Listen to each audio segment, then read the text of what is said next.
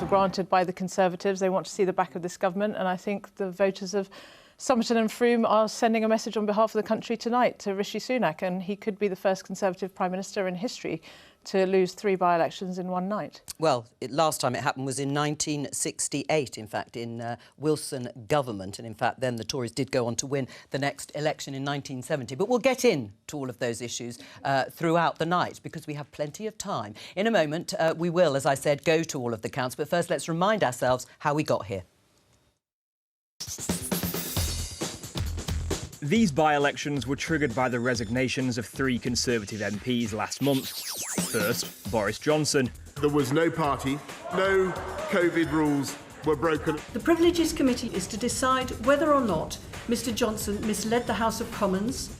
When he found out he'd likely be getting a lengthy suspension for lying to MPs, he waved goodbye to Parliament. Boris Johnson is going to stand down as an MP. Then, the next day, another Conservative MP has announced that he is resigning. Nigel Adams, a close Johnson ally, quit after a row about whether he was going to be given a peerage. Then, a third. The Conservative MP, David Warburton, says he is resigning his seat. He'd been suspended last year after allegations of misconduct. He's since admitted taking drugs, but an investigation into claims of sexual harassment has been dropped. Labour and the Lib Dems have made winning by-elections a recent habit. And with a general election looming next year, a triple loss for the Conservatives will be seen as a warning sign of tricky times ahead for Rishi Sunak.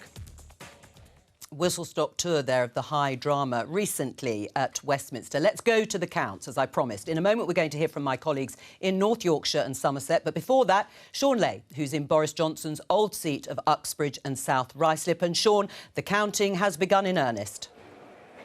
It certainly has. Good morning to you, Joe, and to your guests there in the studio. We are at the Queensmead Sports Centre in the London Borough of Hillingdon. We're on the very edge of London, to the west of London, close to the Chiltern Hills. This is the old Metro land that Sir John Betjeman wrote so eloquently about. That area that was developed thanks to the coming of the London Underground, the Metropolitan line, which stretches out into the constituency of Hillingdon, of Uxbridge and South Ruislip, which is part of the London Borough of Hillingdon. The constituency is a little bit younger than it used to be, a reflection of the fact that many workers have moved out here, particularly, of course, after the COVID pandemic and the opportunity to work from home. It is made up of really kind of leafier villages, small towns, and then Uxbridge itself. Not really Towerbrook territory at all. Tory territory. Boris Johnson's majority of more than 7,000 over Labour at the last election. The counting has been going on now for about 20 minutes. All the ballot boxes were back by 11 o'clock. They set up a kind of single snaking S-shaped layout for the 107 counters who are diligently working through the votes. I have to say, though, we have 17 candidates, 1 or 2 very prominent figures here tonight. Lawrence Fox, the actor from the Reclaim Party. Piers Corbyn, who is Jeremy Corbyn's brother, is also a candidate for a smaller party during this contest. And we are going to, however, I think with 17 candidates in all, going to face a very long night. Might not be a result until 3 o'clock, which is why I've come prepared. I'm sure that Jenny Kumar is also prepared down in Somerton and Frome in Somerset. Thanks, Sean. Well, welcome to the Bath and West Showground. We're in a building called the Showering Pavilion, which is a building that's normally used to rate animals, but tonight it's here for a very different kind of contest. Now, this is a large rural constituency. The last ballot box arrived just about 10 minutes before we came on air. Around 100 people will be counting. They've all gone for a break now, but in the middle over there, you can see all the votes have been verified and they're there now ready to be counted. We're expecting a result at around 4 a.m. Now, in terms of the main runners and riders, there's 8 candidates, but this is really a contest between the Conservatives and the Liberal Democrats. A huge Conservative majority to overturn here. 19,000 was the majority of the former Conservative MP, but the Liberal Democrats are very confident tonight. In fact, one source has told me, we've not just won, we've romped home. The Conservative vote is in free fall. In contrast, the Conservatives here have been very muted. They say it's far too early to respond to that. Now, this area has traditionally flipped between Conservatives and the Lib Dems. The last Lib Dem MP was David Heath. He lost his seat in the 2015 general election when many Lib Dems lost their seats after years in the coalition government. And across the southwest here, the Lib Dems were wiped out, but in recent years there have been signs of recovery. There was that win last year. The Lib Dems took took control of what was a Conservative council, and also there was that seismic by-election win in Devon when they overturned a majority of 24,000 in Tiverton and Honiton. The Lib Dems confident they can produce a similar performance tonight. So that's the picture here. Now to my colleague David Wallace-Lockhart in Selby. Yes, welcome to Selby Leisure Centre, where the count for the North Yorkshire seat of Selby and Ainsty is taking place. A 20,000 plus majority, that's what the Conservatives are defending here tonight. It's Labour who are looking to take the seat. Both sides saying at this point that things are looking close. Now, if Labour was to win, that would represent the biggest majority they'd ever have managed to overturn in a by-election, so potentially something historic there, and something that you would think would suggest to Sir Keir Starmer that he's doing something right in terms of winning seats that may see him get to Downing Street at some point. Now, in a general election, Labour could actually win a majority without even winning in seats like this. It's not a key target for them. Now, if the Conservatives do manage to hold on here, that would enable Rishi Sunak to avoid an embarrassing defeat in a seat not far from his own North Yorkshire constituency. There are 13 candidates on the ballot paper here. It's a rural constituency. Some of the votes have had to travel some distance to get here to the count. The last boxes arriving in the last 20 minutes, half an hour or so, counting underway. But those two factors combined, big rural constituency, lots of candidates, could mean we're in for quite a long night of counting, Joe. Thank you very much, David. Yes, we've got coffee already stacked up in front of us. So that's the scene at the 3 counts at this point of the night. Let me just get an opening thought from both our journalists. Natasha, first of all, what headline do you think you'll be writing at the end of this? I think at the moment it's obviously a very mixed picture because we've got 3 really, really different constituencies, and I think that's going to be really interesting I think it will give basically everybody a chance to say we've won, we've lost. Obviously, apart from if the Conservatives don't hold on to any of them, in which case obviously it's a bad night for Rishi Sunak. However, obviously, you know, it's already baked in essentially that the Conservatives are going to, you know, do probably not so well tonight. So I think it's all a lot about what Keir Starmer and how much that majority, how much that swing, how much that vote share increases, and that really, whether that puts him on course for Downing Street or not. John? I think that if the Tories do end up losing all 3 of those seats, then you cannot get away from it is a Tory bloodbath. And Rishi Sunak took over 9 months ago, and rather than turning things around, things are just getting worse and worse. And clearly the message you're going to hear from the Labour side over and over again, if they do manage to win that seat in Selby, is we're on our way to Downing Street, we're on our way to getting a majority. Well, I'm delighted to say that Professor Sir John Curtis from Strathclyde University will be with us through the night from our newsroom here in Westminster. Hello to you, John. First of all, a bit of a scene setter. How big a night is this politically? Well, it's an important night, because, as you pointed out earlier, it's over 10 years since we've had 3 by-elections on the same day. But they're taking place at a time when the government is a long way behind Labour in the polls, 18 points behind, and when the progress that the party had seemed to be making in perhaps beginning to narrow that lead a bit, a lead that was essentially a consequence of the demise of the Liz Truss administration, that progress had seemed to be stalled and, if anything, had gone backwards a bit. So we're therefore looking really for evidence that what the opinion polls are telling us, which is that Labour at the moment are so far ahead they look as though they've got a very good chance of winning a general election. Well, are those figures being replicated in the performance in these by-elections? And so that's why this matters. It's another pointer on the story of, are we perhaps looking at the prospect of a change of government at the next general election?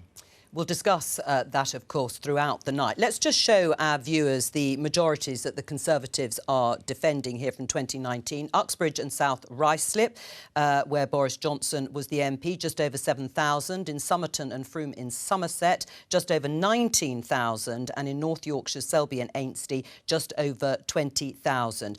Make sense of that for us in context, John. Well, perhaps one way of looking at this is to remind ourselves that that 18-point lead that Labour currently have in the opinion polls is the equivalent of a 15% swing from Conservative to Labour. Now, in Uxbridge and South Ruislip, the swing required for Labour to win is only 7.5%. In other words, it's half the national swing. Now, even allowing for possible local factors like this is a seat where Labour already made relative progress in 2017 and 2019 as compared with the national performance, given the row about the extension of the low emission zone. Even so, this is frankly a constituency that Labour ought to win. It is indeed a constituency that was on everybody's list of seats that Labour ought to be winning if they were going to win a majority at the next general election. In contrast, the other contest where Labour are the principal challengers to the Conservatives, Selby in North Yorkshire, it's very, very different. Here the swing required is 18%, so it's more than the national swing in the polls, though not that much more. It's certainly true that Labour have never overturned a majority of the size that the Conservatives currently have in Selby in a by-election, although it is the case that in the 92 to 97 Parliament, Labour did secure swings of more than 18% in a couple of occasions, including in Dudley West in 1994, a 29% swing from the Conservatives. So the swing required for Labour to win in Selby is substantial, but it's not unprecedented. The third contest in Somerton and Frome, a very different beast. Labour have not been second in this area since 1970.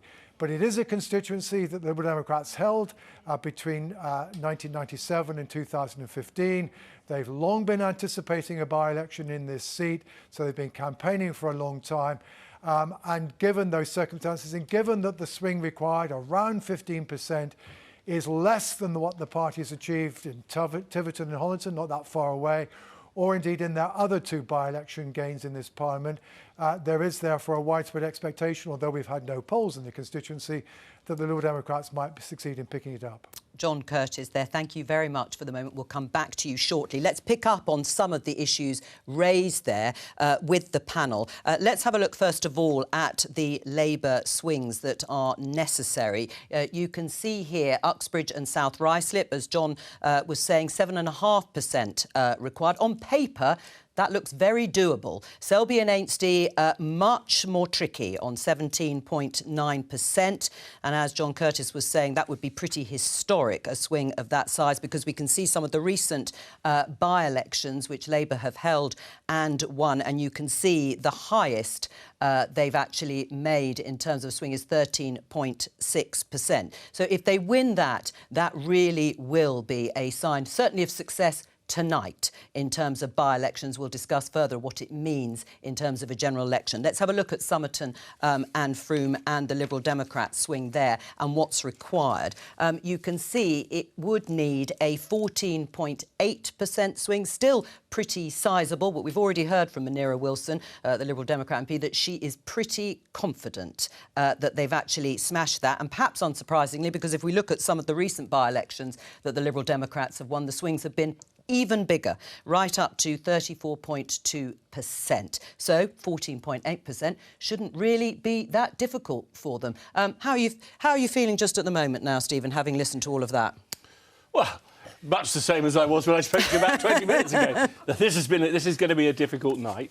We fought these by-elections very hard. I've been on the ground in Uxbridge almost all of the day. And what I hear from a lot of our voters is that they were going out today, that there wasn't any enthusiasm for for Keir Starmer on the doorsteps at all. But they're fed up with the Conservatives. No, I mean, the surprise to me was that quite often, and I have done some of those other by-elections, that people say, we're not going to give you a chance this time, but because it's a by-election, not a general election. But on the doorsteps today, they were going out and they were voting. Right, but Rishi Sunak said when he made his 5 pledges, he was going to turn things around. He was going to set a different standard for the Conservatives. On the basis of all of the polling and everything we've discussed, he just hasn't managed it, has it? Well, it's very, very early. He's made those pledges 6 months ago. You've already seen this week good news, better than expected news on inflation. You've seen... But nowhere near halving it, which is his pledge. Well, hold on. It wasn't I was going to do that in 3 months, was it? It was I was going to do it by the end of the year. And he has made a big step forward on his promise about stopping the boats this week. And so you're starting to see him delivering. And over the next few months, what we need to do as the Conservative Party is focus on those pledges, because they're what the people want to see us do. And we need people know that Rishi Sunak is a Prime Minister who they can trust in. Right. I mean, the problem for Labour, Thangham, is, as Stephen has said, that there just is an overwhelming enthusiasm for Keir Starmer himself. The poll ratings, his personal approval ratings, say as much. And in terms of what people are saying on the doorstep, they may want to give the Tories a good kicking, but they're still not in love with Labour. Well, let's think where we've come from. I mean, in the last 4 years since the 2019 general election, which, to be honest, was not good for us, I think that's no secret, Keir Starmer has turned the Labour Party around. We are now getting a hearing from the British people. When I've been knocking on doors, they are very fed up with Stephen's party. They know that they've been let down. They know what the impact of last year's terrible Tory budget was. And it's no good Rishi Sunak trying to distance himself from the fact when people's mortgages are going up, their rent is going up, inflation, the rate of inflation may have gone down, but it's still inflation. Prices are still going up. And food inflation is in the teens. Food inflation for people who are on really modest means is really causing them problems. And so with the pressure that they're under, it's no wonder that they're fed up with the Tories, who don't seem to be offering them a solution. And I noticed as well that Rishi Sunak had written a letter to the voters of Selby and Ainsty in which he said, let's turn the page on the chaos. Well, whose chaos was it? It was Tory chaos. Stephen? It was Tory chaos that they're suffering from. I mean, the last year's been an absolute circus. So are we suggesting that there hasn't been a war in Ukraine? Are we suggesting that there hasn't been just that there's been chaos? No, but the key reason why we have inflation in this country is because we've got external factors. Now there are some domestic factors. The budget did nothing. But the whole point was surely that we know that if you look across the countries of Europe, inflation numbers are very similar. I mean, and so I just say that I think, yes, of course there's inflation. And yes, of course we understand people have problems and are feeling, quite rightly, they are feeling real pain about this. But what and who do they blame? Who do they blame if the Conservatives have been in power for 13 years? Well, of course, at the moment, we are on the focus. But that's why Rishi Sunak's priority is to reduce inflation, because inflation is the cost of living. And bringing that down is key to the future. It's key to if we make those promises, then people can start to have trust. But Stephen, you make those comparisons with other countries, and you know that across Europe, yes, there may be inflation, but mortgages are nothing like. They've not shot up in the way they have in this country. And you also know that was a direct result. Well, we are going to have a lot of long budget. Let me just briefly go to Munira, because Munira, you're very confident. You think you have romped home in Somerton and Frome. But yet, nationally, Liberal Democrats are still polling at around 11%. Well, the issue with the national polls is they don't pick up our strengths in certain areas on the ground. I mean, we're a smaller party. We target certain constituencies. Absolutely. For instance, Stephen's constituency in Wimbledon, where we're only 628 votes behind. I'm sure if you looked at the polling there, it would look quite different to what it is on a national scale. So we've got our target seats. We're working hard on the ground.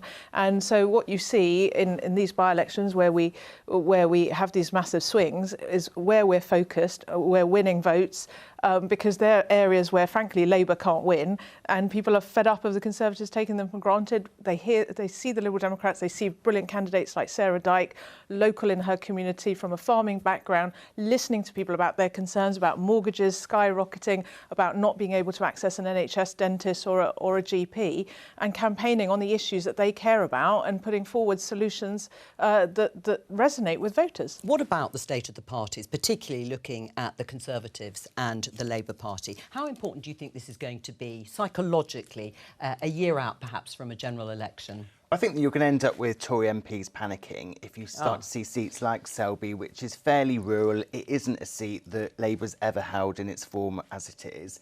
And you look at, there's a lot of Tory MPs with quite big majorities now who are starting to worry. You speak to some Tory MPs and it's almost like they're working through the different kind of stages of grief already, that they're almost resigned to losing their seats. And I think this will make that a lot worse. What do you think? I mean, no one's going to get rid of Rishi Sunak at this stage, are they, however bad tonight is? Yeah, I don't think Rishi Sunak is in any danger of facing any imminent leadership challenge. I think we've seen enough of the chaos of that over the past year or so. I don't think he is at risk. But what is MPs will start asking, and they already are asking questions, is when is this sort of message of hope coming? When are you going to put across your vision about what the country is going to look like under a Rishi Sunak government if you do win the next election? And obviously, you know, his focus for the past sort of 6 months has been on trying to clean up the mess left by the sort of last government. But you know, he needs to start putting across his message about how he would do things differently and really distance himself from Boris Johnson, from the last government, and also from Labour. Let's go back to Uxbridge and South Ruislip. Sean Lay is there.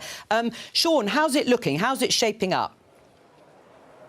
It's shaping up to be a very close contest. That is what both the Conservatives, who held the seat coming into this by-election, and Labour, who want to take the seat, are both saying. We'll hear, as it were, from the horse's mouth. Steve Reid is the Shadow Justice Secretary. He's the campaigning lead for this particular by-election. You're in the wrong part of London, aren't you? Because you're a former council leader from South London. You now represent Croydon down in South London. Here you are over in the northwest. What's your take on what's been happening in this campaign? Well, you know, there's something sort of bracingly immediate about a by-election compared to parliamentary politics. And I think it's very good for politicians of, you know, whatever stripe to be out here speaking to so many voters, but because they don't hold back from telling you what the issues are that matter to them. And by far the top issue in this by-election has been the cost of living. You know, people are still seeing food prices going up by 17% in the shops. People's mortgages are going through the roof. We've got over 10,000 families in this constituency who have seen their mortgage repayments go up by over £5,000 a year. Up by, that's not the total amount, they've gone up by that much. And they're just absolutely flabbergasted at where they're expected to find this money from. And the reason it's happening, of course, is because last autumn, the Conservative government crashed the economy with their mini-budget, sent interest rates shooting. A lot of other international factors that are at play here, aren't they? Well, we got it worse. Rising energy prices and food costs because of the war in Ukraine. But what about specific local issues? The one that people, certainly the Conservatives, are talking about is the ULEZ. Indeed, we've got two independent candidates, both running against the ultra-low emission zone. It's a policy of the Labour Mayor of London. It's a policy the Labour candidate, Danny Beales, has had to say, well, actually, I think it's a very good policy, but not right now. I mean, you're in a very difficult situation over this, aren't you? Well, you know, the Conservatives have been desperate through this campaign to ignore the cost of living crisis that their economic chaos has created. And you're desperate about not to talk about ULEZ, don't you? Well, but it's not on the ballot. The thing that people have been coming back to me on the doorstep with about is the cost of living crisis. And yet you've got the candidate of the governing party, been in power for 13 years, who's got nothing at all to say about it. Steve, I'm very sorry. We've got some sound problems. We'll try and get them sorted. We'll come back during the course of tonight. Back to you, Joe. Thanks very much, Sean. And actually, let's pick up on one of the things Steve Reid was talking about, and that, of course, is the cost of living. Look at the key issues for voters, not just in the seats that we're looking at this evening, but right across the UK. Unsurprisingly, 61% obviously concerned about the economy, followed by health, immigration, the environment and housing. Do you think people will feel richer or poorer at the next general election than they were 13 years ago, Stephen? Well, that depends on where we are in the economy this time next year. But the key point here is that Rishi Sunak has set out his 5 priorities, and 3 of those directly address the voters' major concern. So it shows that he has quite rightly identified those concerns. He's identified them, he hasn't delivered on any of them. Well, he is delivering on those, as we've already pointed out. Well, you say he's delivering on them. Let's have a look at the target of inflation. It did fall more, actually, than was perhaps expected, but that's because it had been stuck at over 8.5%. So it's come down to 7.9%. And his target is to halve it to around 5%, as you rightly say, by the end of the year. But that means prices are still rising at an incredibly high rate. There are a couple of things that are falling, but in the main, most prices are still rising, albeit at a slightly slower rate. And you're going to be punished for that at the ballot box. Well, the key thing is to make sure we do meet that target of 5%. And you and I know that the Bank of England, who are the main mover of interest rates, because that's what their job is, what the effect of what they do takes 6 to 9 months to move through the economy. So it's hardly surprising that after we've seen some rises last year, we're starting to see them the rate of inflation come down.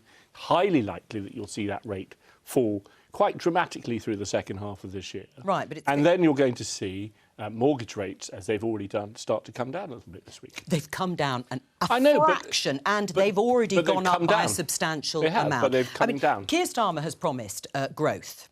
Difficult when inflation is running at the rate that it is at the moment. He's refusing to make any significant spending increases or changes in tax or do anything different, really, to the Conservatives in terms of policy. What sort of vision and hope or difference is there in voting Labour?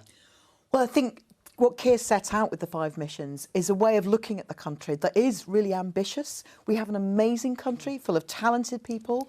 One of the issues on here is about climate change and the environment. Now, tackling climate change is not only important because climate change is a clear and present danger, but because if we insulate homes, we bring down bills, we create great jobs in the renewable energy so that we can get to clean technology and clean energy by 2030. We are also helping reduce our energy dependency on other countries, as well as tackling climate change. That's really bold. It's a big change for this country. And I'm really looking forward, Joe, to the time when my great-nephews and great-nieces in the middle of this century can say it was the Keir Starmer's Labour government that took this country into a net zero economy with the great jobs in renewable energy, in digital and tech, in artificial intelligence that will transform the way we live our lives. I mean, it is interesting, though, isn't it, John, when we've just heard over the past few weeks that actually Labour won't start to make that big investment, £28 billion a year in climate change policies, perhaps until 2 years into a Labour government, if they win, if the general election is next year, and saying no to any future oil and gas licences wouldn't actually happen again until and if they win power.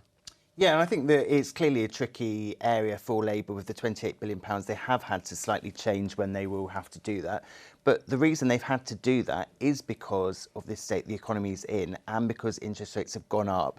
And they don't want to repeat the mistakes of what the Tories did last year with all these unfunded spending commitments, which sent the economy into the mess that it's in. Right, and in terms of the hope, the vision you were talking about, Natasha, do Tory MPs still, many of them, hope for tax cuts? Yeah, definitely. I think they definitely would want to see that as a pre-election giveaway. Whether or not it will make a lot of difference, obviously, when we've seen so many people's mortgages go up and the cost of living and inflation is a different matter. But Rishi Sunak, I'm sure, is still thinking about his sort of plan for the next 6 to 8 months and what that looks like. And before going into general election, yeah, he's going to have to offer something to his backbenchers that they keep calling for, and he keeps putting it off. But voters aren't stupid. They've seen that the last few years with Rishi Sunak as Chancellor and Rishi Sunak as Prime Minister, taxes have gone up and up and up. And if at the last minute he suddenly says, after putting them up for the last few years, I'm going to put them down if you bring me back in, voters aren't going to buy that. They're not going to vote for that. Stephen, are you in favour of tax cuts before the election? Like every Conservative, I believe in lower taxes. But what I do believe is the priorities that Rishi has set out, which is that you've got to bring down inflation, halve inflation, you've got to grow the economy, and you've got to pay down debt. Tax cuts are part of the Tory philosophy, but so is fiscal public finances. And getting that right first is the key, and that's why he's identified that. Yeah, and to John's point, yes, of course, taxes have gone up. That's because we've had an international crisis called the pandemic. Are we Are we seriously saying that this country, this government, shouldn't have supported people through that, and therefore, inevitably, we spent more money? We made an investment in the future. Stephen, like the last election, you stood on a promise that you were going to keep national insurance at the level it was, that it wasn't going to rise, and you broke that promise. So why should anyone believe anything you say on tax at the next election? Well, that was, John, as you and I both know, that was an extraordinary circumstance. And therefore, if we could have, if you'd kept to that, all sorts of things, people would have lost their jobs, people would have lost their homes, And actually, this was an investment by this government in the future. On the NI thing now. And therefore, it's absolutely key that over the next few months we concentrate on what's been set out. Right, but you can no longer claim to be the party of low taxes. We can claim that, of course, that's where we want to go, that's where we want the economy to go. And we pointed out the reason why it's not there at the moment. Right, I mean, Munira, in terms of the economy, you would like to see taxes go up, would you, for further investment in public services? Well, look, as a Liberal Democrat, and can I say Liberal Democrats in government, we were the ones who fought for people to be lifted out of income tax and having the income tax thresholds raised. Well, it was the front page of our manifesto in 2010. George Osborne set it out. Well, it was. You followed it afterwards. No. It was a Liberal Democrat commitment which we made good on in government and forced you into.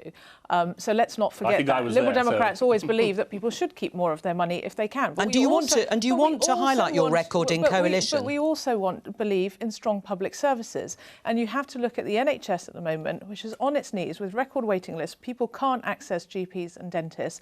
You look at schools are struggling, making cuts, laying off staff, asking parents to buy the essentials. So the way things are at the moment, it's difficult to see how you could make tax cuts and keep funding public services in the way that they need to be. But obviously, everybody, I think, would like to see people keep more of their money. But we know that we should be taxing oil and gas companies more. The windfall tax is full of loopholes. It could be raising far more money. This Conservative government has cut taxes for bankers. The banker surcharge has been cut. We would certainly reverse that and look at closing loopholes and things like capital gains tax. Right. Those are the people who should be paying more tax to be funding our public services and supporting people in a cost of living crisis. All right, well, we've talked about the Liberal Democrat programme. Let's go to Somerton and Frome in Somerset and find out from Jenny Kumar how things are shaping up there. Well, the last ballot box arrived just before midday, and there's about 100 people here that will be verifying and counting the votes. In the centre there, all the votes have been gathered up where they'll be spread out among the tables and verified and counted. We're expecting a result at around 4 a.m, if not before. Now, there's a huge Conservative majority to be overturned here, but the Liberal Democrats are feeling confident that they can do that tonight. So I'm joined by Christine Jardine, the MP for Edinburgh West, the Lib Dem MP. How well do you think you've done? Oh, we're quite confident that we've won tonight, and we've not just won, we've won decisively, because the Conservative vote appears to have collapsed. So we're confident that we've won tonight and that Sarah Dyke will be the new MP, and she will be a fantastic local champion for Somerton and Frome. Now, in recent years, you've had a bit of a recovery in the South West. The South West used to be a Lib Dem stronghold. But do you think the party's done enough to change since 2015 to have more of an impact nationally? Well, what we've seen here is that we've built up from a local level. And if you look at the local council elections across the country, we've been the big winners in the local council elections, which shows that we have got widespread support across the country. And come the general election, we will be targeting those seats where we are confident that we can win. And what we've seen here tonight is a swing of, we don't know yet until we get the final results, but we've seen a swing of at least 15% to win this seat. And there are about 30 seats it only takes a 10% swing for us to win. So there will be Conservative MPs up and down the country looking over their shoulders now, knowing that the Liberal Democrats can win that seat because they have let the country down. They have allowed the economy to fall apart. In fact, they caused it to fall apart. Mortgages are going through the roof. Inflation is running high. People in this part of the world can't get a GP. Now, that's not acceptable, and that's why people are turning back to us in this part of the world. There were 8 candidates. Do you think you were helped by the fact that Labour and the Green Party didn't really put up much of a fight here? This was about people being unhappy with the Conservatives and seeing us as the choice to defeat the Conservatives, to get change. What the Labour Party and the Green Party, I'm sure they ran the best campaigns they can, and it was about us. It was about a straight 2-horse race between us and the Conservatives here. And Sarah ran a fantastic campaign. We've done extremely well, and we're very happy with how it's turned out.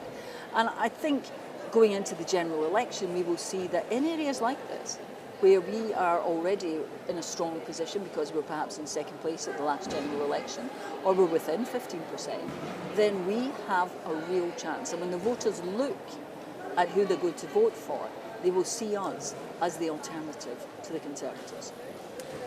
Thank you, Christine Jardine, for speaking to us this evening. It's still early and still got counting to go ahead, so we shall see how the results go.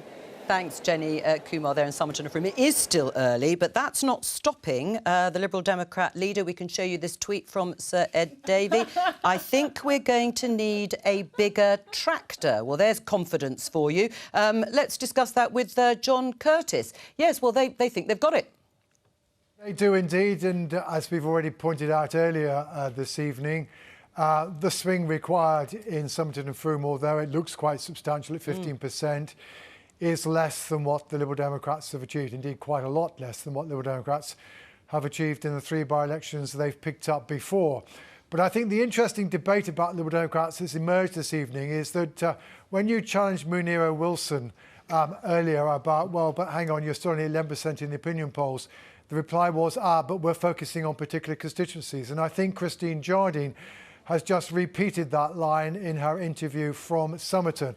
And I think that does indicate that while, sure, the Liberal Democrats are hoping to profit from Conservative misfortune in those places where they start off second, the party isn't still really thinking of itself as a party that's capable of getting back to the kind of 20% level that it regularly enjoyed before the collapse of its support in the 2015 general election, and getting back up to around 60 MPs, which again is what they previously enjoyed. This is a party that's still perhaps hoping to begin a recovery in certain seats in order to increase its parliamentary representation, but not a party whose ambition is as yet one that matches trying to achieve the kinds of things it achieved under the leadership of Paddy Ashdown and Charles Kennedy. John, can I put a phrase to you that's being talked about, which is long Boris, which sounds uncomfortable, I suppose, to some extent. I mean, how much can we put whatever happens tonight at the door of the former Prime Minister in terms of the Tories' electoral performance rather than Rishi Sunak? Well, it is worth reminding ourselves that this has been a rather peculiar parliament.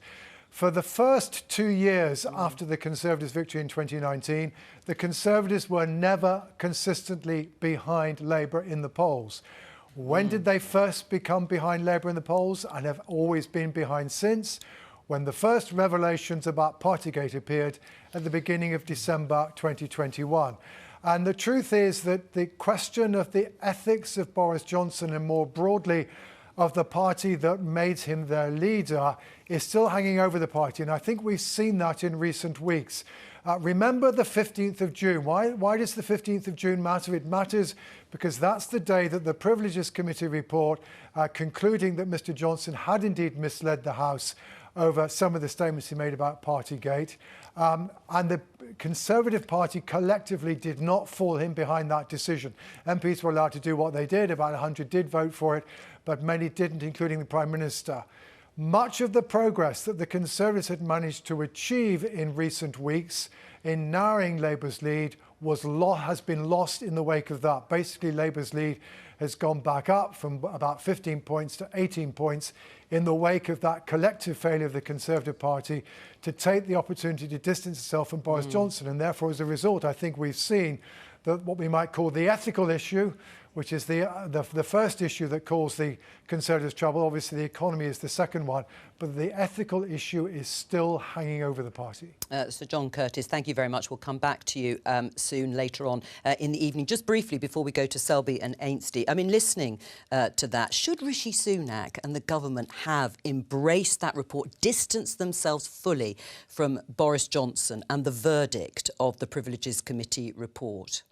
Well, Joe, you're a very experienced political reporter and commentator, and you know very well that House matters are House matters, and generally the free vote. There's also something called leadership, isn't there? There is, and Rishi Sunak, I think, is now providing that leadership for the Conservative Party.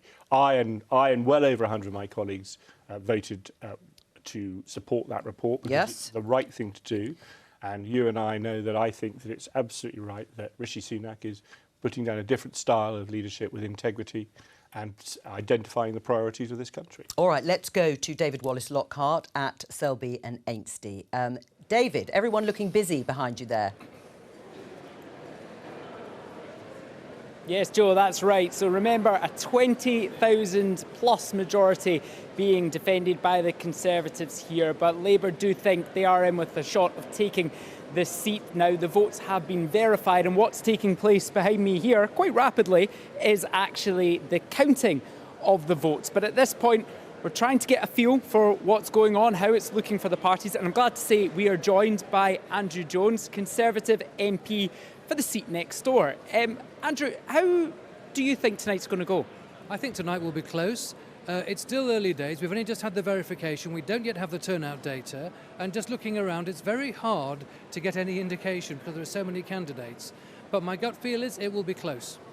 20,000 plus majority, it should be a solidly safe blue Conservative seat, shouldn't it? Well, by-elections are difficult territory. They're particularly difficult for sitting governments when you've been in power for a considerable period of time, which we have.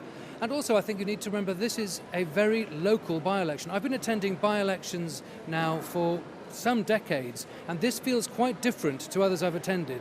And that difference is how local this is, and the local factor is the causal one here.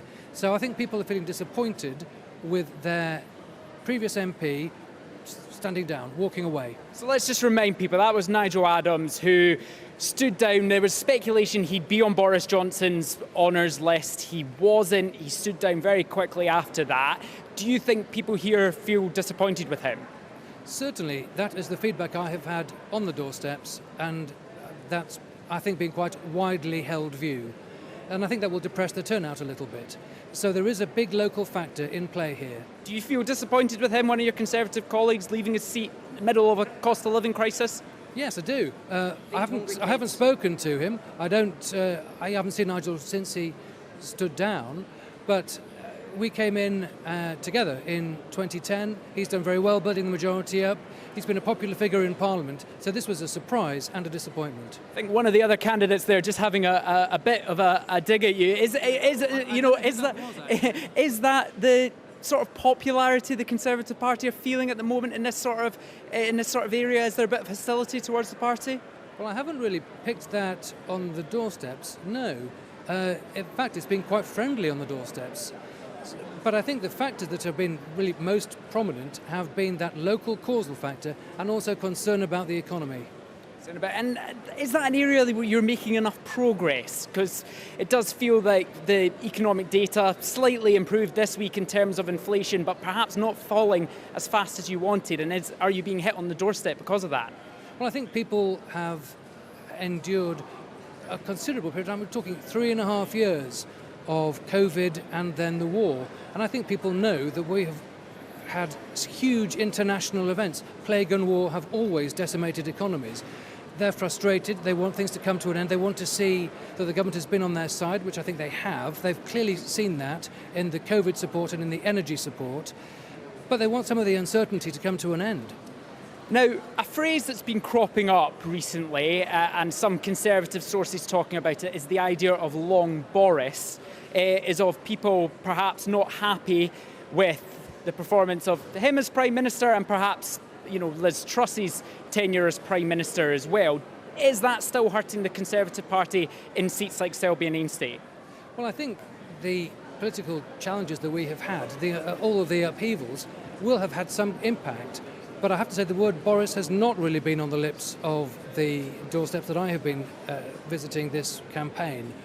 But I think the impact really of the resignation and the economy, those are the two things which have been consistent. It's actually been quite a policy-light by-election. Now, if the Conservatives were to lose all 3 seats tonight, that would be the first time a government has lost 3 by-elections in one night since 1968. If that happens, does Rishi Sunak just get to carry on as normal, or does something have to change at the top of the party? Well, Rishi must carry on as normal because he is solving the problems, but it is a long, hard slog. I think the 5 pledges that he set have been right. I think that those have chimed with my constituents. That certainly seems to be the case in the inbox. My emails have reflected that.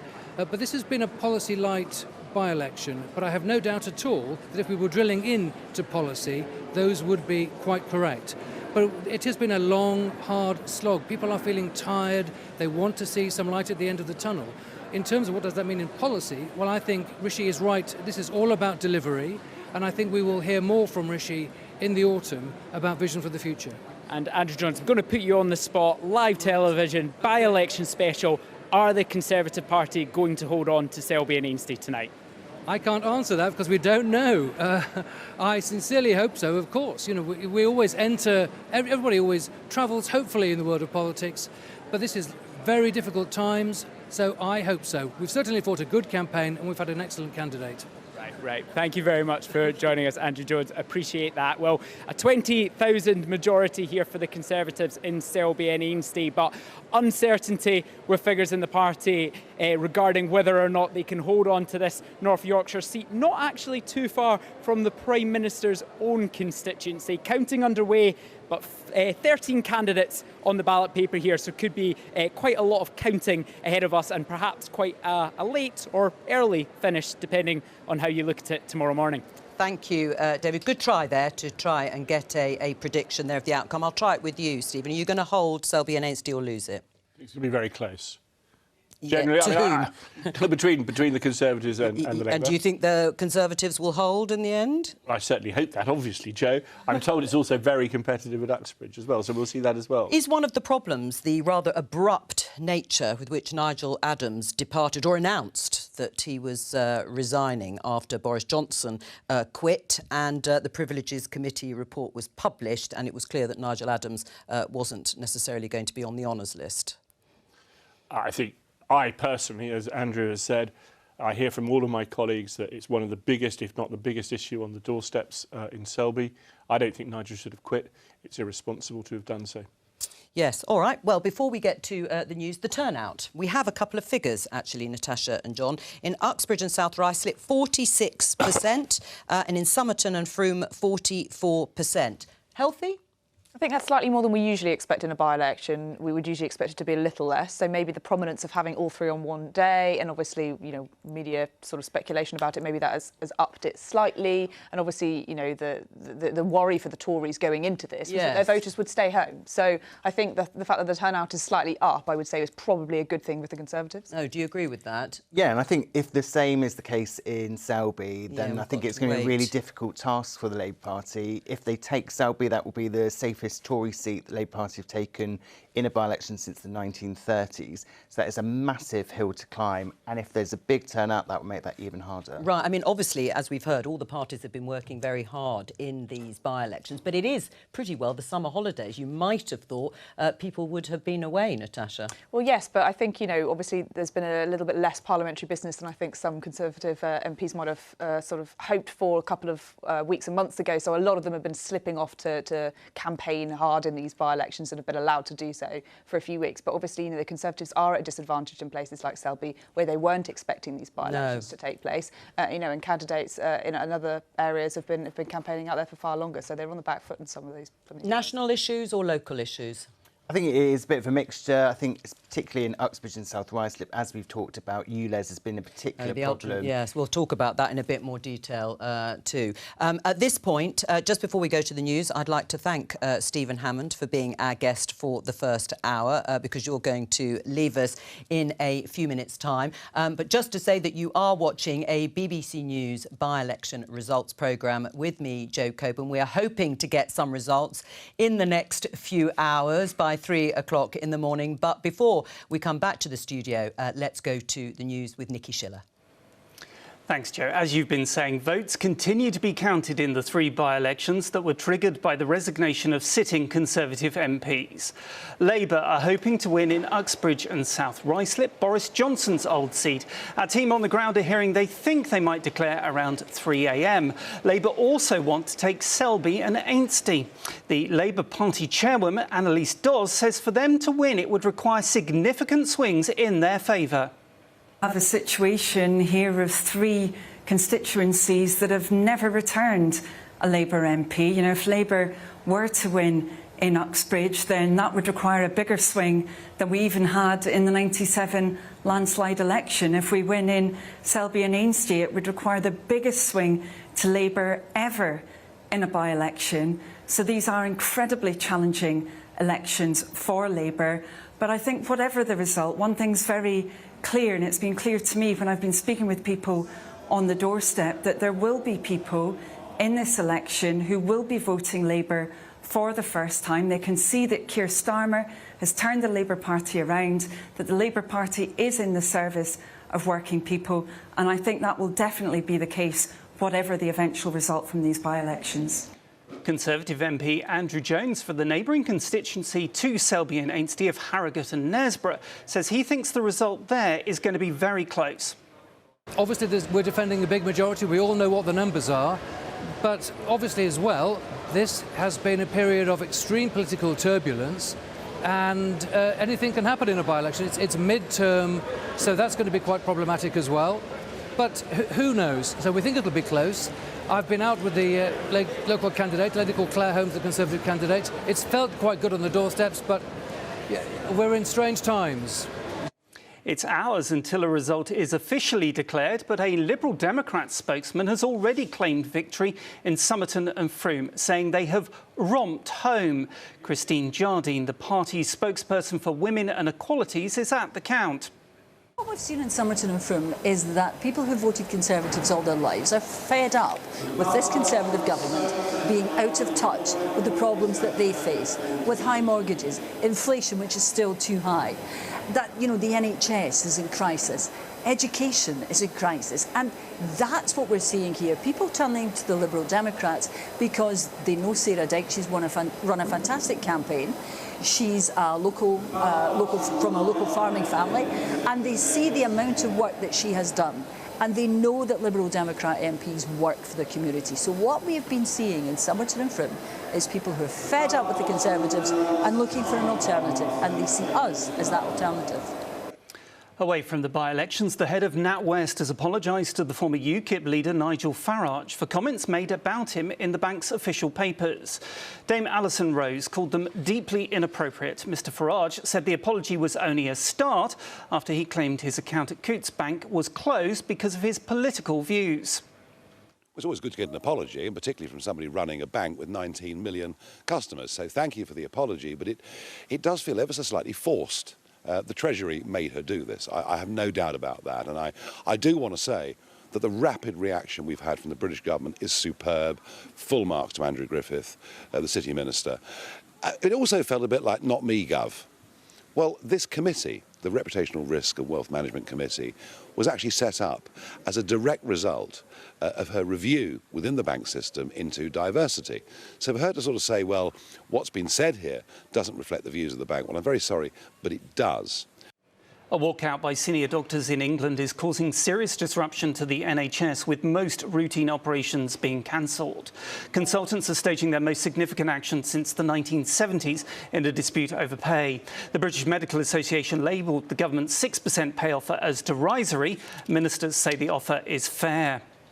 Russia's foreign ministry has imposed tight travel restrictions on British diplomats working in the country.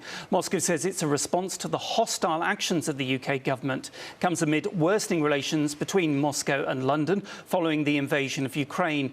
Diplomats must give at least 5 days' notice and provide extensive travel details if they want to leave a 75-mile free movement zone. Only the British ambassador and 3 senior diplomats are exempt.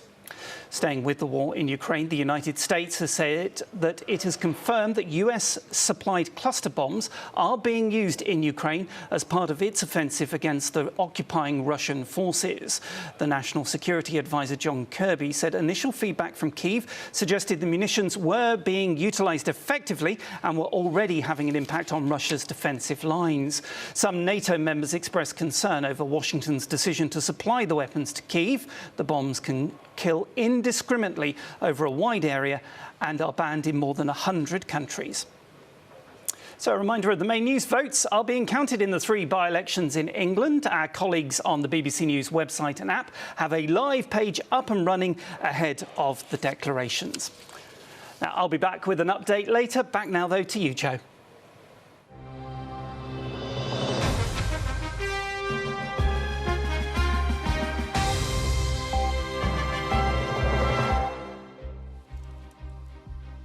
You're watching a BBC News by-election results programme with me, Jo Coburn. For the first time in 11 years, we've had 3 Westminster by-elections on the same day. They are Uxbridge and South Ruislip in northwest London, Somerton and Frome in Somerset, and Selby and Ainsty in North Yorkshire. Thank you for joining us as we wait for the results to come in.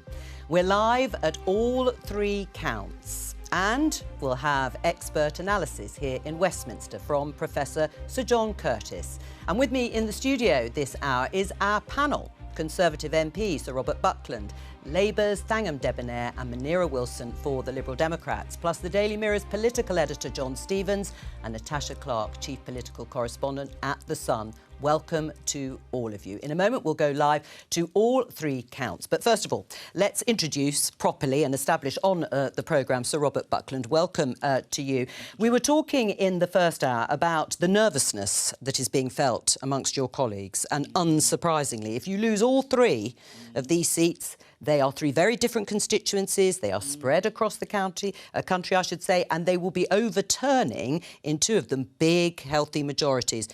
Will you start to consider in terms of survival for Tory MPs if that happens?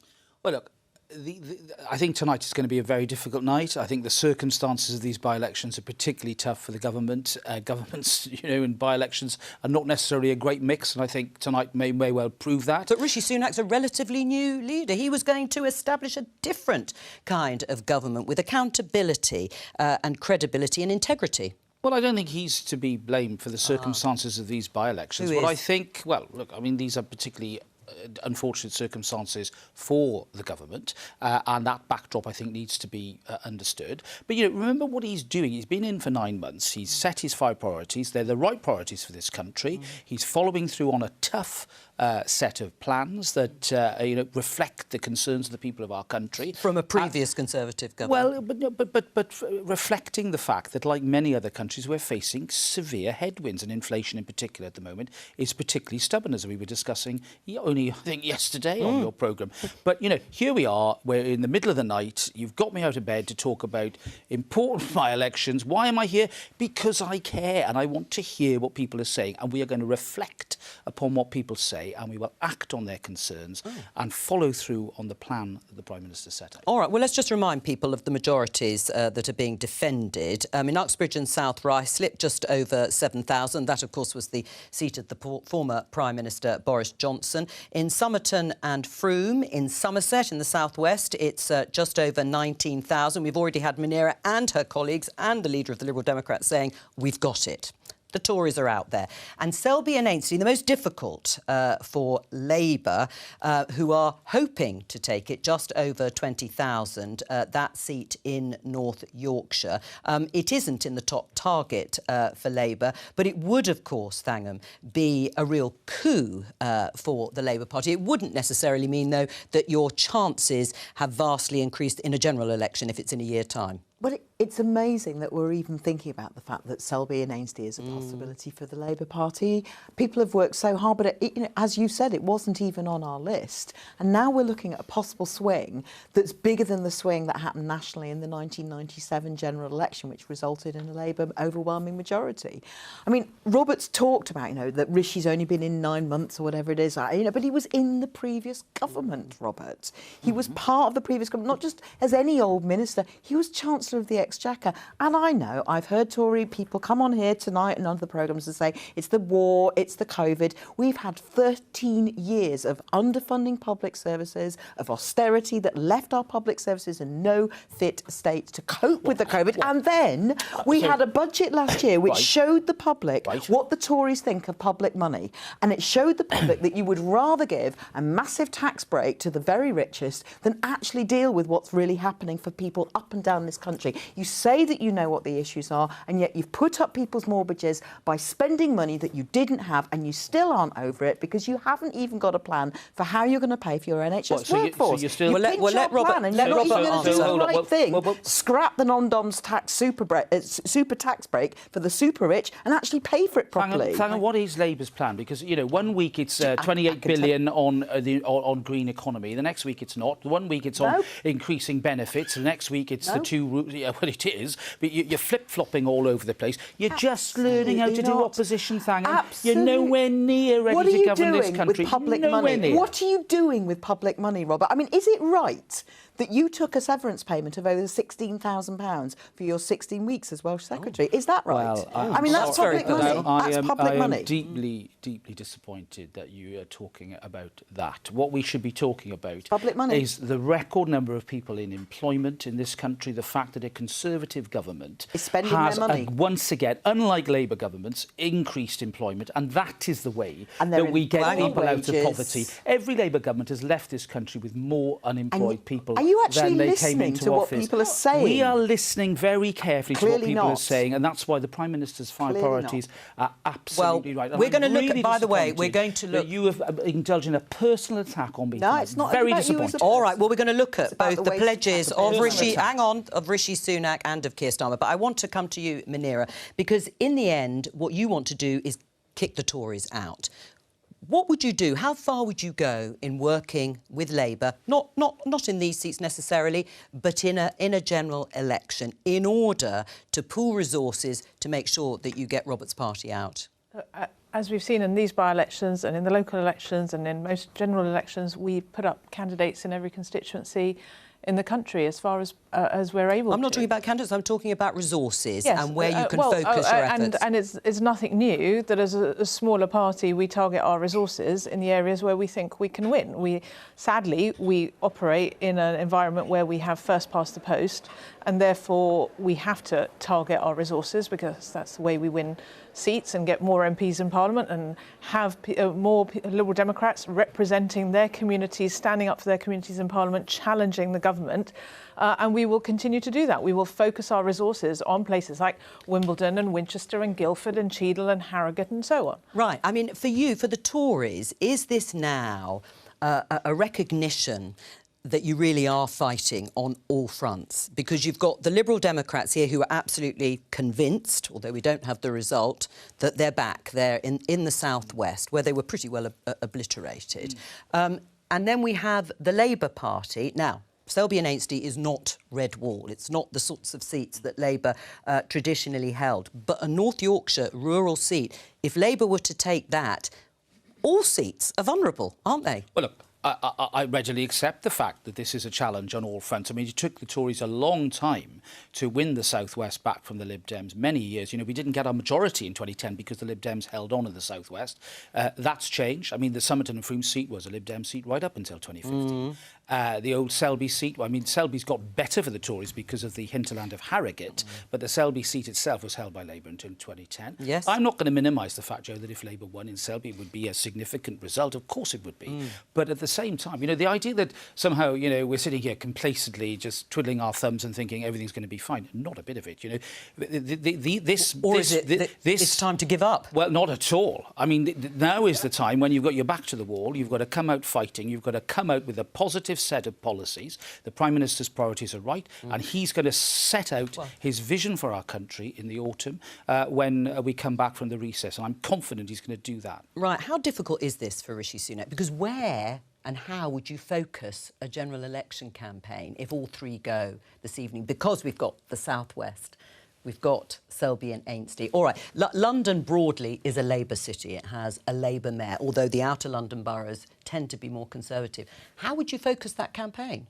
It's really tricky, isn't it? But it's always been the way for the Conservatives about bringing that coalition together. And obviously we saw that with Boris Johnson's 2019 coalition, right? So he had the Red Wall, he had the Brexit. But that was a sort of first time that the Tories really got the Red Wall, those traditional Labour heartlands. For sure. And I don't think Rishi Sunak can rely on that same Brexit vote, that same coalition of voters is fragmenting at the seams. It's not going to be easy for him to bring those blue wall people from one side and the red wall people from the other side. And Rishi Sunak obviously does have a seat in Yorkshire, but it's not a traditional red wall seat. No. He's not a traditional campaigner. You know, Rishi Sunak has got sort of weaknesses in his in that, you know, that he's going to face a really tricky, I think, task to bring all of those people together at any strategy. But yeah, he's obviously got to come back, as Robert says, in the autumn with some sort of vision that does try and marry all these parts of the Tory party and marry all these parts of the country together, and also not forget about Scotland as well. No, we'll come on to Scotland a little bit later on because obviously we're not there this evening in terms of the by-elections, but it has potentially changed things for the Labour Party, and they'll no doubt be optimistic about getting more seats at a general election. The issue for Keir Starmer, apart from the fact there doesn't seem to be an overwhelming love for him as a leader, and we'll look at the moment at the leader approval ratings, but it's also about the fact that the Labour Party seems to be very much playing it safe. They're going to stick to the same, broadly, financial plans, fiscal plans of the Conservatives, but they're just going to do it better, and they're just going to be nicer about it. Is that going to be enough? Well, I think that you've clearly got some people within the party who want the Labour Party to go much further. We had the row over the last couple of weeks with the two-child limit. But if they were coming up with all these sort of unfunded promises, then they wouldn't have any kind of proper message to sell to the country at all, and then you would have the whole thing destroyed. We remember when Jeremy Corbyn was running for election, he promised all sorts of things. He promised they were going to spend billions on the WASPy women, and no one voted for it because even if they wanted those policies, they just didn't think it was going to happen. And so I think if Labour parties did suddenly start promising all these things that lots of their members want, if no one believes they're actually going to deliver it, then it's completely pointless. Well, let's underline some of the things that you've been saying. The leader approval ratings, we can show viewers here. Well, they're not great for any of them, but they're particularly poor for Rishi Sunak. You can see there it's in minus figures of 26. They've worsened somewhat for him because actually he was more popular than his party at one stage. Keir Starmer is still minus 4%, the party actually being more popular than him. And Ed Davey, also minus 5%. It's not very inspiring, is it, Thang? And we'll come back to Robert Munir in a minute. It's not very inspiring. Looking at those leader approval ratings, if you think back to Tony Blair's approval ratings back in 1997, or 96, I should say, leading into 1997, I mean, it was a world away. And we've got a way to go until the general election. Well, and you know, for the signs we're hearing at the moment, it could be at least a year. And people are getting to know the Labour Party in its new form that Keir has led us into. We took back the seat of Wakefield last year. We are making gains in cost councils earlier on this year. We took a lot of seats back in Swindon, for instance. Yeah, you've lost one tonight. We've gained. We've had the first result of the night. But Conservatives have gained a seat from Labour. All right, well done, well done. Well done, Robert. However, we did take back control of the council after 20-odd years. And that was quite something. Yeah, but this is about personal. But this is about personal. And can you win elections without having a positive leader approval rating? Do you know, Keir's worked so hard at turning around the Labour Party, and now, because of his leadership, we're in the state where people are actually listening to what we've got to offer. Or is it just because the Conservatives are in such a mess? I don't think so. I think what I get on the doorstep is people who are fed up with the Conservatives, but actually listening to what we've got to offer, and they know that our commitment to fiscal discipline is important, because without it, we're nothing. They have had to pay the price for Tory chaos over the last year, and that Tory chaos came at a real price for working people, with their mortgages and their rents, came as a direct result of that Tory mini-budget last autumn. They know that. How do you explain that negative personal rating for Ed Davey? That makes it difficult for you. I think the challenge is that outside of an election, is so difficult for Ed and the party to break in. He's been around a long time, without wanting to say he's long in the tooth, but he's been around a long time and he was in the coalition government. But look, let's be clear, the way our politics is structured and the way that the media cover our politics outside of election time is very much on a two-party basis. So when we get our fair share of coverage at election time, you see that change and you see that shift, particularly when it comes to a general election and you have these prime ministerial debates and so on. That's when our leader gets the exposure to be able to put themselves forward, and I suspect you'll get quite a different number at that point. All right, pledging then it'll be a positive rating for Ed Davey. Let's go to David Wallace-Lockhart. He's in Selby and Ainsty in that North Yorkshire seat. David, you were talking earlier about the rather abrupt departure of the former MP Nigel Adams. How much of an impact do you think that's had in the seat, in the constituency?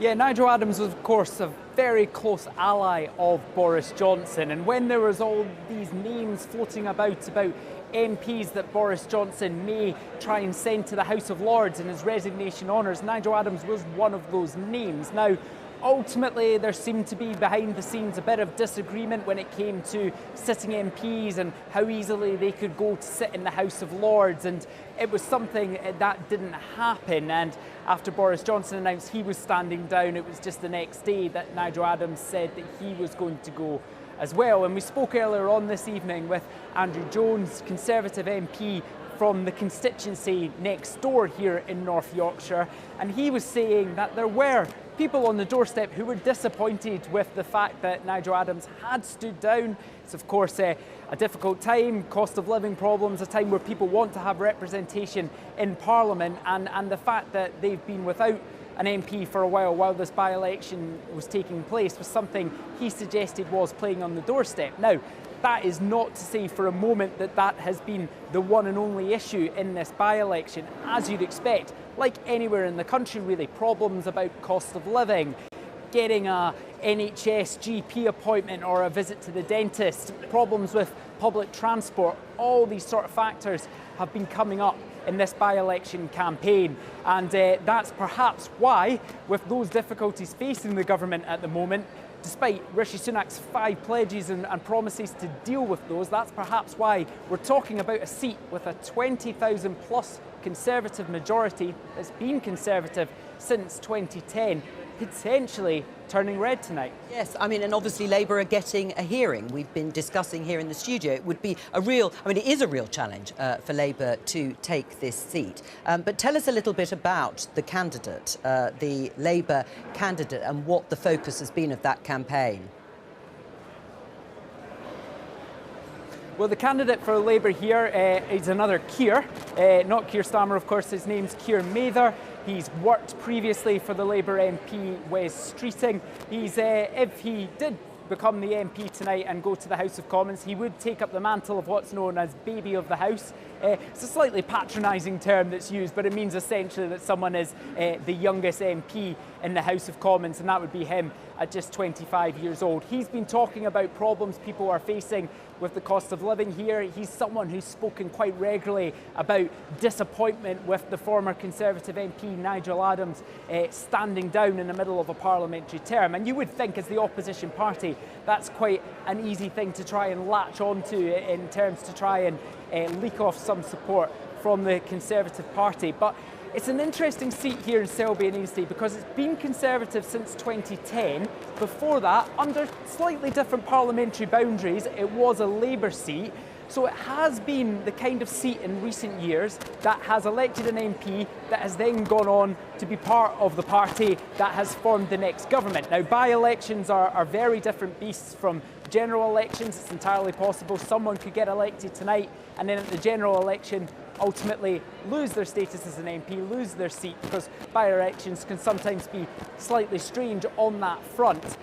But I'm sure Sir Keir Starmer will be looking very closely at what's going on at Selby and Ainsty, and if Labour managed to overturn that 20,000 plus majority, that would be the biggest majority they've ever as a party overturned in a by-election. If they manage to do that, I'm sure he will be looking at that as a signpost, potentially, that he's doing something that could see him be in Downing Street in the near future. Let's remember, when it comes to target seats for Labour at the next general election, Selby and Ainsty isn't really one of them. No. Labour could get a comfortable majority without even winning in areas like this. David, thank you very much there in Selby and Ainsty. Let's catch up with Jenny Kumar, who is at Somerton and Frome in Somerset. Hello to you, Jenny. Well, confidence brimming over for the Liberal Democrats, and we may be sometime off an actual result. But are you sensing that there too? Yeah, the confidence continues. However, we may see a result quite soon, a lot sooner than we were expecting, within the hour, is what we're being told. So, as you can see, the candidates' names are being put up on the tables and votes are being put alongside them.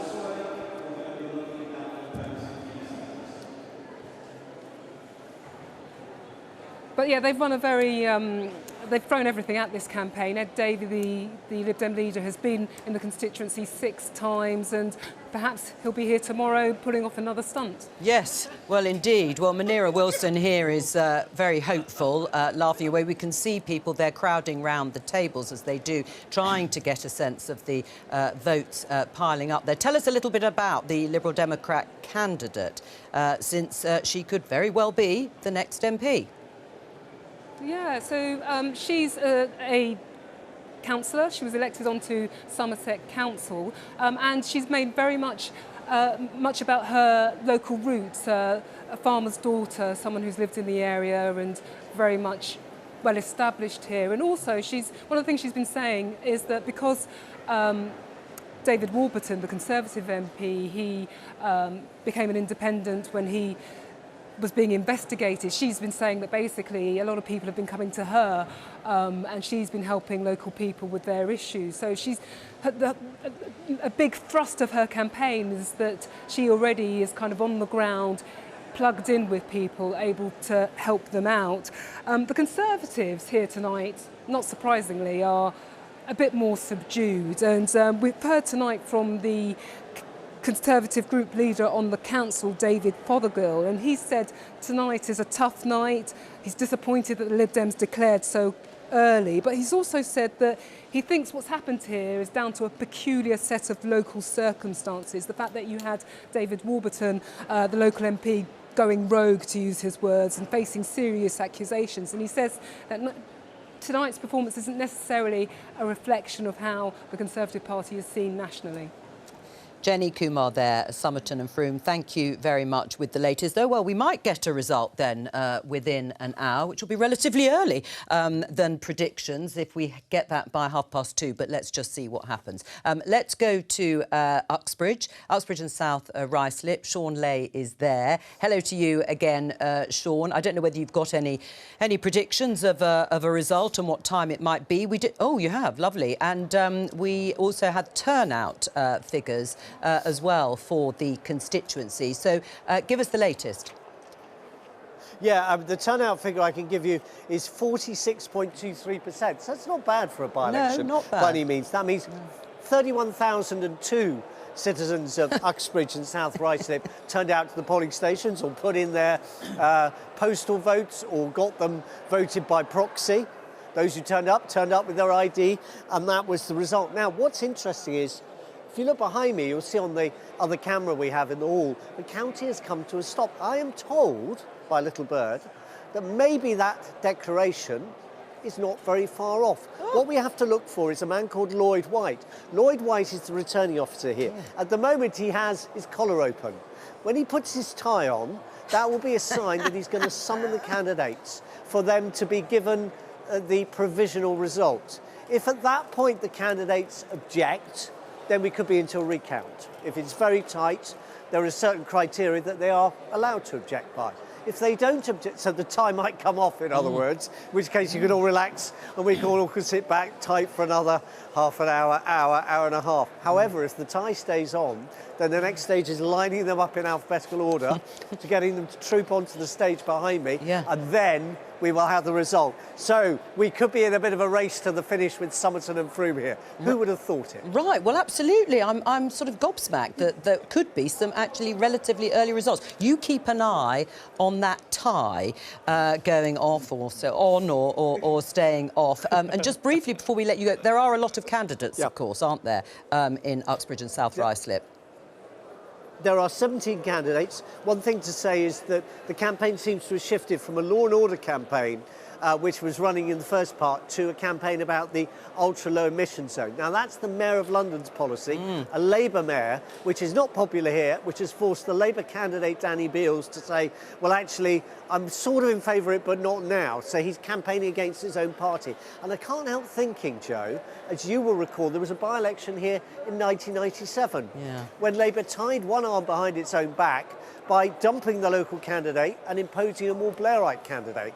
The subsequent row diminished the chances of Labour pulling off a win in that by-election. They'd won a landslide, they were much further ahead in the polls than they are now, and yet they failed to win this seat. The old version, slightly different boundaries, but it was Uxbridge, rather than Uxbridge and South Ruislip.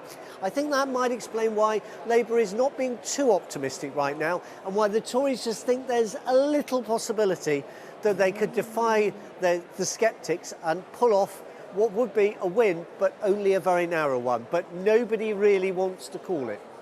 No, I'm sure they don't. Very interesting there from Sean Leigh at Uxbridge and South Ruislip. So let's just show you some of the pictures here in Somerton and Frome. If we briefly go back there, we can see Liberal Democrats gathering. You can actually, they've taken down some of their actual posters, but they were there literally a moment ago, holding up their posters and gathering, which may imply that a result perhaps isn't that far off, or that they're just supremely confident and they're just sort of gathering the troops ahead of the returning officer announcing that there is an outcome, a result in the constituency of Somerton and Frome. We, of course, will be keeping an eye across all three of the counts with our reporters there. But let me just show you the poll of polls, July polling averages, and I'm hoping that Sir John Curtis can join us to sort of elaborate on them. But we're showing it now, John. The Conservatives on 27% for July, Labour on 46. So, I mean, that is in line pretty well with individual polls, about 20 points ahead. Liberal Democrats on 10%, and then you can see the others behind. Give us a bit more context for that poll of polls. Well, let's bear in mind that if we go back to November, i.e. once Mr Sunak had been in office for just a few weeks and we were getting the first polls of the post-Truss era, by my calculations at least, Labour were 20 points ahead. And now here we are, many months later, Mr Sunak putting out his 5 tests and arguing he's trying to make progress on the people's priorities. And the Conservatives are still almost just as far behind. As I was saying earlier this evening, one of the things that seems to have happened during the last month is that the Labour lead, which had narrowed, I reckon, to about 15 points, has opened back up again, and that therefore perhaps the party made something of a mistake in not distancing itself from Boris Johnson, and that basically the fact that the Privilege Committee report came out and said Mr Johnson had misled the House. And of course, we've also had the backdrop of the COVID inquiry, which is, there's some pretty tough evidence so far as the government is concerned being presented that, you know, COVID, the lockdown, Partygate has been bubbling away in the polls. We might, all of us, hope hope that all of that's now very much in the rearview mirror. But that's still in our news, and certainly the way in which the government, or at least 10 Downing Street, handled it, is still a raw issue for many a voter. John, talking about some of the things that you say are in the rear view mirror, what is at the forefront of voters' minds in these by-elections? Will it be the same things that are in the forefront of everybody's minds? So it'll be the economy, it'll be health and immigration, if you look at the polling recently. Well, I would draw a distinction between those three. Now, the kind of evidence that I would look at is not necessarily what are the issues that voters say are the most important. If you really want to understand what's going on, you have to say, what are the issues that are correlated with whether or not people have changed their minds? And if we do that analysis for the Conservatives, there's a very clear message. People who think that the economy is doing badly, who voted Conservative in 2019, are much less likely to vote for the Conservatives now than are those who are still inclined to think that the economy is OK. John, can I just interrupt you just briefly, because we can see the returning officer putting his tie on. In fact, he's put it on. I know this sounds very scientific and political, but he's put his tie on. It looks as if he may be prepared, or preparing, I should say, to announce the outcome in Uxbridge and South Ruislip. We don't know, so I am speculating here, but our correspondent there, Sean Leigh, thought that that might be an indicator. There's lots of pointing going on, as if to gather perhaps the candidates, of course 17 of them, to herd together onto the stage before that long announcement is made. But while we wait, we'll keep those pictures there running alongside you and go back to the issue, that we were talking about. John. Yeah, so what I was saying was that if you take people who voted Conservative in 2019, Those who think that the economy is doing badly are much more likely to defect from the Conservatives in the course of the last 4 years than there are those people who think the economy is doing okay. Equally on the health service, those people who think the health service is doing badly are much less likely to remain loyal to the Conservatives than those who don't think the health service is doing badly. But if we take the issue of immigration, the picture is different. Those people who think that immigration has gone up, including illegal immigration has gone up, are no more or no less likely to have defected from the Conservatives since 2019 than those people who don't think that immigration has gone up. All right, I'm going to interrupt you. I'm so sorry once again, because I know you're in full flow, because we're just seeing pictures in Somerton and Frome, and it looks as if the Liberal Democrat candidate there, Sarah Dyke, being embraced. There she is looking extremely happy and smiling, and one can only imagine that's because she thinks she's won it. The Lib Dems are already claiming victory. In fact, Munira Wilson claimed victory within 5 minutes of being on the programme here. So this may just be a confirmation, but it does look now as if they are all gathering, and we can see the candidate moving across the hall there. But again, I can't see any indication of the returning officer gathering everyone together. So again, we'll leave it there, but definitely movement looks victorious for Sarah Dyke, the Liberal Democrat candidate, who certainly was the favourite, and the Lib Dems seem to have claimed victory already. But if there is an announcement, we will interrupt again. So let's try back with you, John. Apologies. So the crucial point I'm trying to make, therefore, is that if the Conservatives want to secure an electoral recovery, and to do that, they've got to try to win back people that they have lost. They've got to try and turn the economy around. They've got to try to turn public services around. Well, achieving that is likely to achieve an electoral dividend.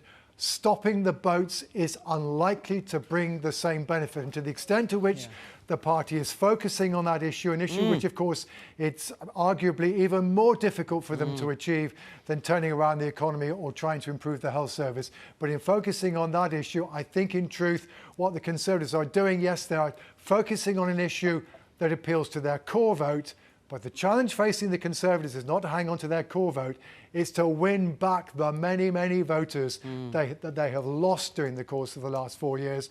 And I think from on that issue, immigration is not the issue on which the government should be focusing. John Curtis, thank you very much for the moment. Let's discuss some of that with our panel. Let's start with you, Robert. I mean, I'm just going to remind people... we can show our viewers Rishi Sunak's 5 pledges. The first 3 economic. Halve inflation, grow the economy, reduce debt, cut NHS waiting lists, and then stop the boats. Not reduce, stop the boats. We'll park that to one side because we know what the economic backdrop is like, and improving public services, let's say the election is next year, looks almost impossible. Would you agree that the landing zone for the Conservatives in terms of winning the next general election is narrowing?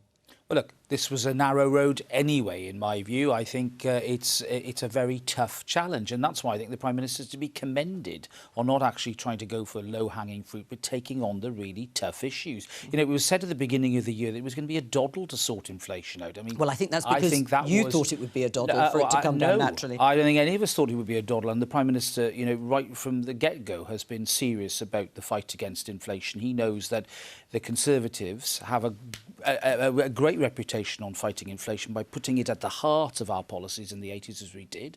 We created the conditions for economic growth. We think that now, at this time, where with particular pressure on businesses and families and communities, we've got to slay that dragon in order to unleash all the potential that we know is out there, and that we want to see Britain acquire. You know, this is a positive set of policies. But delivery, it's all going to be about the delivery, and in a way, trying to reduce inflation further is going to make it hard to grow the economy, isn't it? Well, look, doing difficult is what we should be doing, and because it's difficult, it's right that we focus on it. Right, well, let's have a look at what Keir Starmer's 5 missions are. Everyone's gone for 5. Secure the highest sustained growth in the G7. Well, it'll be from a pretty low bar. Build an NHS fit for the future. Make Britain's streets safe. I mean, they are sort of motherhood and apple pie to some extent and generic. But let's just take the NHS fit for the future. because there is no promise or pledge, rightly or wrongly, of major new investment into the NHS. There is a few billion that you want to use for retention or training and recruiting of NHS staff, but there isn't anything major. Why not? Because the story of the NHS, which begins in 1945 with the Attlee government, it began then as a treatment of illness. Now, we've moved since then. We're now in a situation where the NHS at the moment is not something that people generally feel they can rely on, even though they know that the people who work in it are dedicated and skilled. But the future is going to be when the NHS is actually about health, when it is more about prevention, when it's about early diagnosis, when it's about leading healthier lives. Now, that's a different way of looking at the story of the NHS. And in future, we are going to be making use of artificial intelligence, of harnessing the power of digital and tech to do diagnosis earlier, quicker and more effectively, and to help people have healthier lives and longer lives. And that will mean less money having to go in. Well, not less in that sense, but less than perhaps people might expect. Treatment is expensive. And if we can, but it's also painful very often, and at the moment, people are having to wait a long time. If we can get disease diagnosed earlier, or better still prevented in the first place, that's going to be better for everybody. I mean, the issues locally, Munira, in all three seats, I would think, but, you know, let's take Somerton and Frome, will be about getting a GP appointment, those very long waiting lists in the NHS. Sarah Dyke wins tonight in Somerton and Frome. What's going to change? Well, she'll be challenging the Conservative Health Secretary to be taking a much tougher and swifter action to be recruiting more GPs, bringing back those who have perhaps left the workforce, to be able to boost numbers in places like Somerset. But also, I mean, one of the things Thangham hasn't even touched on, if we're going to actually tackle those NHS waiting lists, the big area that the Liberal Democrats have focused on has obviously been on social care, because the fact that people can't leave hospital is what is also causing some of the backlogs. And that's where Liberal Democrats have said, actually, if we increase the minimum wage for social care workers, we can boost the workforce, we can get people out of hospital. Right, let's just pause for a moment, because, again, we can see the return... Oh, no, he's just walked away from the microphones. But it looks as if we are getting close to a result, because everything is being set up for and by the returning officer, perhaps to call the candidates together. What I'm not sure about is whether or not the candidates have been given the outcomes themselves. They're told ahead of time before they come on, and then we have the results coming in alphabetical order. And as I say, there are a lot of names to go through. I thought he was actually going to make an announcement there to the hall where everybody is gathered. But for the moment, it doesn't look as if it's coming.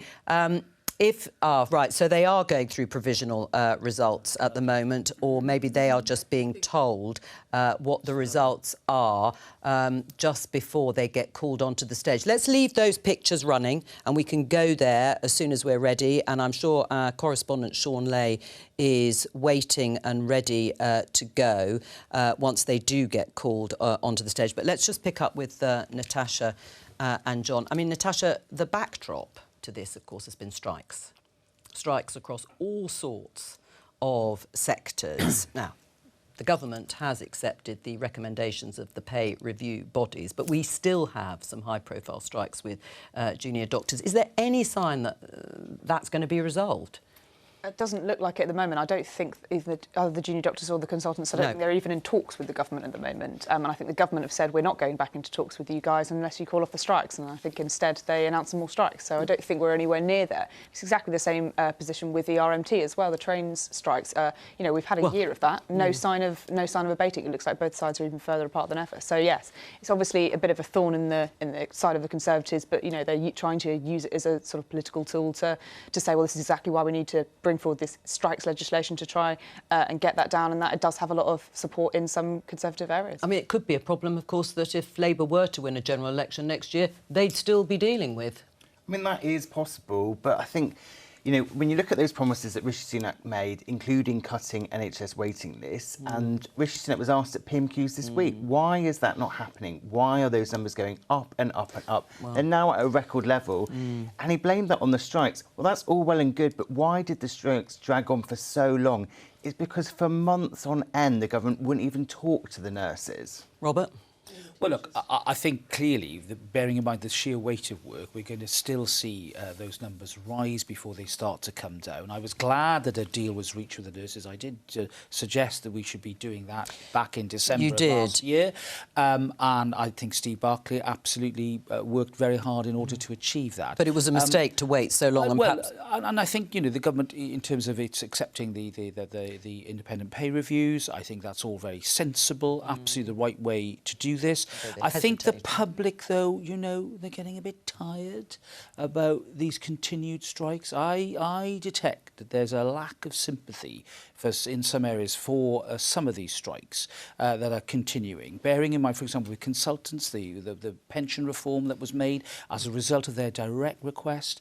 And I think the public are to be absolutely supported in their frustration at seeing well-intentioned attempts by the government and by hard-working members of the NHS to get through these backlogs being affected, and they are being affected by continued industrial disputes. Before I come to both of you, Thang and Manira, let's go to Somerton and Frome.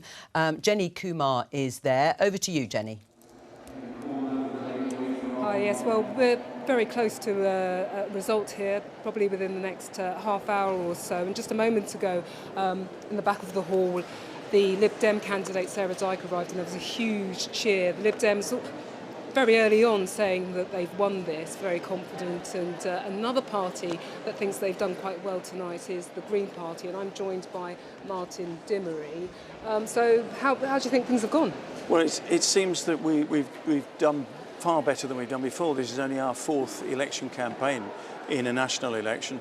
At one point we were in second place, and I don't know whether we've retained that or we've lost out to the Tories on that one, but certainly third, certainly above Labour, and maybe tripling what we did last time round. So we've got to be happy with that. Yeah, because last time round in the general election you came fourth. Yeah. You think you've improved on that position this time? We've certainly improved on that, yeah. Why do you think that is? Because I think we've built up a good base locally, as a lot of Green parties do from local elections. We're very strong in the Frome area in particular, and I think if we'd been a bit stronger in this is a big rural constituency, so if we're a bit stronger in some of the more rural areas, we could have done even better. But it's very hard for a party like us with very small funding to be able to campaign on a geographical area of this size. Great. Well, Martin, thank you for joining us this evening, and we will hopefully be getting a result here soon. Thank you very much, Jenny, there in Somerton and Frome. Let's quickly dip in again to Uxbridge and South Ruislip and see if we're any further ahead.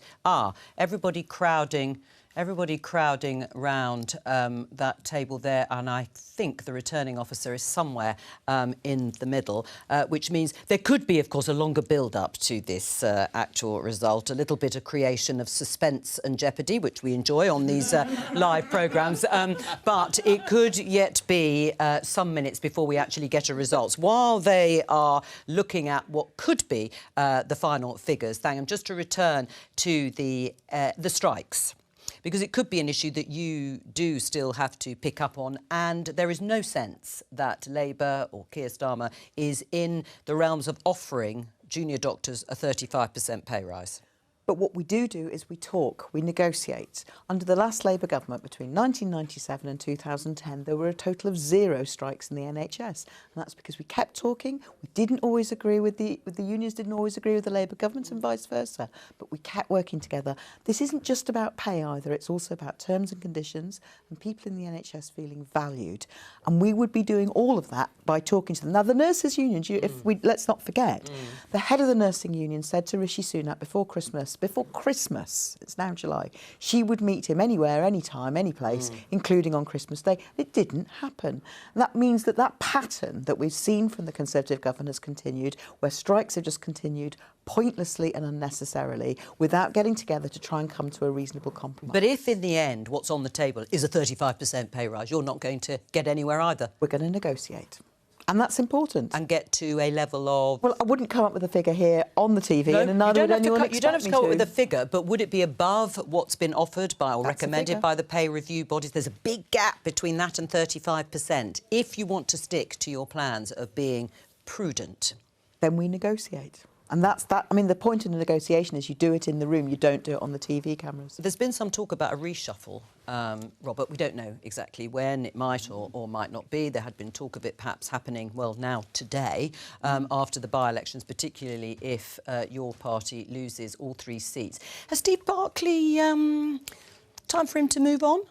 Oh, look, I'm not going to start getting into personnel matters. It's for the Prime Minister to decide who he wants. But you have a view. You have a view. Look, Do you think he's done a good job? I've mentioned Steve in a very positive way. I think he's been a really thorough health secretary. I think he's really understood the need for there not just to be more investment in our NHS, but a greater deal of accountability as well. And I'm particularly encouraged by the move to more integrated care. You know, I see that locally. I see a really concerted attempt to centre resources around the patient in a way that we haven't seen before. And I think that's going to lead to a much more efficient use of resources. And actually, you know, I agree with Thang's point about prevention. She's absolutely right. I think all of us share that aspiration for the NHS in the future. We can do it. And I think Steve's been an excellent health secretary. You're looking very quizzical.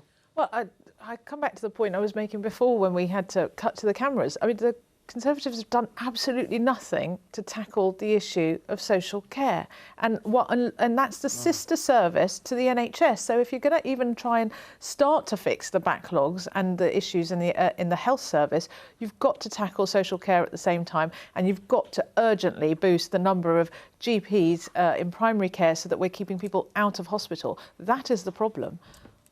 Robert? Well, look, I would say, look, I'm not going to pretend that the social care is anything other than the most thorny of issues, and I'm frustrated by the number of false starts we've had on it. But what I will say, you made promise after promise that you've broken. This is difficult, Manira. Look, we are talking here about the need to make Liberal sure Democrats that and Conservatives legislated for it in government, and when you were on your own in 2015, you ditched that, and then after that, Boris Johnson stood on the steps of Downing Street and promised to resolve social care, and has just failed to deliver. But so has Rishi Sunak. With respect, it's easy for Liberal Democrats who have no responsibility for anything to carp and criticise. The reality is, when it comes to social care, no, not at all. We've got to get this right. I think the first thing we need to do is properly integrate services, and with the integrated care systems, I think we're seeing that now for the first time. You know, we've got to stop obsessing about buildings. As much as I love the Great Western Hospital and everybody who works at it, the health service, you know, we always talk about hospitals. We should be talking about the people. Dentists. And I'm more than happy to talk. I'm more than happy to talk about dentists. Are you? Are you? NHS dentist places. And I am working and I'm campaigning hard, and I'm glad to see that we've got a new practice coming to Swindon with more NHS places, so it can be done. But again, dentists unbelievably unhappy. But unbelievably unhappy with the deal they say. The 06 Labour government deal that has You've been in government for 13 years, Robert. If you wanted to change it, you've had time. Well, take responsibility for the failed Labour contract of 06. Something can work in 6, not work in 23. Repeatedly doesn't work. I accept there's a problem. I talk to my dentists. But I think with local action, now that the integrated care services have got responsibility for the Commission of Dental Health, we're starting, certainly in my area, starting to see a bit of a fight back on this. Well, and I certainly, along with all other MPs, will be working to make sure that we can improve NHS access to dentistry. This must have been a huge issue, not just the lack of NHS dentists or access to NHS dentists, but generally people's experience, day-to-day experience, in terms of getting a GP appointment or in terms of perhaps having a non-urgent procedure cancelled. Not once they get the treatment, then I think satisfaction is obviously far, far higher. Is that going to be the crucial issue, I know the economy, for voters and Conservative voters on the doorstep? Well, I think you saw in that poll that we showed earlier, I think it was number 2 in the voters' priorities. So yes, obviously it's still a huge concern. And obviously what Sir John Curtis was saying earlier about the core Tory vote and people that might lend their vote to Labour instead, more likely to do so if they're dissatisfied with the NHS. And the Conservatives would be looking at those sort of issues that are coming up in the polling and worrying, actually, yes, does that mean we need to be thinking more about our policies on the NHS? Let's go back to Uxbridge and South Ruislip, because it looks once again as if something is going on ahead of a result and an announcement. 17 candidates there, and on paper, certainly, it looks as if Labour should win this constituency, but it might prove to be tighter than perhaps first thought. One of the thorny issues there certainly for the Labour candidate as well as the Tory, is the ultra-low emission zone, which is a policy of the Labour Mayor Sadiq Khan, and certainly expanding it beyond central London to some of the outer London boroughs. And Danny Beales, the Labour candidate there, said that actually it should be paused. Hang on, let's hear what he's got to say. Provisional result, a recount has been asked for and granted. We will now be recounting all the Labour and Conservative votes, and we will be looking at the bundles of the other votes to make sure there are no Labour and Conservative votes in them. Well, there you have it. So we thought there was going to be an early result, and it does look, as I was just saying, as if it may be quite tight if they're going for a recount. John, surprised?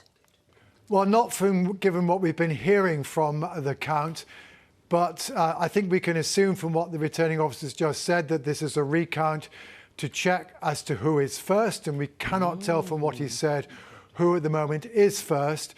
But irrespective of that, it does suggest that Labour here have got much less than the 15% swing in the national polls, and at the moment at least are struggling perhaps, or at least are only just over the line to get the 7.5% swing that they need to win the seat. So this is certainly turning out to be a closer by-election than we would have expected given Labour's current lead in the national polls. And to that extent at least, this by-election result, irrespective of exactly which way it turns out, is going to be something of a disappointment for the Labour Party. Well, no, absolutely. I mean, they obviously thought, certainly on paper, that they would take it. There was certainly the issue, I was just saying before we heard from the returning officer about the ultra-low emission zone. That made things difficult, definitely, for the Labour candidate, because it's a Labour mayor, Sadiq Khan, who wants to expand it. We already know that Conservative councils aren't in favour of it, but Danny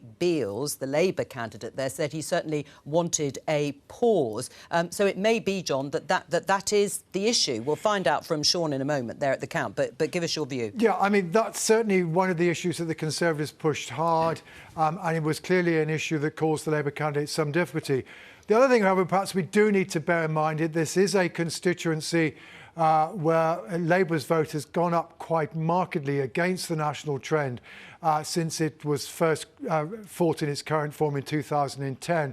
And to that extent, at least, perhaps the baseline for Labour in this constituency is rather high as compared with what we might be thinking of in other constituencies. In other words, Labour have made a lot of progress in this seat already, and perhaps therefore as a result there was rather less room for Labour to make progress than simply looking at the 2019 result might lead you to believe. Interesting. Maybe they reached peak Labour in that sense. Thank you very much, John Curtis. Sean Lay, our correspondent, is there. Sean, what's going on? Oh, well, we know what's going on in terms of the recount, but what? Yes, is it as tight as was implied by the returning officer? I think that is very much the mood music that I've been picking up during the course of this evening. I was speaking to the former MP in this constituency, but one, so Boris Johnson's predecessor, who was last out canvassing at the weekend. And I don't think I'm revealing any secrets in saying that he said the reception had not been as hostile as he feared it might be on the doorsteps. I have another candidate who is from one of the campaigners on, shall we say, climate-related issues, who said to me tonight, actually, this by-election started out being about things like law and order, cost of living, things you would expect it to be about. And then in the last 10 days or so, the focus shifted onto the ultra-low emission zone. Clearly, as John Curtis was saying there, not comfortable territory for Danny Beales, the Labour candidate. No. Rather, as Labour in 97, the by-election, were finding themselves fighting against themselves because they'd had an internal row over the candidate, got rid of the sitting candidate, posed another one who was thought to be closer to the leadership. That didn't go down very well. Difficult for Danny Beales' campaign against a policy being imposed by his own party's mayor. Yes. He's effectively been saying, look, I think the policy is a good one, but not now, not in the middle of a cost of living crisis. It's very difficult. And then if you have all these other candidates splitting the vote, arguably, the anti-government, anti-conservative vote, and you have a by-election right before the school holidays, or right at the beginning of the school holidays, and you're not choosing a government, all of these factors can actually make it quite difficult to motivate and mobilise voters. And I think all of those might explain this, what sounds like a pretty close result. the returning officer has been very, very candid with us. He's let us in to know more about their thinking, and they've been announced here. Effectively, he's saying whoever is second place has pretty much asked for this recount. That's what we can read into that. Of course, what we don't know is who was in second place in the recount. Well, was it the Conservatives or was it Labour? Right, and I suppose we don't know then when the result will come after this recount. Well, I think all I would say about that is, Joe, again, listen to what Lloyd White said there. He said, we are going to only recount the Labour and Conservative votes. Yes. We're going to check the bundles for the other parties just to make sure that a Labour or Tory vote hasn't slipped in. So that requires a certain amount of recounting. But in essence, this is recounting the Labour and Conservative votes, checking that they haven't missed anything, cross-checking and cross-checking. But I would say I'd be pretty disappointed if we didn't have a result in an hour's time. Oh, right, OK, marvellous. Well, we may be back with you quite soon on the news that there is a recount going on in Uxbridge and South Ruislip. But before we do return, let's catch up with the latest news with Nikki Schiller. Thanks, Joe. As you have been saying, votes continue to be counted in the 3 by-elections that were triggered by the resignation of sitting Conservative MPs. We are expecting the first declarations in the next hour, but as you have just said, a recount has been asked for and granted in the former Prime Minister Boris Johnson's seat of Uxbridge and South Ruislip. In Somerton and Frome, the Liberal Democrats have already claimed victory there, with a spokesman saying their candidate, Sarah Dyke, had romped home. Christine Jardine, the party spokesperson for women and equalities, is at the count. We're quite confident that we've won tonight, and we've not just won, we've won decisively, because the Conservative vote appears to have collapsed. So we're confident that we've won tonight and that Sarah Dyke will be the new MP, and she will be a fantastic local champion for Somerton and Frome. The results will be seen as a test of confidence in Rishi Sunak and his Conservative government. The Tory MP Stephen Hammond admitted to Joe that it was going to be a difficult night for his party. We fought these by-elections very hard. I've been on the ground in Uxbridge almost all of the day. And what I hear from a lot of our voters is that they were going out today, that there wasn't any enthusiasm for Keir Starmer on the doorsteps at all. But they're fed up with the Conservatives. No, I mean, the surprise to me was that quite often, and I have done some of those other by-elections, that people say, we're not going to give you a chance this time, but because it's a by-election, not a general election. But on the doorsteps today, they were going out and they were voting. Labour are hoping to win in Uxbridge and South Ruislip, as well as Selby and Ainsty. The shadow leader of the House says the momentum seems to be with the Labour Party. Now we're looking at a possible swing that's bigger than the swing that happened nationally in the 1997 general election, which resulted in a Labour overwhelming majority. I mean, Robert's talked about, that Rishi's only been in 9 months or whatever it is, but he was in the previous government, Robert. He was part of the previous government, not just as any old minister. He was Chancellor of the Exchequer. Now, away from the by-elections, the head of NatWest has apologised to the former UKIP leader Nigel Farage for comments made about him in the bank's official papers. Dame Alison Rose called them deeply inappropriate. Mr Farage said the apology was only a start after he claimed his accounts at Coutts Bank was closed because of his political views. It's always good to get an apology, and particularly from somebody running a bank with 19 million customers. So thank you for the apology, but it does feel ever so slightly forced. The Treasury made her do this. I have no doubt about that. And I do want to say that the rapid reaction we've had from the British government is superb. Full marks to Andrew Griffith, the City Minister. It also felt a bit like not me, Gov.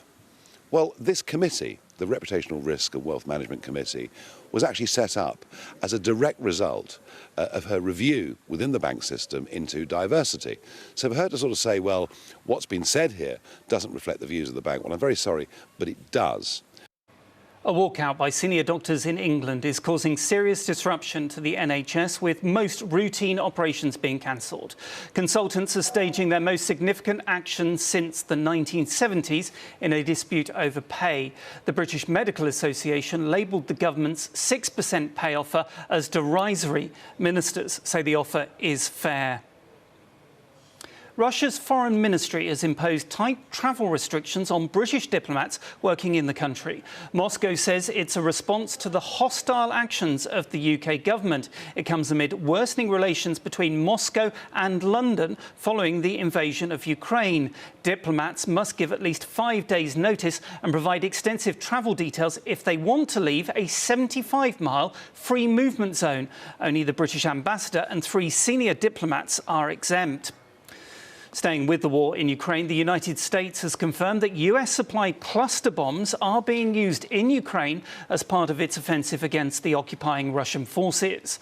The National Security Advisor John Kirby said initial feedback from Kyiv suggested the munitions were being utilised effectively and were already having an impact on Russia's defensive lines. Some NATO members expressed concerns over Washington's decision to supply the weapons to Kyiv.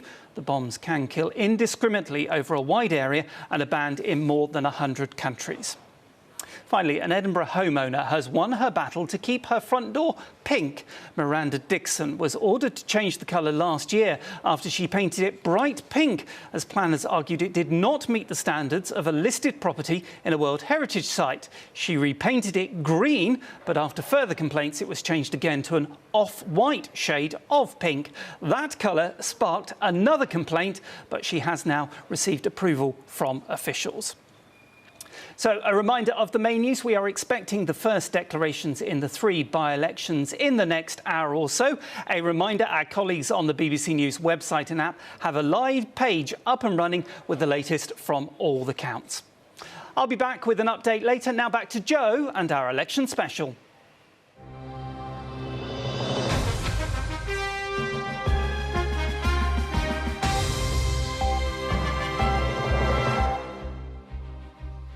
You're watching a BBC News by-election results programme with me, Jo Coburn.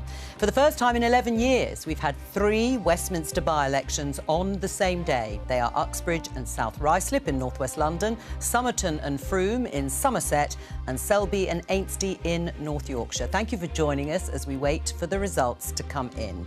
We, of course, have reporters at all 3 counts, plus expert analysis here in Westminster from Professor Sir John Curtis. And with me in the studio this hour is our panel. Northern Ireland Secretary Chris Heaton-Harris, Labour's Shadow Business and Industrial Secretary Jonathan Reynolds, and Munira Wilson for the Liberal Democrats, plus the Daily Mirror's political editor John Stevens and Natasha Clark, Chief Political Correspondent at The Sun. Welcome to all of you. Well, in the last 10-15 minutes or so, exciting news out of Uxbridge and South Ruislip. We thought we were getting the result. In fact, the returning officer has informed the candidates and our correspondent there, Sean Lay, that a recount is underway. It's a recount between the top 2. We don't know whether it was Labour in first position and the Conservatives in second, or the other way round, but it has led to a recount of what they call those bundles of votes between those 2 parties. So it looks as if it's going to be tight, much tighter perhaps than the Labour Party had thought. You can see there that recount is underway. We don't know how long it will take. I'm told it shouldn't take too long. But that is the first recount of the night, so we could expect a result there in the next 20 minutes or so. Well, let me just go to Jonathan Reynolds first of all before I come to you. Chris, are you getting nervous about that result? It's not looking as clear as perhaps Labour had thought. Well, good morning. Look, it's an exciting morning. I never get carried away with by-elections, even though we're all enjoying this 3 up on the same day. Look, the context to all of this has got to be, these are, in terms of the broad swathe of Westminster seats, pretty solid Conservative seats. I mean, Uxbridge is not a place Labour won in 1997, and clearly Selby would be essentially the biggest swing in Labour's history. No, that I understand, but we're talking about a seat that you really should be winning. Well, no, hang on. Uxbridge, This is not... in a Labour city of London, Uxbridge and South Ruislip, the departing former Prime Minister Boris Johnson quitting there, and the majority, or the swing that you have to overcome, is 7.5%. Well, you've done better than that in recent by-elections. It would be a huge disappointment if you don't take this. It wouldn't, no. Look, just because this government is clearly at the end of its energy and an outlook. You know, people assume Labour can win in every part of the country. Look, it's more challenging than that. You cannot just simply write the Conservative Party off and say, no matter where you are in the country, it will automatically fall to Labour. We never do that. This is clearly a contest where, you know, this is a seat that is going to always be a challenging one for Labour. And so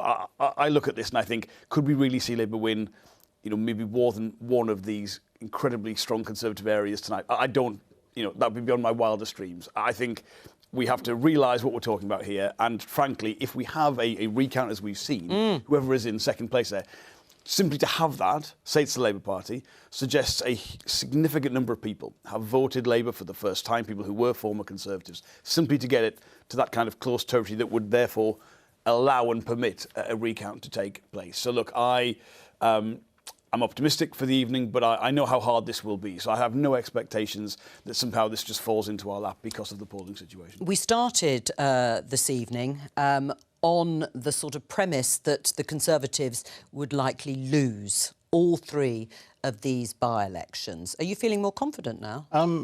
Well, I actually, forgive me, Jonathan, but I do think you're wrong. I don't think there were as many switches as you say in Uxbridge, and I think that's been borne out by the need for a recount. Now, we don't know exactly what's going on, but as I'm quite sure the previous people sat in this seat would have told you, this is going to be a challenging evening for us, and we would have expected it to be very, very challenging, especially in a seat like Uxbridge, where Labour threw everything at it. We would have thrown the kitchen sink, but Just Stop Oil were kind of camped around it at that particular point in time. Got to keep going on this. Got to keep going on this.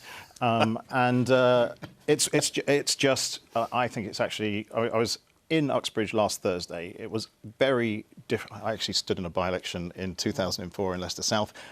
I know when the weather's going against you in a big way. How did it feel there? It felt okay. But it only felt okay, which is why I think there's been a big push by both parties in the course of the last week, because it was in play. Right, well, let's hear from some of the voters that you may have been speaking to on the doorstep on this, particularly on this overriding issue of the ultra-low emission zone, and we'll have a bit more of a debate about that in a minute. Let's have a listen. As a business where customers would have invested in their car to keep the car running for another 3 or 4 years, they've had no option but to buy another car. It seems like they just don't care. It's a certain age or anything, so it makes the question, well, it does in my mind, is what's it all for? Why are they bringing it out to places that don't need it and not listening to people either? I do to a certain extent agree that there are too many vehicles, but doesn't that then also come down to the fact that they're overpopulating? They're building more and more flats in the area. All right, well, there's some voters there in Uxbridge. Let's just pop back to the hall, to the count, where that recount is taking place. And I think there are some Conservative supporters gathering, party faithful, they're looking less gloomy than perhaps they did at the start of the night. So perhaps it really is closer than people imagined. Interesting that Chris Heaton-Harris had been out there on the doorsteps and it felt OK. Maybe a low bar, but obviously not completely in the realms of defeat. Now, that issue, the ultra-low emission zone, that is causing you some problems, isn't it, Jonathan? I mean, just to explain, Sadiq Khan, Labour mayor, brought it in, wants to expand it out to London boroughs, including Uxbridge and South Ruislip. And Danny Beales, your candidate there, has found that very difficult to support. In fact, he didn't support it. He said there should be a pause. There's a mixed message coming from Labour here on this, isn't there? Well, look, this has been an issue in this contest. There's no doubt about that. The job of, first of all, anyone who seeks to be a member of Parliament is to, first and foremost, defend the interests of their area. And he said very clearly, Danny Beales, our great candidate, that, you know, with the cost of living crisis, the pressure people are under, he didn't want to see that extended and affect the constituency and the people in this way. You know, for the mayors, wherever they are in this country, obviously they have responsibilities the government have put on them around clean air. 4,000 people, I understand, died in London of toxic air last year. This is not a small issue. So I understand they've got the imperative to act, but it has been hard, and the Conservative Party has tried to run the campaign essentially just around that issue. I would, of course, say, OK, you can maybe get away with that in a by-election, but can you do it in a general election where the contest will be about the last 13 or maybe 14 years of a government that hasn't delivered, has created you know, a real decline in public services and living standards in this country. So yes, they can get away with this and use the fact that they've got to put this duty on people in local areas to deliver clean air, and then oppose it when they actually take the measures that have done. Well, and that is pretty hypocritical, isn't it, Chris Heaton-Harris? Because actually it was a Conservative Conservative Party who introduced this policy, the low emission zone, in the first place. Air quality is supposed to be a priority. You've put the onus on local authorities and boroughs to meet government targets, and yet you're opposing it. And yet the Mayor of London's chosen to tax people that don't live in them. I mean, actually, what this does show is something else in by-elections, and it's a trait in by-elections, and it will never change. To win a by-election, you need something to campaign against. Normally, it's a dead safe thing because it's the government. And that's why governments normally do quite badly. So you've turned this into a referendum on the ultra-low emission zone, something that your government has actually legislated for local authorities to meet targets on air quality. Yeah, we've legislated, as rightly so, right. to have. Well, how are they supposed to meet? How are they supposed to meet? There's a whole targets? host of ways of doing it, and actually, Andy Burnham in Manchester and Sadiq Khan in London are choosing to penalise people on the outskirts and outside of their cities the most. Right. But are you not in favour of tackling air quality? Yeah, but there's hundreds of ways of doing it. Yeah, no, there's two ways to do it. There's your preferred option as a government, which is charging people. Let's be clear, that is the government's preferred option in the advice. Or there's help for people to change their vehicles to more modern, more efficient vehicles that won't emit, you know, air that is a problem for people. And actually, the bit you really control as the government is, of course, the support for that to help people with the transition, which you've been not generous with. I mean, Sadiq Khan has tried to give people the support to do that. The government has not been an active agent in that. Really, I think 110 million he's found for that, which is, you know, but as the government, and you know with your background in transport, Chris, you could have done a lot more. What you know, it's the same with housing, where you want people to build houses, then you campaign against it locally. I mean, the one thing, surprising moment of the morning where I say something Labour's positive. campaign in Selby on that. Let's talk about a positive thing about Liz Truss. You wouldn't expect that from a Labour MP at this time. Go for when it. she talks about the anti-growth coalition, it's basically the Conservative Party, because they put these burdens on people and then they campaign against them in local contests and local elections. And look, it might have a dividend for them this evening, but there's no long-term fifth term of a Conservative government in that. No, but it's all about politics, isn't it, Jonathan? Munira, I mean, you were nodding away in terms of the sort of onus being put on local authorities. Are you in favour of the ultra-low emission zone? So expanding? We need to clean up London's air. There's no doubt about it, but not on the backs of the most vulnerable people in the midst. You don't want it either. No. We've been very clear, actually, all the way through. We've always said that this does need more time to be expanded. When the ULEZ, and Chris was slightly disingenuous because it was actually Boris Johnson as Mayor of London who introduced the ULEZ. And then when it was expanded out, first of all, to the South Circular, people had 3 years to adjust and adapt and change their cars. Yeah. This time, we're getting an expansion right out to the outer edges of London in the space of 9 months, in the midst of a cost of living crisis. The timing and the speed at which it's being rolled out, expanded, is reckless. And it was actually the Liberal Democrats at City Hall who amended the Mayor's budget to double the scrappage scheme to provide support to the poorest and most vulnerable to change their cars. And it was the Labour Mayor who threw out that amendment. And we've also called for support for those outside of London who are travelling in. Nurses and teachers can't afford to live in my constituency, and shift workers can't afford to live in my constituency. They're travelling in, often in older cars. The Conservatives have provided money for scrappage schemes in places like Bristol, in Manchester. We said, look, for the surrounding areas outside London, the government should also be supporting them to scrap their cars, but they've refused to step up. So we need more support and we need more time. And that's been a consistent position by the Liberal Democrats, because we do need to clean up our air. Is this a classic case of aspirations on the environment, on climate change, on air pollution, and yet when it comes to actually delivering in terms of putting in place policies like an ultra-low emission zone or expanding it, and Munira is absolutely right, as I said to Chris, Boris Johnson was a Conservative who introduced it initially, but Sadiq Khan wants to expand it. And then politically, it proves to be extremely difficult. Of course, and we're going to see this with net zero over the next 5 to 10 years.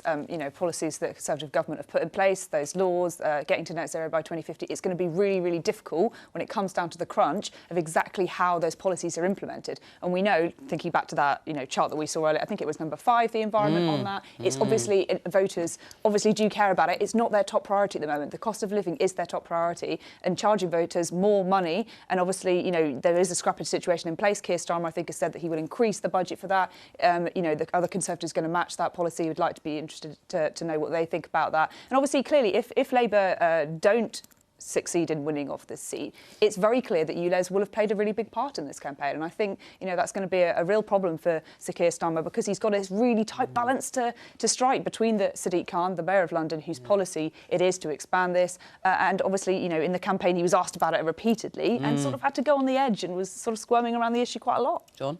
Yeah, I mean, it seems like this is the policy that has lost the seat for Labour. I mean, texting people who are at the count... Oh, they think it's gone? They think on the first count Labour was behind about 400 votes, and obviously it may be closer than that, but it would be very unusual to do a recount and see a difference in numbers that's about 400. So I think you will see a big post-mortem tonight and tomorrow about what happens to this policy. It is due to be extended at the end of next month. There will be people in City Hall, and their argument has been, once this actually gets rolled out and people realise it only applies to 10% of cars, the fear of ULEZ will go away, things will settle down. But I think there'll be many people in the leadership of the Labour Party, possibly Labour MPs in those seats kind of further out of London, worrying about this, who will want to put pressure on Sadiq Khan and be putting those questions forward. Should this be delayed or should it go ahead at the end of next month? But the policy really is associated with Sadiq Khan, a Labour mayor. It'd be interesting. Will you be blaming Sadiq Khan if you lose this seat tonight? Let's get the results in. Of course. First. But I would also say, look, people who are directly elected mayors have a mandate. Yeah. They have a legal responsibility, often put on them from the government, to deliver certain things. We, as a country, will have to get more used to the fact that devolution, I think, is a very positive direction, and there'll be more mayors, they'll have more powers. There will be sometimes differences of policy between different areas, different cities or different places where they've got them. So that will just be a fact of life. There is no doubt. I think we'll get a broader view of kind of where the national picture is, perhaps from Selby later on in the morning, because of the influence of this particular local issue here in this by-election. All right, well, you've mentioned Selby. I think we can go to Selby and Ainsty in North Yorkshire and talk to David Wallace-Lockhart, who is there for us. Hello to you, David. Well, it looks as if we could be getting closer to results in the other two by-elections. How's it looking in Selby and Ainsty? Well, it's potentially looking like we may get a result a bit sooner than some of us were predicting at the beginning of the night, sort of 3 a.m, slightly after that now being discussed, and you can see they're counting away quite rapidly here, so things perhaps coming close to some sort of conclusion. I would say, having chatted to people here, it does feel like perhaps slightly more optimism growing on the Labour side, slightly more pessimism growing on the Conservative side, though both sets of supporters saying that things appear to be quite close. So someone who might be able to give us a bit more insight into how things are looking at the moment is Judith Cummins, the Labour MP for Bradford South. How are you feeling at this point? Optimistic? What I'm feeling is that we've run a really good, positive campaign here in Selby and Ainsty. We've got a great candidate who came and he spoke to so many people in Selby and Ainsty about his plans for their constituency. Yeah, he'd be a great MP if he's lucky enough to get it, but, you know, we can't call it until the votes are counted. So, you know, I don't know anything more than you, but I do know that we've run a really positive campaign here. Over 20,000 Conservative majority here. You know, we don't know how the result's gone yet, but it certainly looks in play for Labour.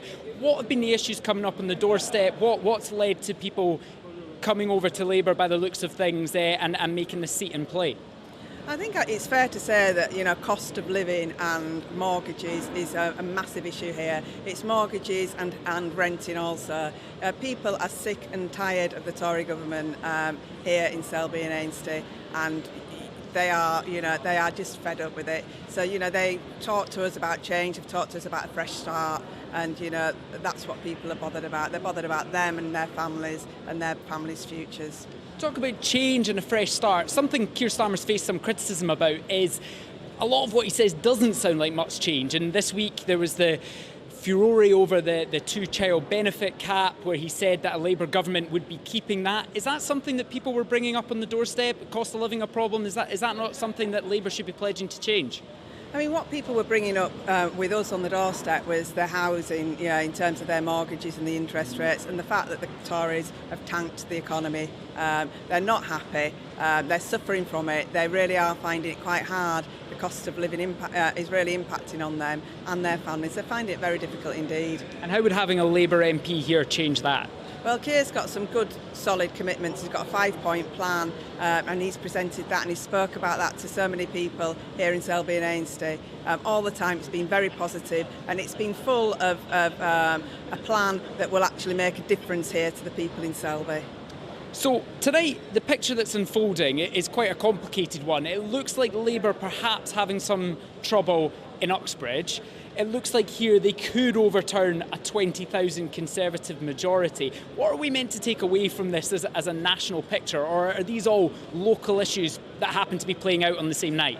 Well, I've got to say, we have ran a positive campaign here, but when we first started here 6 weeks ago, we had a mountain to climb, and we know that a 20,000 Tory majority here in rural North Yorkshire can't be understated. It was a massive mountain to climb, and if we've knocked anything off that majority, or even if we get over the line and actually win here, it's a massive achievement for Labour. If there's defeat in Uxbridge but victory here, what does that mean for Labour? Should they be coming out of tonight positive or a bit doubtful about how the national picture looks? Well, no, I think what I'd say is that I've been here in Selby and Ainsty, and I do forgive me, but my head has been very much here in Selby and Ainsty, and I only heard the news about Uxbridge and the recount via the press, so I'm sorry, I am here in Selby and Ainsty, and we fought a really good positive campaign here. So we spoke to Andrew Jones, the Conservative MP, earlier on tonight, and we put him on the spot and asked him to call it. He sort of fudged it, I have to say, which I hope you won't be doing. Judith Cummins, if you had to put money on it, is this going to be a Labour seat tonight? Will Selby and Ainsty turn red? Well, you see, this is where I'll agree with my Conservative colleague, and I'm going to fudge it because I can't call an election. If it's going to be close, it's going to be close. If we win, it's fantastic. But, it's the people who decide these things, and we've got our voting agent, our counting agents here counted away, and hopefully we'll get the result soon. But I hope it is, a good result for Labour. Judith Cummins, Labour MP for Bradford South, thank you very much for giving us some of your time.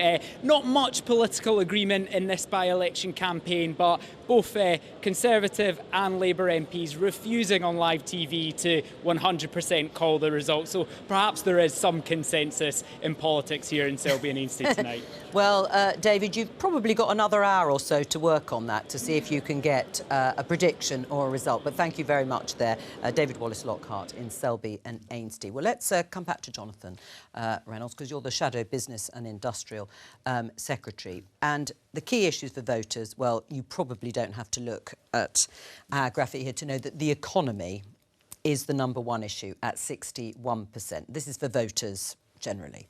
And that's unsurprising.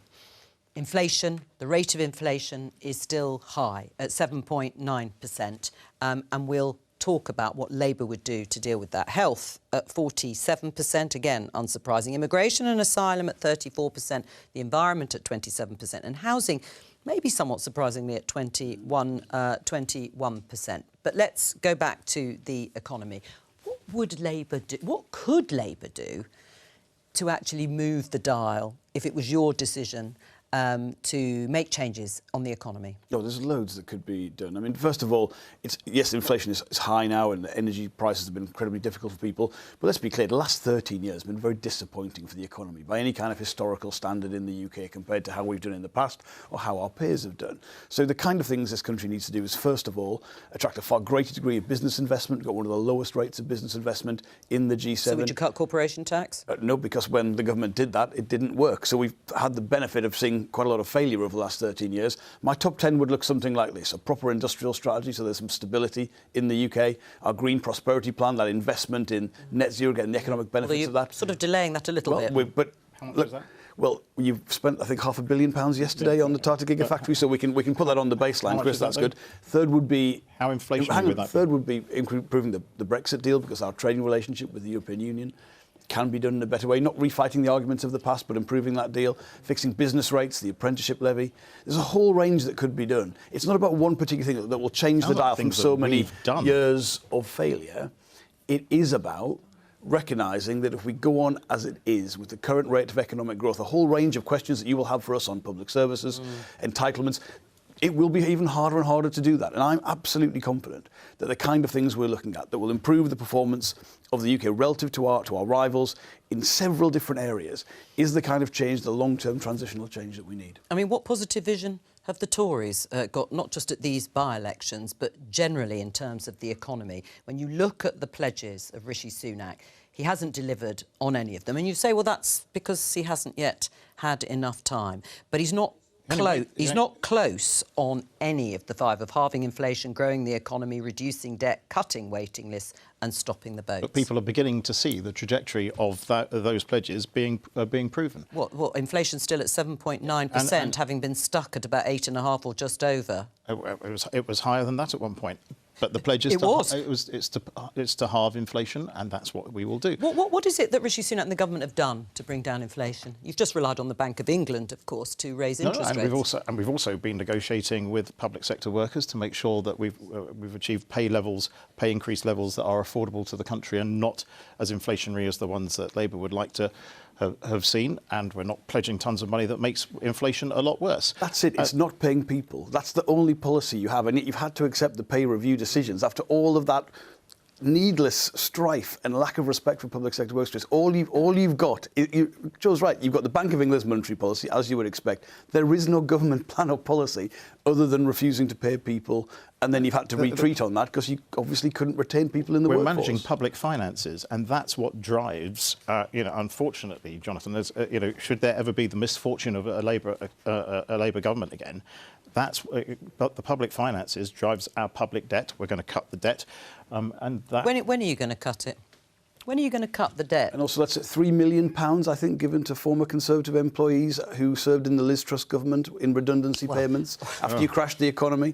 And then they take jobs days later. Shouldn't they give that money back? You're now picking on people and a process that has been set up over decades. We're talking about the economy, which counts for everybody. But if a minister has taken... OK, we're now going to personalise a five-figure sum and then takes a job... Jonathan, let's stick with the policies, or perhaps the lack of them, as some people might say, in terms of changing the dial on the economy. You mentioned the pay deals or the recommendations that the government have now accepted. Why did it take so long? Because actually, economists have said that the strikes have been one of the main reasons for a lack of productivity and a lack of growth, because you've left so many sectors on strike. Well, actually, why did it take so long? Because we're negotiating with unions who are doing the best for their...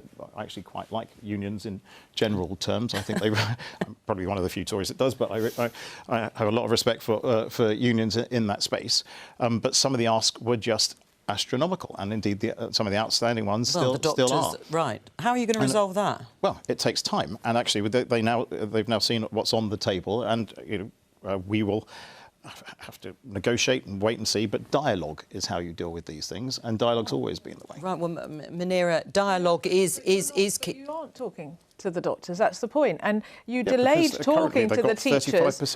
You delayed talking to the teachers for so long that our children who've suffered all sorts of shutdown... There's a whole chunk of the economy schools being closed down through wealth. COVID have had to endure strikes, and that obviously also impacts on parents who are trying to get to work, because you wouldn't come to the table to negotiate with teachers. The deal you cut with teachers, you could have cut that months ago and avoided the strikes. The point is you delay and delay and delay, and then you're dragged kicking and screaming. Of course they're coming in with an unreasonable demand. The point is you get round a table and you negotiate a deal. We need to do that for the sake of patients, including people like my mum, who's an elderly person, all sorts of health issues, is having appointments cancelled left, right and centre because of the strikes, because your government won't get round a table and negotiate. But the responsibility is also to those who live and work outside of the public sector, who also contribute to our economy in a massive way, who haven't taken the wage rises, haven't had the opportunity to have wage rises over this point in time, still suffer from the cost of living. And that is the balance that you have to strike in an economy. Let's just take viewers through what's going on here in Uxbridge and South Ruislip. Well, we know a recount is underway. The returning officer is coming to the stage. Let's just pause for a moment. Is he just adjusting, or is he going to say something? Ladies and gentlemen, thank you for your patience. Could I please have the candidate and agent for the Labour Party and the Conservative Party. Back over to this table over here, please. Candidate agent for Labour and Conservative. Thank you. Ah, well, that's interesting. So he is calling those candidates over, obviously to give them the final result following the recount. So that's Danny Beales for the Labour Party and Steve Tuckwell for the Conservatives. And he is obviously going to reveal to them who has come in. Oh, look, there's been face there going across, just obscuring our view of the returning officer, which is slightly unfortunate, but maybe they'll move on in just a moment. Going to tell the two candidates from the two main parties and their agents what the result is. Clearly tighter than perhaps, well, either party had thought originally. Once that has been clarified with the two candidates, there you can see them, Labour and Conservative. Conservative there at the front, followed by Danny Beales there. Then, no doubt, there will be a formal declaration of the count at Uxbridge and South Ruislip, and we may have the new MP announced in the not-too-distant future. The recount took place, but it was just a recount of the bundles of Conservative and Labour voters, not a full recount of all the votes that have come in. And there have been 17 candidates, which is quite a record number of candidates in this seat. We've talked about one of the most pertinent issues that has obviously run through this campaign, and that's by the ultra-low emission zone. There's the returning officer talking to the candidates, letting them know, the Tory and Labour candidates and their agents, what the numbers are. People obviously writing down exactly what the figures are, which will indicate the majority of whoever it is who's come first and second. And if there has been a swing, if there has been a swing to the Labour Party in this, they'll want to know exactly how big that swing is. These things obviously very, very important in terms of setting the terms for what could be a general election. I've just seen the Labour candidate nod his head. So it looks as if we may have the returning officer announcing when he is going to call this declaration. Now, John and Natasha, there's the Conservative candidate, I think there, Steve Tuckwell, just in the background, obviously wearing the blue rosette. Interesting recount here. It didn't take long, obviously, to go through the votes, but here we are in recount territory. Yeah, it doesn't look particularly optimistic for Labour. As I said just now, in the first count, it appears that they were about 400 votes behind. Obviously, it's been very close. It's possible a recount would have got a different result, but 400 votes, it seems quite likely that's not going to change that much. Good evening, ladies and gentlemen. Could I have all the candidates, please, that are in the room onto the stage here? If you'd like to come down this way and up onto the stage.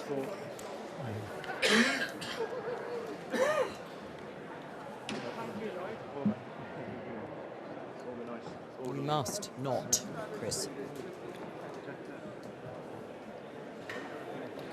Or a bucket, or a bin, I think it is, isn't it?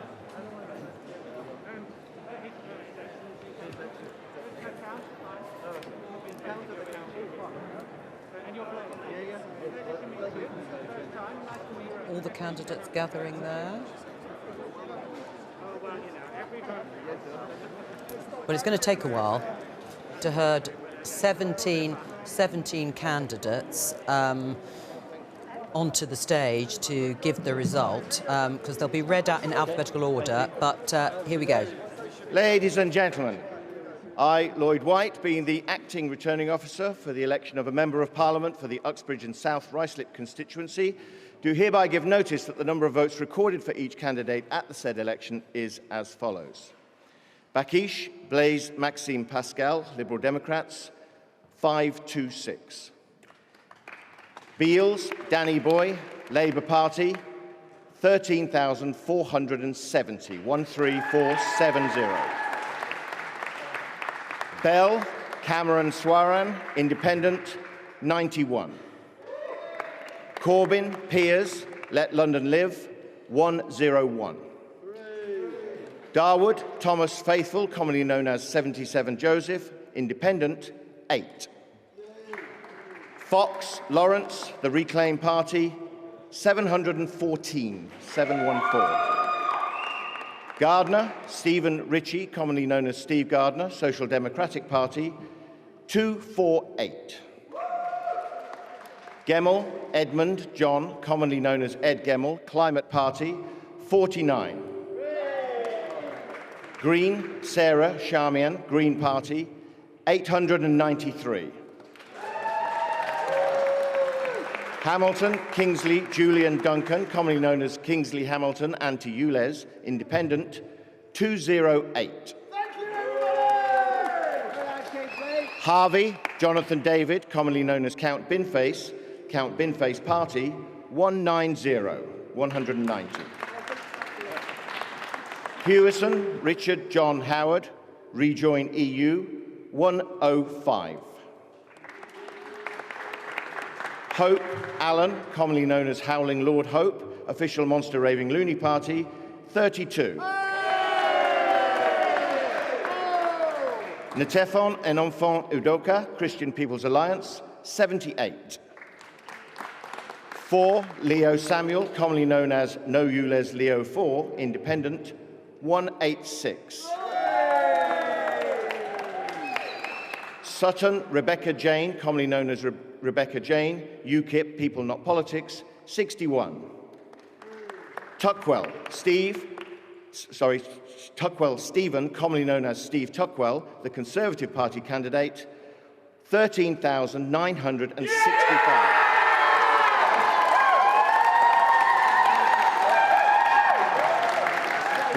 So the Conservatives have held rejected. Uxbridge and South Ruislip. There was an expectation that Danny Beales, the Labour candidate, would be victorious. It was very tight. 13,470 votes for Danny Beales, the Labour candidate. 13,965 for Steve Tuckwell. And here he comes to give his victory speech. OK. Wow. That's all I've got to say. So the first things I would like to say is thank you to the returning officer and to the fantastic team here in the London Borough of Hillingdon who have been working incredibly hard on today's polling day, and for the many people that are here this evening who have been counting for late into the morning this morning. So a big thank you to those. I'd also like to pay tribute to the team at CCHQ. I can't name everybody, but you know who I'm talking to. They've been fantastic, they've supported me, and it's been a great honour to work with the CCHQ team. I'd also like to pay tribute to my fellow councillors, the local supporters and activists here in Hillingdon, and a special mention to the Association Chairman Richard Mills. I'd also like to pay tribute to the Leader of the Council, Ian Edwards, and also Neighbouring Association Chairman Peter Smallwood. My final thank you is to my darling wife Rachel, who has supported me through this campaign. So, this message from the Uxbridge and South Ruislip residents is clear. Sadiq Khan has lost Labour this election in his...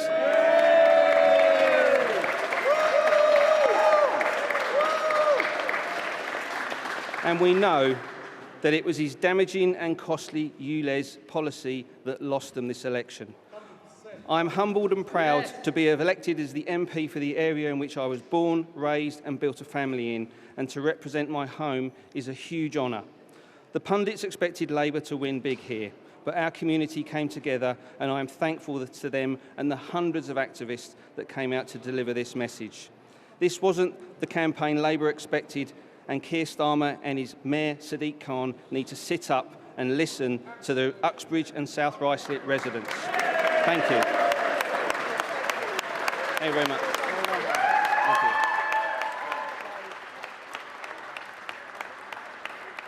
Right, well, let's see if Danny Beales, the losing Labour candidate, is going to speak. Pretty defiant speech there by Steve Tuckwell, who's won by 500 votes. We're hearing now from the Green Party. We'll let them give their speeches there. I mean, Jonathan Reynolds, Sadiq Khan has lost Labour this election. He's right, isn't he, Steve Tuckwell, the new MP? It was very close, very close. Yeah, but you lost it. And as I said at the beginning, it was always going to be one of the more challenging ones. If you haven't won a seat in the 97 result, you know, that's not the ideal terrain to be fighting on in this contest. If you can't win here with a swing of 7.5% that was necessary after Boris Johnson quit in Uxbridge and South Ruislip, you must be worried about how much progress Labour's making. We're a few hours off potentially the biggest election swing in Labour's by-election history. Well, so let's get and then we'll change the tone, obviously, of the interview. But, you know... I mean, you've got a situation where things are very tough for people right now, I would say, because of the mismanagement of the economy under the Conservative Party and the mortgages they're paying and the energy bills that they have got. And, of course, then when they're faced with a potential additional charge, that is going to be a difficult thing. And it gives the Conservative Party something to campaign against and do that. But that is a specific issue to that particular part of the United Kingdom. And, of course, what we want to get from the whole picture we get tonight is what is the national story overall. I mean, it does sound, doesn't it, Chris, as if it was really down to the ultra-low emission zone and Sadiq Khan's policy. I mean, Steve Tuckwell himself said, wow, as if he couldn't really believe it. And he went on to say that Sadiq Khan lost the election. He and the Conservatives didn't win it, or hold it, I should say. So, I mean, firstly, congratulations to Steve, because he's a good local candidate. And as well as the ULEZ stuff, there was a lot of local stuff that was threaded through the campaign. And he and his team deserve the victory they've got. Secondly, ULEZ was the defining issue. There are defining issues in every single by-election. There always will be, and there always has been. But thirdly, no one has a clue what Keir Starmer stands for, at all. He flip-flops around. He's playing one day with Just Stop Oil. He then can't. If he can't win a seat like this in a by-election night, he's not on a trajectory to win a general election. And actually, he's going to struggle all around the suburbs of London. Right. Well, let's have a look at the result in more detail. There are the figures. The Conservative, Steve Tuckwell, is now the MP in Uxbridge and Ruislip because the Conservatives have held it. You can see there 13,965, nearly 500 majority, still very tight and very small. It'll be interesting to see what happens at the general election. Danny Beale's the Labour candidate, who definitely had been predicted to take this seat on 13,470. Everyone else way behind. It really was a two-horse race, and it really does feel as if the ultra-low emission zone has done it. The point that Chris Heaton-Harris has made, John, about no one really knowing what Keir Starmer stands for, do you think that is becoming a problem? Well, I think clearly in this seat, what was the problem was ULEZ, and the big question is that just a by-election thing that we talk about tonight, and then that is something that isn't a problem in the run-up to the general election? Or is it a problem that there are a lot of places on the outskirts of London where people are more reliant on their cars, places that the Labour Party should be targeting at the next general election, places like Dartford, Harlow, where more people drive within kind of the London boundaries? And the big question for Labour is, do they stick with this policy or do they find some way of dropping it? Should they stick with it? Look, in Greater Manchester, where we had a similar thing, the government's put the legal duty on the local authorities and the mayor to tackle this. The scheme originally put forward didn't even cover private cars at all, but it was still very, very unpopular. Right. And essentially we've had to go back to government and ask them to give us... Should there be a pause on this policy? Well, the directly elected Mayor of London is responsible for this, and they've got to make the decisions on this. But I do go back to that point, that to put a legal duty onto people to make a decision where you've got a genuine problem, so 4,000 people a year dying from toxic air, and then to campaign against that, I think is really quite duplicitous from the Conservative Party. I really do. Right. I mean, Munira, Blaise Bakish, the Liberal Democrat candidate, I mean, 526. That's pretty dim. Blaise fought a great campaign, but this was always going to be a really difficult by-election for us, and we put our resources into where we knew we could win, which is Somerton and Frome, and I think we're about to get the result there, and hopefully you will see a big win for the Liberal Democrats. We're also putting our resources already into Mid-Bedfordshire when Nadine Dorries finally gets around to formally resigning her seat. Labour's in second place.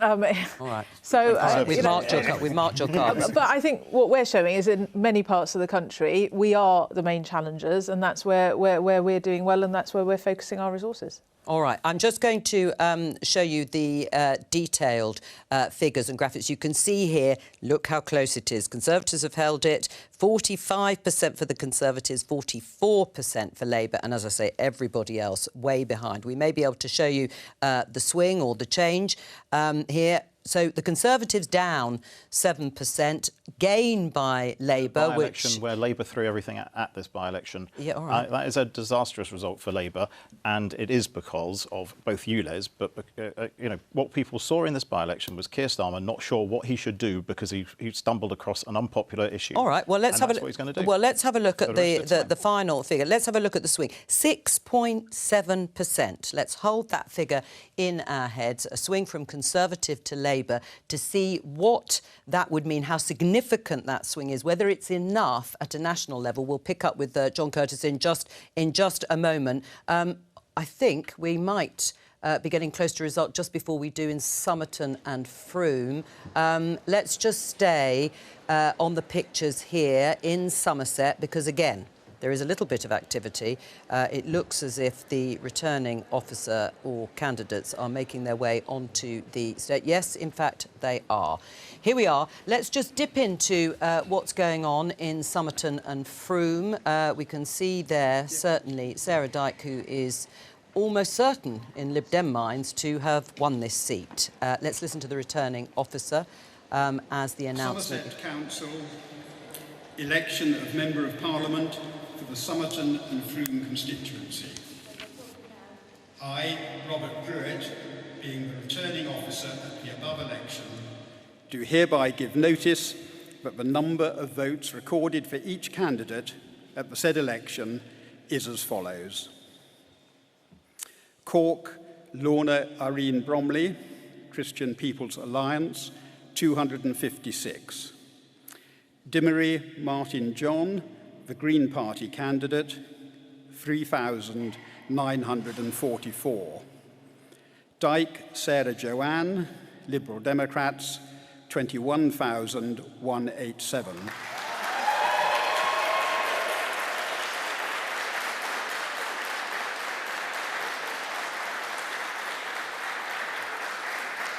Evans, Bruce David, Reform UK, 1,303. Guild, Neil William, Labour Party, 1,009. Mitchell, Rosemary Francis, known as Rosie Mitchell, Independent, 635.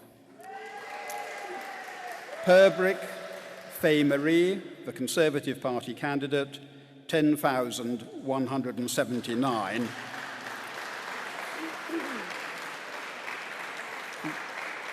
Richardson, Peter Kevin, UK Independence Party, 275. The number of ballot papers rejected was as follows. Votes are given for more candidates than the voter is entitled to vote for, 13.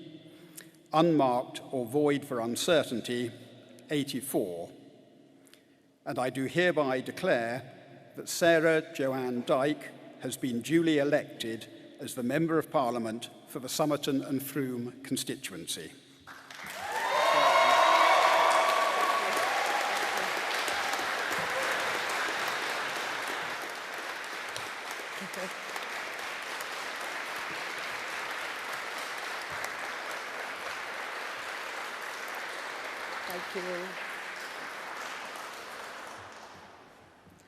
Thank you.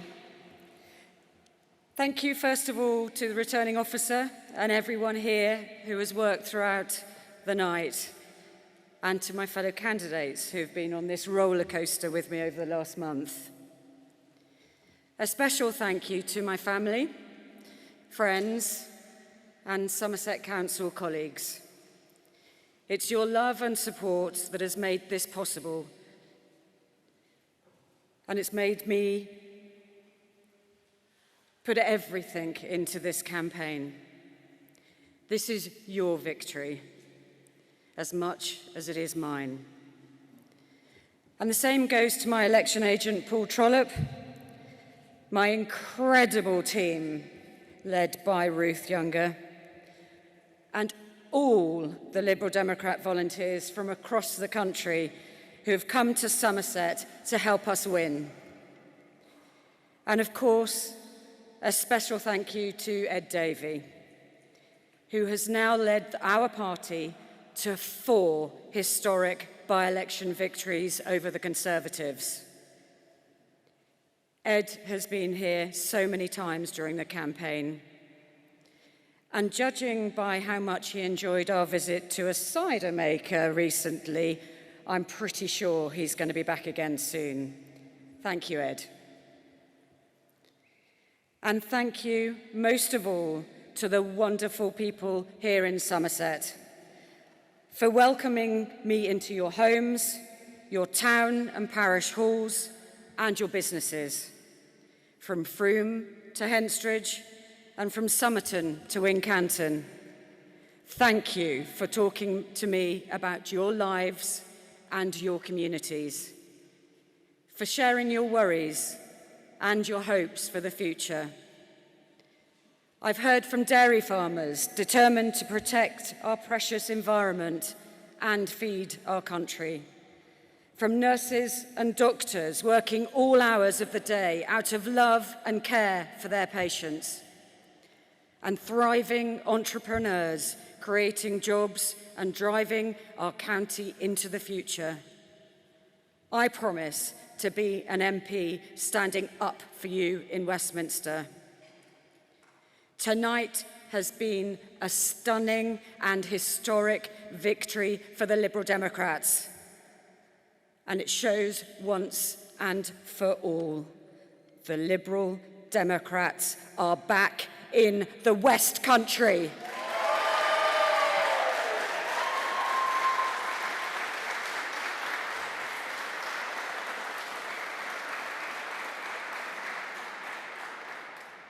Lifelong Conservative voters have today voted Liberal Democrat for the first time. Thank you for putting your trust in me to deliver for you. I will not let you down.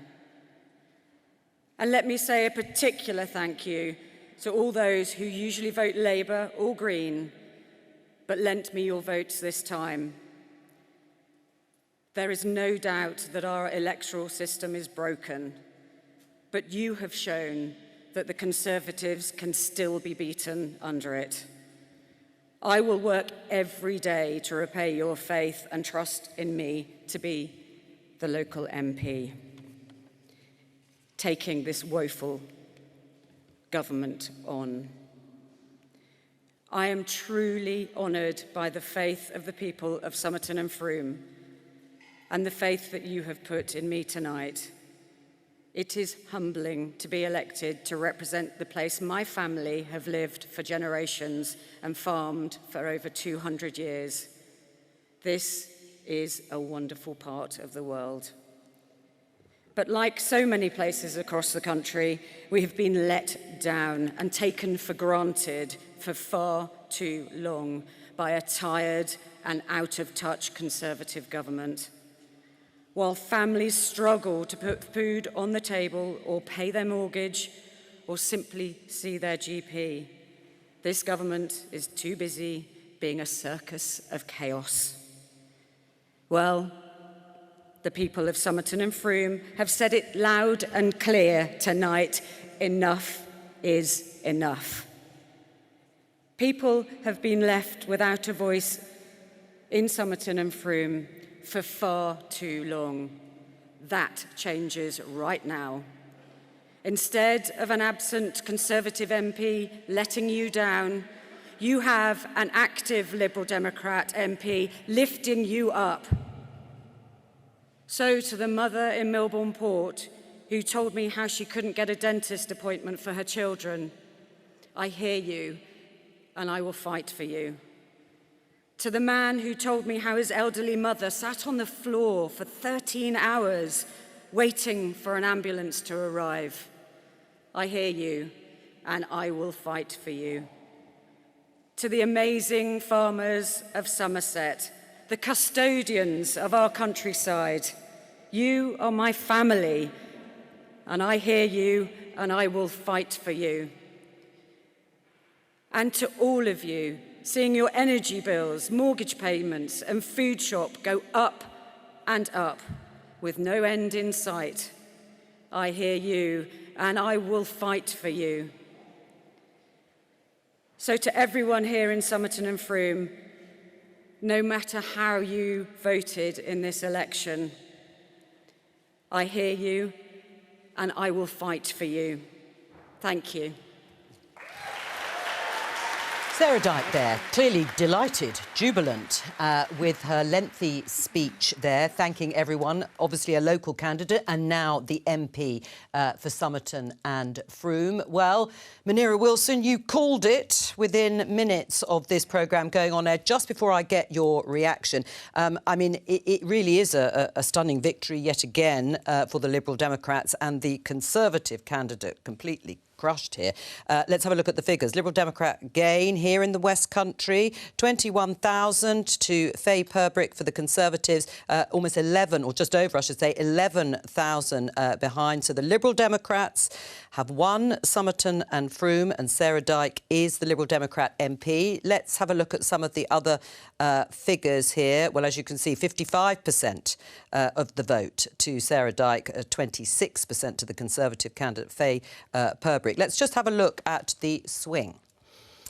It'll be substantial. Ooh, plus 28%. I mean, a drop of 30%. That really is sending a signal to Rishi Sunak and the Conservative government.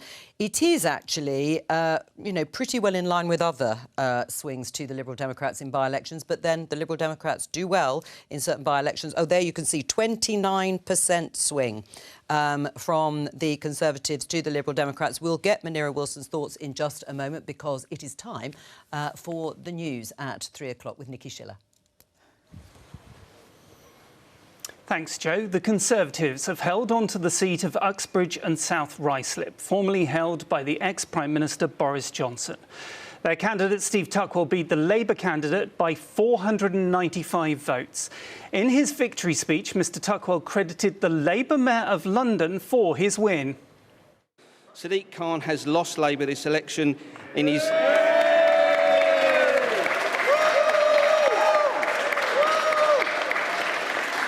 And we know that it was his damaging and costly ULEZ policy that lost them this election. I'm humbled and proud to be elected as the MP for the area in which I was born, raised and built a family in, and to represent my home is a huge honour. The pundits expected Labour to win big here, but our community came together, and I am thankful to them and the hundreds of activists that came out to deliver this message. This wasn't the campaign Labour expected, and Keir Starmer and his Mayor Sadiq Khan need to sit up and listen to the Uxbridge and South Ruislip residents. Thank you. The Liberal Democrats have taken the seat of Somerton and Frome in Somerset from the Conservatives. Even before the result had been declared, the party had predicted that its candidate Sarah Dyke had won the seat. She had a victory margin of more than 10,000 votes over the Tory candidate.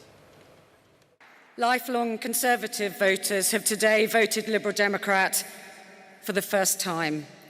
Thank you for putting your trust in me to deliver for you. I will not let you down. And let me say a particular thank you to all those who usually vote Labour or Green, but lent me your votes this time. There is no doubt that our electoral system is broken, but you have shown that the Conservatives can still be beaten under it. So we are now waiting for just one more seat to declare. That's Selby and Ainsty in North Yorkshire. Our political correspondent David Lockhart-Wallace is at the count. You can see they're counting away quite rapidly here, so things perhaps coming close to some sort of conclusion. I would say, having chatted to people here, it does feel like perhaps slightly more optimism growing on the Labour side, slightly more pessimism growing on the Conservative side, though both sets of supporters saying that things appear to be quite close. Away from the by-elections, the head of NatWest has apologised to the former UKIP leader Nigel Farage for comments made about him in bank official papers. Dame Alison Rose called them deeply inappropriate. Mr Farage said the apology was only a start after he claimed his account at Coutts Bank was closed because of his political views. It's always good to get an apology, and particularly from somebody running a bank with 19 million customers. So thank you for the apology, but it does feel ever so slightly forced. The Treasury made her do this. I have no doubt about that. And I do want to say that the rapid reaction we've had from the British government is superb. Full marks to Andrew Griffith, the City Minister. It also felt a bit like not me, Gov. Well, this committee, the Reputational Risk and Wealth Management Committee, was actually set up as a direct result of her review within the bank system into diversity. So for her to sort of say, well, what's been said here doesn't reflect the views of the bank, well, I'm very sorry, but it does. A walkout by senior doctors in England is causing serious disruption to the NHS, with most routine operations being cancelled. Consultants are staging their most significant action since the 1970s in a dispute over pay. The British Medical Association labelled the government's 6% pay offer as derisory. Ministers say the offer is fair. Russia's foreign ministry has imposed tight travel restrictions on British diplomats working in the country. Moscow says it's a response to the hostile actions of the UK government. It comes amid worsening relations between Moscow and London following the invasion of Ukraine. Diplomats must give at least 5 days' notice and provide extensive travel details if they want to leave a 75-mile free movement zone. Only the British ambassador and 3 senior diplomats are exempt. Staying with the war in the Ukraine, the United States has confirmed that US-supplied cluster bombs are being used in Ukraine as part of its offensive against the occupying Russian forces. The National Security Advisor John Kirby said initial feedback from Kyiv suggested the munitions were being utilised effectively and were already having an impact on Russia's defensive lines. Some NATO members expressed concern over Washington's decision to supply weapons to Kyiv. The bombs can kill indiscriminately over a wide area and are banned in more than 100 countries. Finally, an Edinburgh homeowner has won her battle to keep her front door pink. Miranda Dixon was ordered to change the colour last year after she painted it bright pink, as planners argued it did not meet the standards of a listed property in a World Heritage Site. She repainted it green, but after further complaints, it was changed again to an off-white shade of pink. That colour sparked another complaint, but she has now received approval from officials.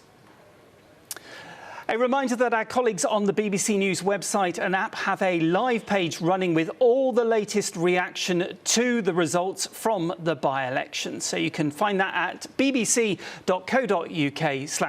or on the BBC News app. Now it's back to Joe and our election special.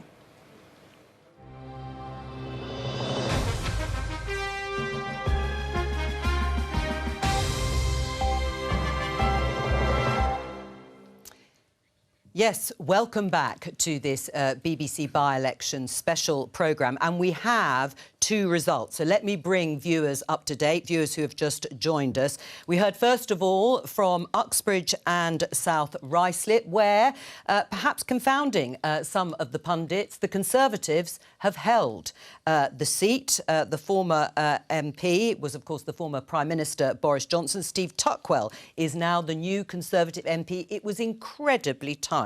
A majority of just 500 over Labour's candidate Danny Beales. And in his victory and acceptance speech, Steve Tuckwell blamed Sadiq Khan, Labour's Mayor of London, for his policy to expand the ultra-low emission zone. So disappointment there for Labour, although they did improve on their vote and on their swing compared to 2019. We've also had the result in Somerton and Frome in Somerset. As predicted, Sarah Dyke had a stunning victory there, the Liberal Democrat candidate, now the Liberal Democrat MP, with an 11,000 majority, just over.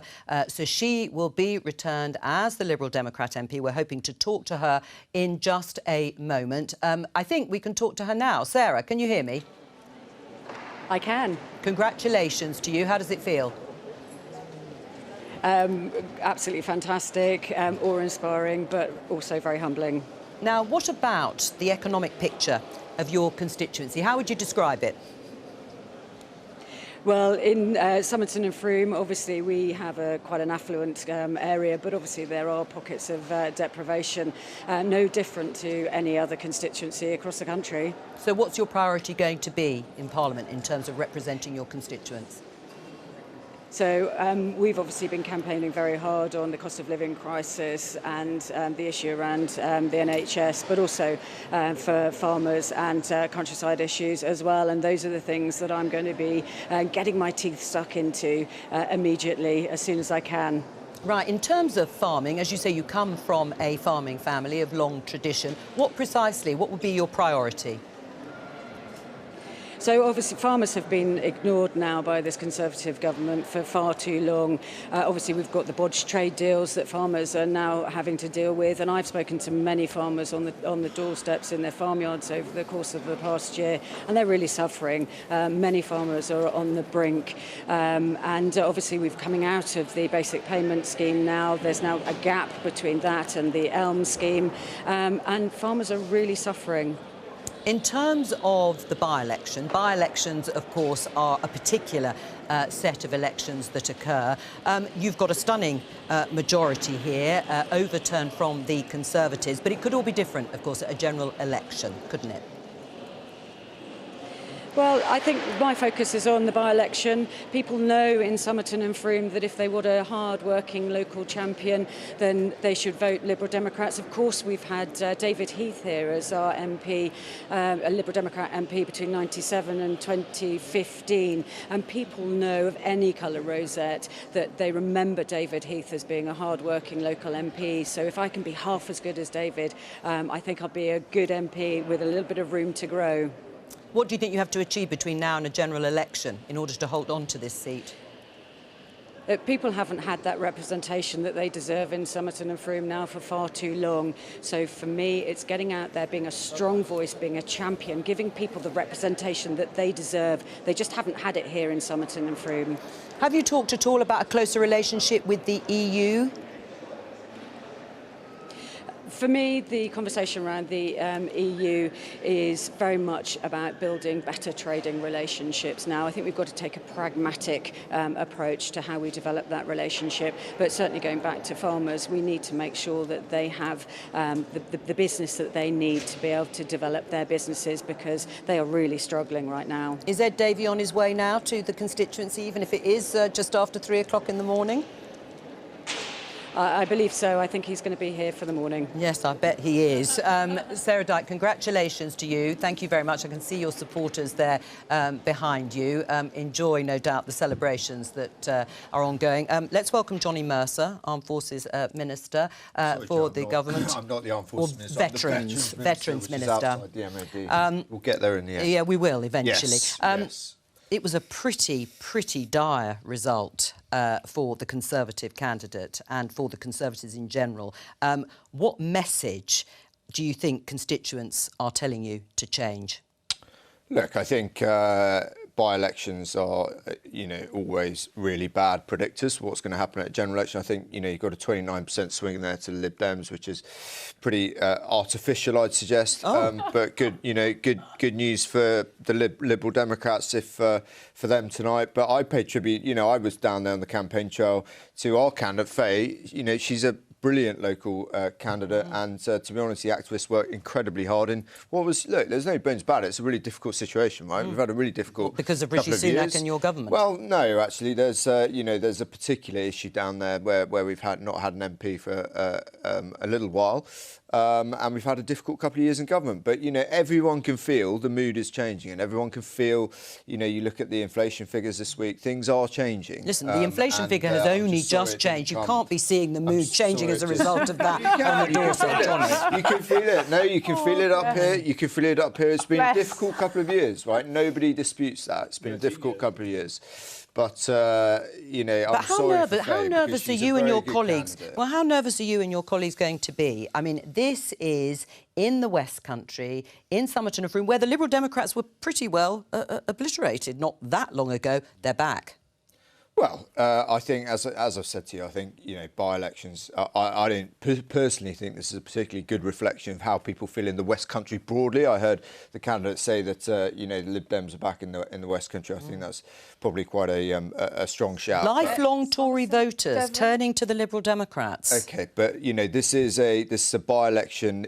We're in government at the moment. Been in for 13 years, right? I mean, you're not going to expect to do that well in by-elections like this. Well, I'm sorry for Faye, unless you've managed things well. But no, Joe, I think, look, I think the last couple of years everybody would accept has been very difficult, right? But things have changed, and I can feel they're changing up here, and certainly we can feel they're changing in Plymouth. We've just got to, you know, put our nose to the grindstone and really work hard to get there. Are you nervous about your seat at the next election as a result of this? I mean, it's not that far away, is it? Look, I think you wouldn't be human to think, you know, things have not gone particularly well for a couple of years now, right? But I do feel actually that things have changed. I mean, I've been out of government. I've been sacked twice, right? And I'm back in government again. So I wouldn't be there if I didn't think things had changed, right? They have changed. But has Rishi Sunak, is Rishi Sunak delivering? He himself is obviously finding it much harder. He promised he was going to turn things around. Yeah. You've lost this by-election. Admittedly, you've kept Uxbridge and Ruislip South just. But not without a swing to the Labour Party. He's not achieving what he thought he could do post-Boris Johnson and post-Liz Truss. I don't accept that. The guy's been in like 8 months, Joe, and the problems that he's facing are enormous. You look at the migrants coming across the channel, we've never seen a challenge like that. Inflation, you know, you have the war, we paid everyone's wages during COVID. He's dealing with an extraordinary set of circumstances, and we're beginning to see that tide turn. So I'm afraid I don't accept that at all. Munira, what do you say? Everything you've heard there from Johnny Mercer, that it will just be this by-election win and things may just turn back at the general election. Just say bless. He's obviously trying to spin it when he says 29% is an artificial swing. This is the 4th gargantuan by-election the Liberal Democrats have had in this Parliament. Ed Davey's the first leader since Paddy Ashdown in the 1990s to win 4 by-elections in the one Parliament. Sarah absolutely smashed it. 11,000 majority. We absolutely are back in the West Country, Johnny. You look at the local election results in Somerset, in Devon, in Gloucestershire, Cheltenham, we're tipped to take at the next general election. We definitely are on the up, and so to sort of brush it off as a bit of a flash in the pan is utterly disingenuous. And you know, David Warburton has been missing in action for the last year. I was out on the doorsteps, people saying to me, we haven't heard from him, he doesn't reply to us. They still remember, as Sarah said in the clip there, they still remember David Heath. They were talking to me about David Heath on the doorsteps, and Sarah Dyke is so popular because of her farming background. She understands what the farmers are facing. She'll be a super champion in Parliament. I can't wait to welcome her on the green benches alongside me. Did you listen to her interview with The Guardian? No, well, hang on, we can come back to that sort of detail in just a minute, because I want to talk to the Conservative MP now, Steve Tuckwell in Uxbridge and South Ruislip. Congratulations to you, Steve. Thank you. You opened your acceptance speech with wow. Was that because you couldn't quite believe it?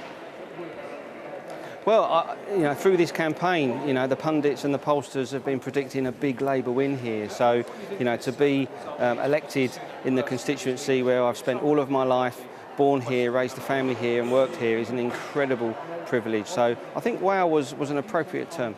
I mean, you talked about Sadiq Khan losing this election for Labour.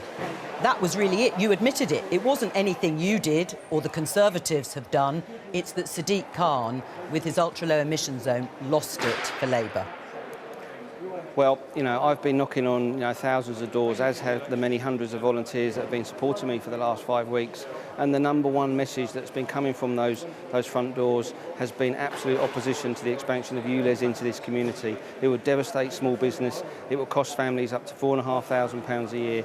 And their voice is now going to reverberate back to City Hall. Sadiq Khan, after ignoring this community, now needs to listen, because I wasn't expected to win this election, but the people of Uxbridge and South Ruislip have elected me, and their voice is loud and clear. Except the irony is the ultra-low emission zone was actually introduced by Conservative Mayor, the former Conservative Mayor Boris Johnson, and it is a Conservative government that has legislated for targets to be in place to reduce levels of air pollution.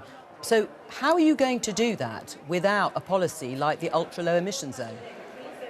Well, it was Sadiq Khan that took the decision to expand ULEZ into outer London. It's not needed. It's absolutely not going to improve air quality. We've got good air quality already in outer London. Have you? He was hammering motorists, declaring war on motorists here in Uxbridge and South Ruislip.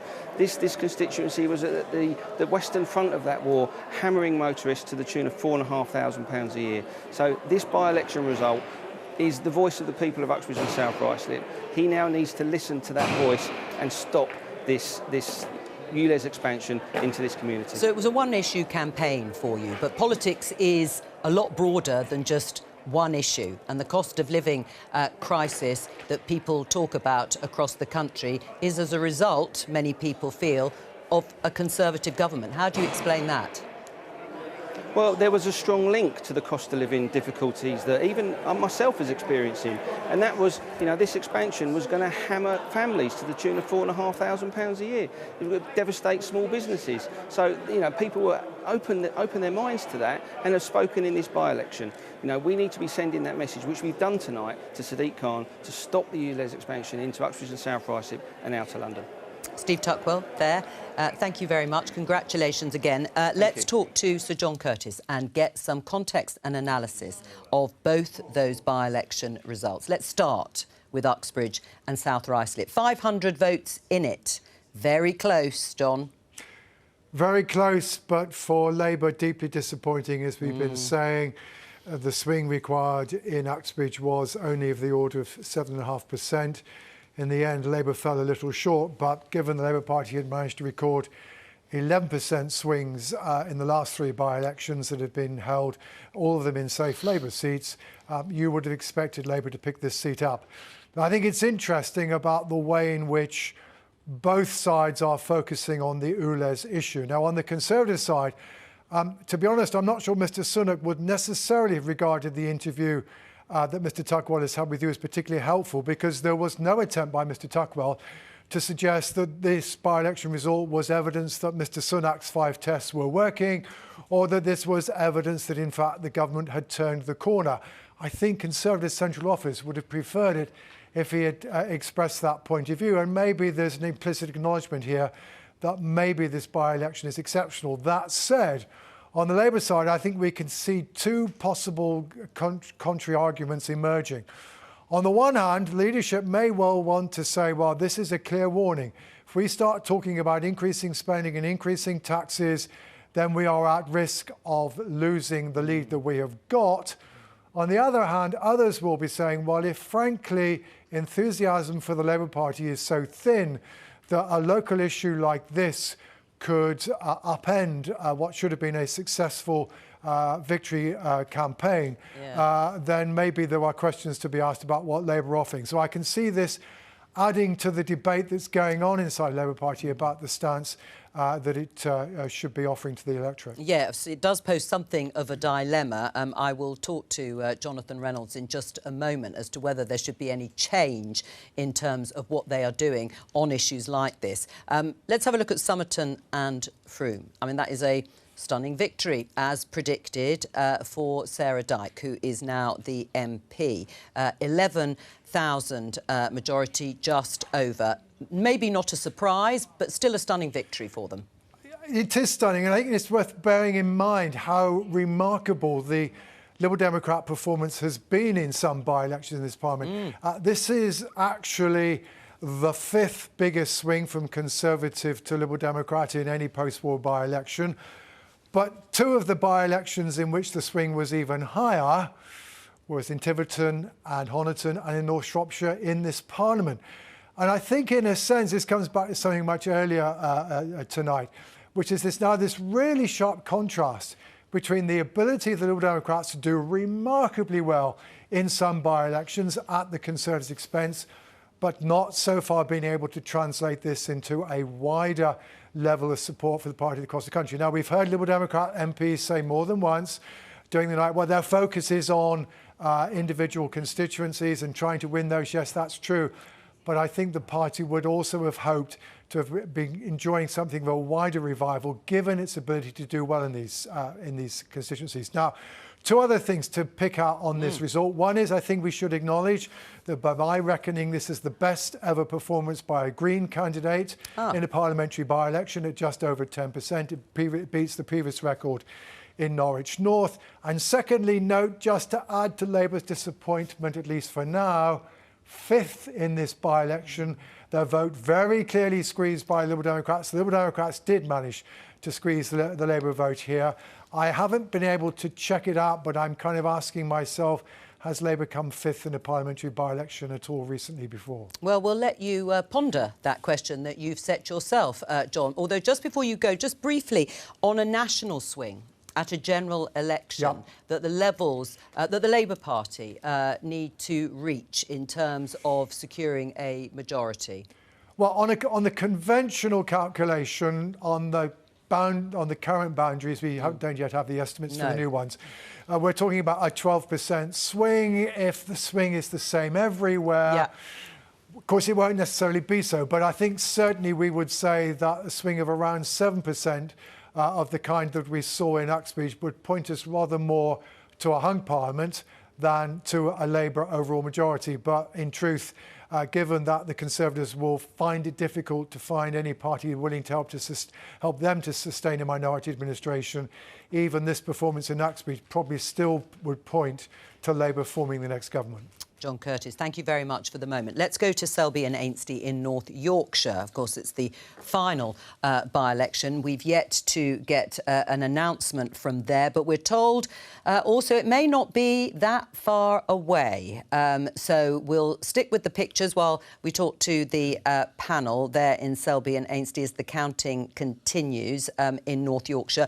Interesting, Johnny Mercer, what John Curtis was saying. There was no enthusiasm for Rishi Sunak or Rishi Sunak's 5 pledges. In fact, it'd be interesting to know if people in Uxbridge and South Ruislip could name the 5 pledges there. Do you accept that? Well, no, I don't, because I think it's really hard to understand why, the specific reason why people go out to vote. We can guess at that, but clearly we know from Steve Tutwell it was pretty well all about the ultra-low emission zone, not because they really he didn't say that, Joe, did he? He didn't say no one's interested in Rishi Sunak. He said that this was clearly an issue around ULEZ, which is very clear. But that doesn't mean that no one's interested in Rishi Sunak and that people just think he's not doing very well. That's not true at all. But he didn't talk about an enthusiasm for it. Does that worry you? We showed earlier the approval ratings of the 3 leaders, and Rishi Sunak's approval rating has plummeted.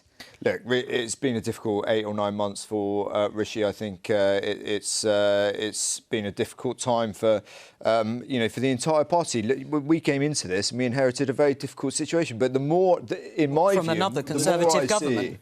The more I see go out on doors and people see of Rishi Sunak, actually, I find it in the reverse. So, look, you can, this is obviously a difficult time and a difficult night for the Conservatives when in places like Somerton and Frome. But no, I don't think it's a rejection of Rishi at all. I mean, he literally didn't mention that. I mean, you're insinuating. No, but it's the omission. It's the omission. It doesn't matter. No, he didn't even talk about him. You just insinuated that he didn't. All right, well, you can rely on the counterfactual in that sense. But I mean, he didn't talk about it. And so ULEZ came up as an issue, right? Absolutely. And, the local candidate there's run a really strong campaign on it. And I'm sure that what the Prime Minister's doing, actually, I find people want him to focus on stuff like that and get it done. His 5 priorities and all the other things. I think he's inherited an incredibly difficult situation and he's doing well. He's inherited it from a previous Conservative government. I mean, it's not like he's inherited it from a different party, has he?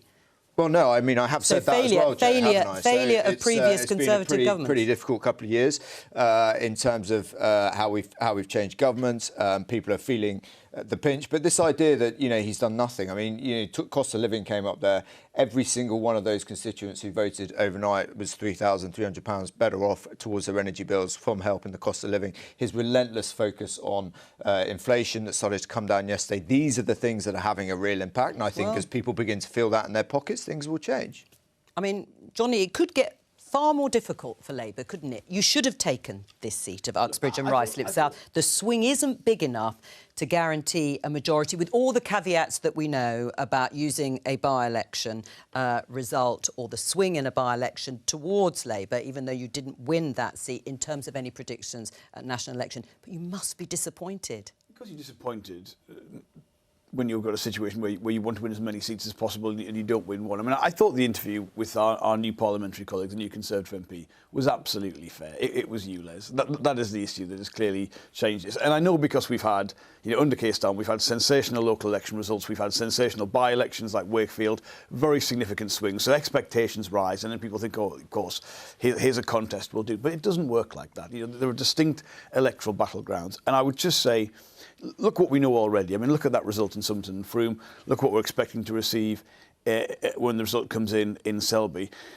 There are more Somertons and Selbys than there are Uxbridges because of the specificity of this local issue in the campaign. So, look, if we're going to try and draw things out, we'll take it from the full picture.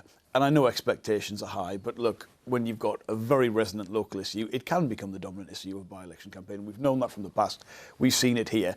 But even with that, the Conservatives holding that seat on a much reduced majority, 1% in it, a majority under 500, well, that's not a resounding endorsement when it's a sitting Conservative seat. Well, it may not be a resounding endorsement, but I should think they'll be cheering in Conservative central office, won't they? Yeah, definitely. And I think it provides a wider question of what the Conservatives and Labour decide to do in that sort of donut bubble area around London, because obviously ULEZ is not a problem that's just not going away. And obviously we've seen from tonight that it really resonates with issues on both sides. So is Labour going to continue with that policy? Really want to hear from Keir Starmer what he actually thinks about it, because he's obviously been on the fence about this issue. Will he decide to keep to it, or will he say to Sadiq Khan, actually, you know what, as we're coming up to election that we think could be so close that you could be on a swing, which will see you get a hung parliament but not majority, is he going to do something to change that policy ahead of that election? Right, is Rishi Sunak going to come out of the 3 by-elections? We don't know yet what's going to happen in Selby and Ainsty, but having held one, and as we wait to hear what's happening in North Yorkshire, not as bad a night as perhaps he'd thought.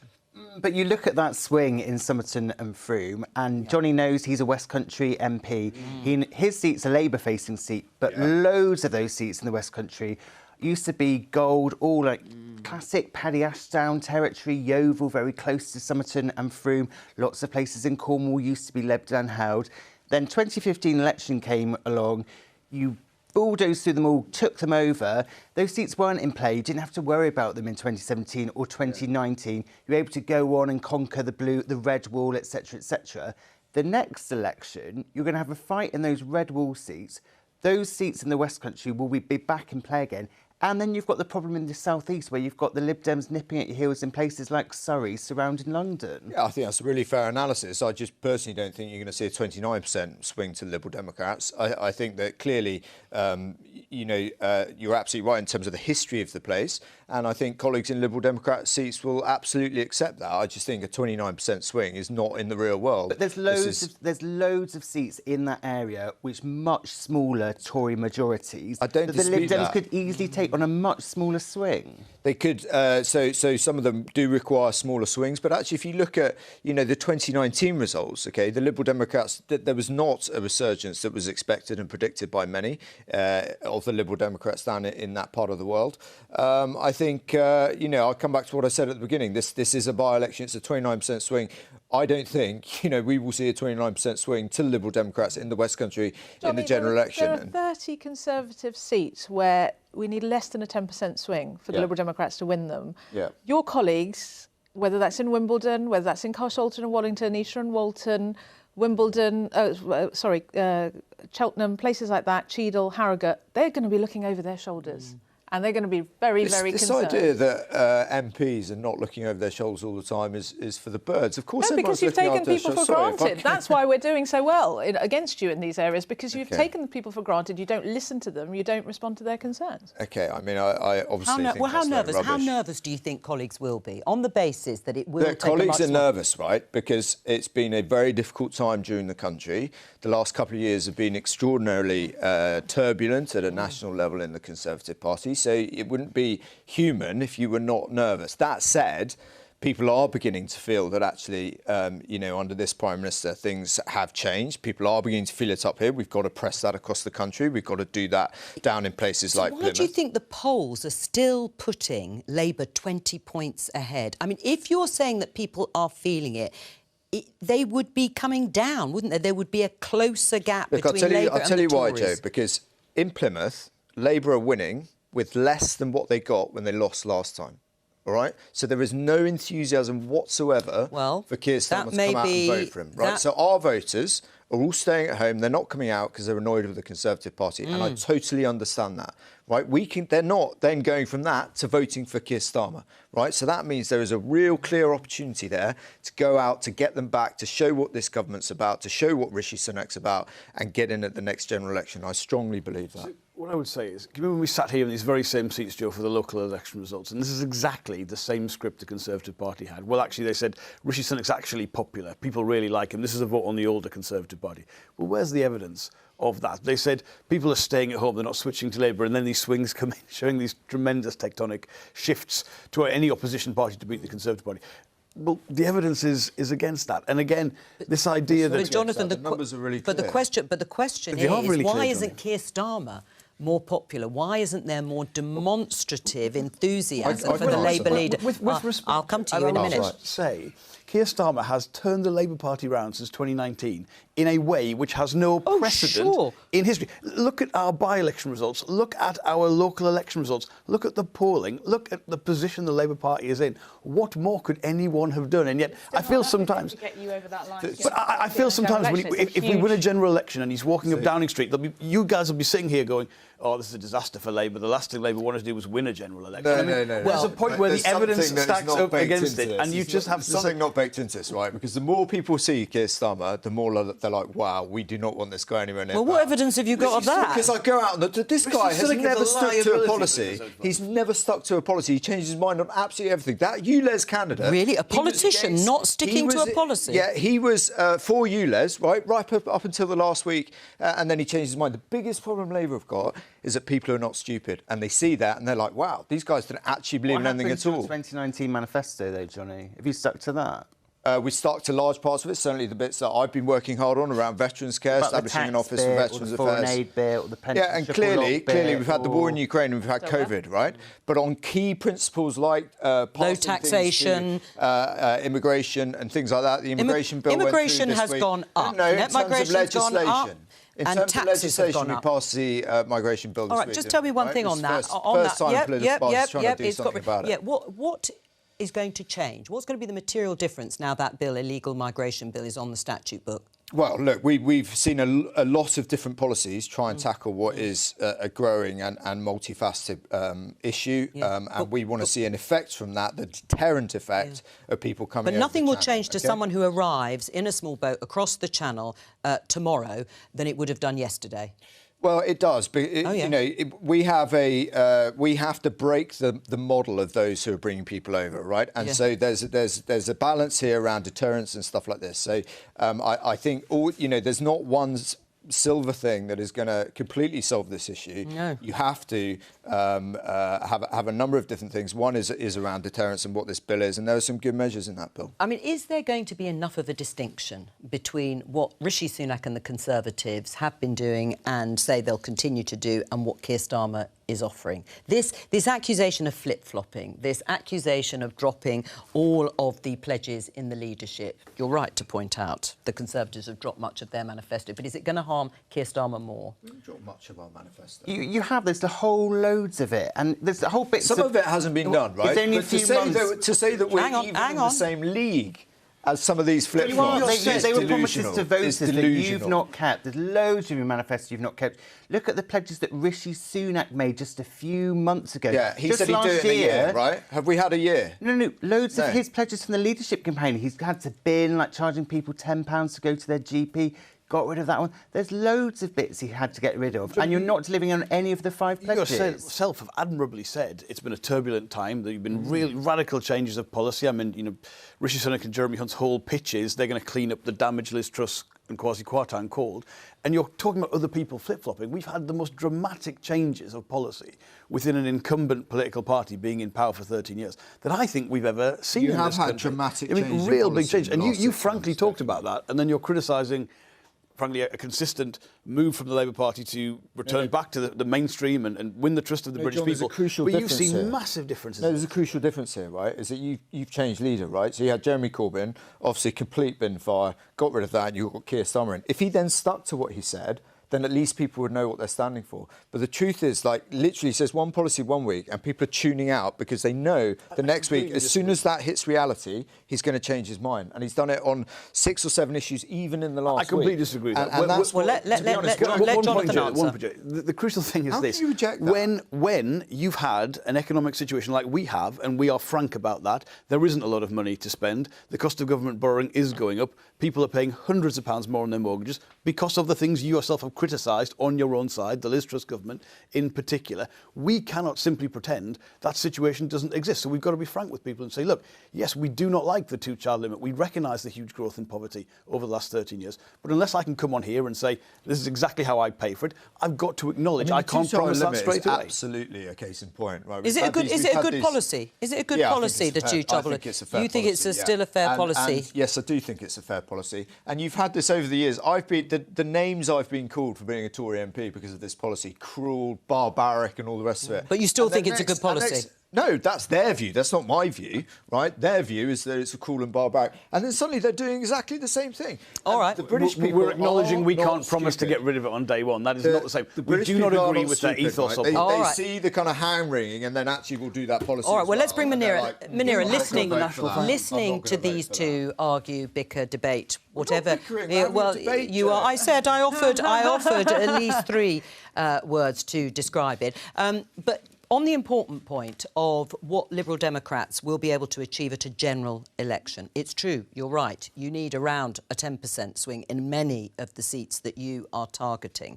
How confident are you? Would you like to make a prediction about how many seats that you could take at the next general election in that part of the country? I've learnt my lesson the hard way through various elections. Well, you've done it now, so you might as well continue. No, never make a prediction, but we are very well placed in swathes of Conservative seats across the blue wall, and that's across the country, and we're best placed to take those seats. And if we want to get the Conservatives out of Downing Street, we need to be winning those seats.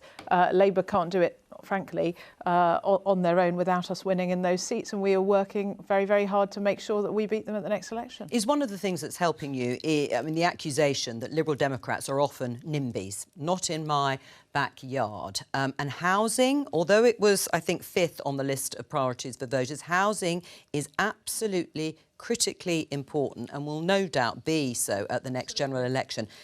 But you say one thing nationally about wanting to build houses, about wanting to expand, and a very different thing locally. Can I say that's absolutely not true? So, in Somerton, look, in Frome. Disgraceful. Say one thing locally, another thing nationally. Never seen that. In Frome, the Liberal Democrat Council is building eco-friendly social housing there, working with the community to put that in. In Lib Dem Run Kingston, we've got a huge social housing building project. In Lib Dem Run, in the Lake District, where the Lib Dems are running the council, in Eastleigh, in South Cambridgeshire, we've got massive house building projects. Our approach is not the Conservative approach, which is essentially let the developers choose where they build and build luxury homes that local people can't afford. It's working with local communities to they are build any homes. And can I just say those areas that I've talked about where Lib Dem councils are building housing, week after week I hear the Conservative MPs in those constituencies actually opposing them. So would you welcome mandatory housing targets right across the country? No, because that's what... Why not? Because that's what... I thought we were in favour of houses being built. Well, hang on. You've got rid of the mandatory housing targets. I tell you why. The target... No, it's not change live on air, Johnny. Let me finish answering the question. Sorry. The mandatory housing targets was leading to this developer-led approach where essentially developers are putting up, to meet these housing targets, developers are allowed to put up these luxury houses that local young people who grow up in the area and key workers, and we see this in my own constituency, can't afford to buy. It's one of the reasons why I actually achieved a change in the law in this Parliament to ensure that publicly owned assets, particularly like by police authorities, for example, when they're selling off police stations, can actually be sold below market value so that we can develop affordable housing, social housing, GP surgeries. Because at the moment, because the Conservatives are leaving so many public services underfunded, when we are selling off public sector assets in the NHS or the police service, they're being sold for top dollar to private developers, which is... the question still stands. If we don't build enough houses, all houses become unaffordable. That's the problem. And we're 100% committed to that. We just have a different approach to totally behind it, but, you know, there've got to be a special criteria. No,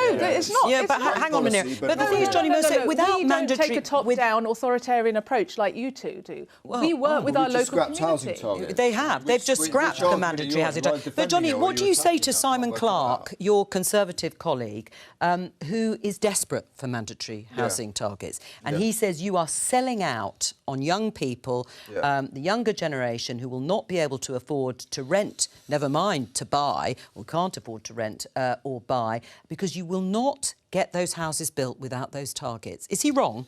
Look, Simon's got his view on it. I think lots of colleagues have different views on how to achieve this, right? And the truth is, we obviously are behind the curve on house building, but we have built more than others have just before, recently, right? Just recently, and we don't need to trade stats. We know that there aren't enough homes being built. We have. Over the last 13 years, we have built more houses than everyone else, and I agree with you. That's a good thing. But are we where we need to be? No. Do we need to do more? Absolutely. Simon's got his view. The Prime Minister's view is that top-down housing targets are not the way to live at the moment. Fantastic. And you agree with it? Support from the Liberal Democrats. Yeah, absolutely.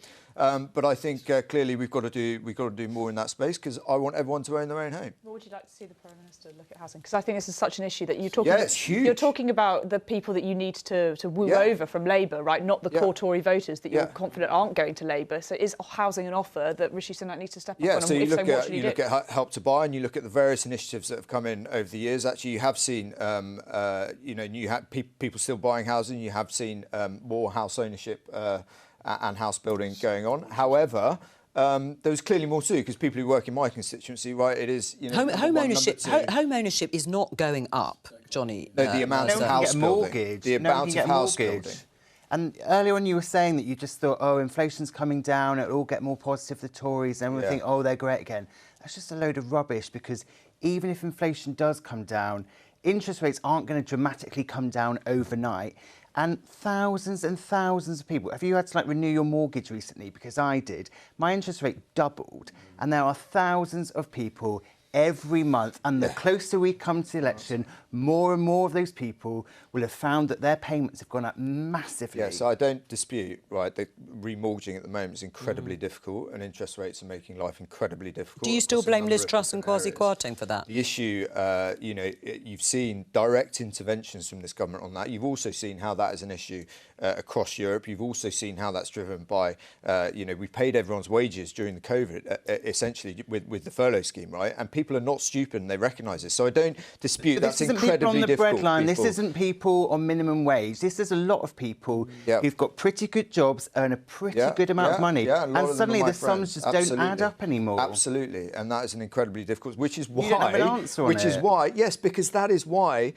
Halving inflation is Rishi Sunak's top priority in this country at the moment, because that is going to have the most direct impact on that. It's also people will look at the wider picture, I think, Johnny, and they'll say, look, inflation in the US 3%, in the Eurozone 5.5%. The fact is that, yes, there have been some real pressures, external pressures from Russia's illegal invasion of Ukraine. But this country was far too exposed to these pressures going into this crisis, far too much dependence on fossil fuels, the way that sets the electricity price and the exposure, therefore, we had, even though the quantity of Russian gas coming into the UK was small, our exposure to that was massive. So many workers waiting for NHS care and can't get into the labour market. That's an inflationary pressure that's not getting better. Those waiting lists are going up. The Brexit deal, the additional checks on food and agricultural products between the European Union and the UK, which we don't need because we've got similar standards. We could do a deal on that. These are all real inflationary pressures.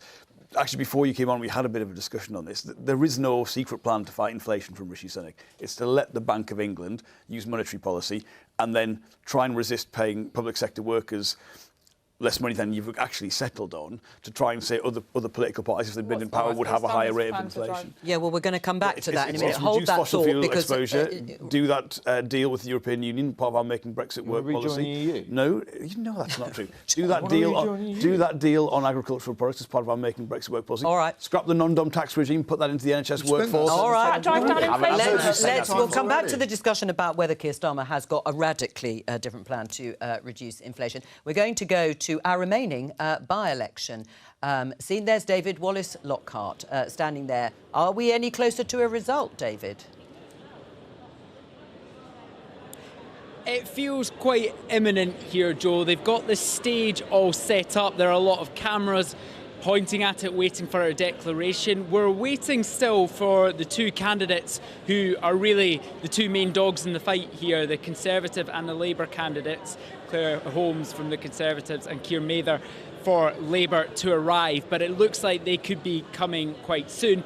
Chatting to people here, Labour seem to be feeling a bit optimistic, and one Conservative I was chatting to said they felt that they hadn't quite managed to hold on to the seat and it would go to Labour, but in their words, not by much.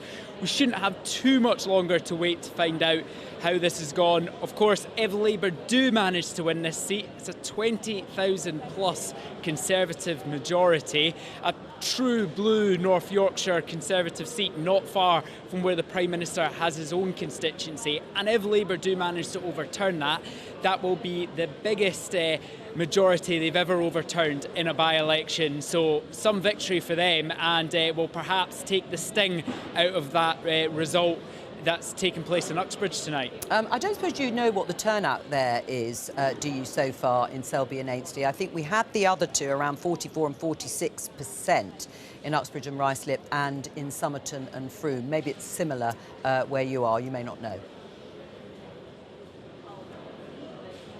45% was the turnout here, Joe. I think that was around 38,000 in terms of raw numbers. So if there's one thing we can say about these constituencies, they might be different, but in terms of turnout by-election, all seems to be fairly following the same pattern there. It does indeed. Thank you very much, David Wallace-Lockhart. We'll come back to you as soon as we get any idea of a result. It's 10 to 4. We thought it would be around this time for Selby and Ainsty as the last by-election result to come in. Let's pick up with Sir John Curtis and sort of test the temperature of where we are. What do you make of the night so far, John?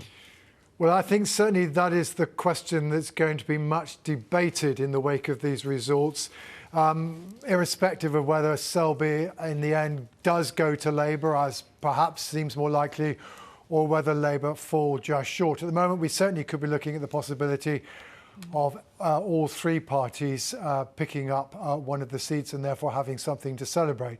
But the question will be, which of these by-election results provides the better guide? Yes. Is it the relatively good Conservative performance in Uxbridge, where the party's votes down by 7.5%, or is it the near 30% drop in Conservative support in Somerton and Frome? And what is certainly, given what David has just told us, looks as though it's going to be quite a substantial drop in Selby and Ainsty. Now, I think in truth, given that the Conservatives themselves seem to be acknowledging that the local issue of ULEZ played a significant role in Uxbridge, that it may well be in the end we have to come to the judgment that it's Selby and Somerton that provide us with a better guide. And to that extent at least, although Uxbridge will provide Rishi Sunak with some immediate cover, maybe in the end the message from these by-elections is that the Conservatives are indeed in considerable electoral trouble along the lines that the polls are suggesting. But we'll wait to see exactly what Selby comes up with. One other kind of historical precedent for all of this. Yes. The last time I can think of a by-election, two by-elections on the same day, where the government ends up successfully defending what looked like a marginal seat and then losing heavily what seemed to be a safe one. You have to go back to 1977, the Labour government at that time. Labour managed to hold on to Grimsby, where I think Austin Mitchell, the television presenter, fought what many thought was a rather effective local campaign, but at the same time lost the Ashfield constituency, a constituency the Conservatives, by the way, picked up again much more recently in 2019, in the wake of the decision of the then Labour MP David Marquand to go off and become a European Commissioner, and that seemed to cause a certain amount of disquiet locally. Now, in the end, it has to be said that it was the adverse result for Labour in Ashfield that proved to be the more reliable guide to the direction in which Labour's support was going than the rather good result achieved in Grimsby. Can I ask you one other thing? When we're talking about by-elections and the results, particularly your theme around which one is the sort of best indicator, if you like, of where the parties are. Is there enough from these by-election results, do you think, for Rishi Sunak or even Keir Starmer to change what they're doing or to do anything different, or would this be a holding pattern? Oh, I think the honest truth is that these by-elections raise question marks for both of them. It clearly raises a question mark for Labour how it was possible, as we were saying earlier, for its campaign in Uxbridge to be apparently derailed by a local issue, and does that raise questions about the potential fragility of support for Labour more broadly? But equally, the question mark for Rishi Sunak is, well, we've got a different Prime Minister, but yet again, another collapse in the wake of a Liberal Democrat challenge, and maybe a particularly bad result in Selby, which may go down as one of the biggest swings from Conservative to Labour in by-election history. So the honest truth is, I think both of our two biggest party leaders have been left with something to think about in the wake of these results. John Curtis, thank you very much. We'll come back to you, of course, for more analysis. When we get Selby and Ainsty, as you said, it could be historic if Labour actually take that and overturn that majority there. Natasha, just picking up on what John Curtis said about which is going to give us the best or better indicator, Somerton and Frome, that drop, huge drop for the Conservatives there, the Conservative candidate.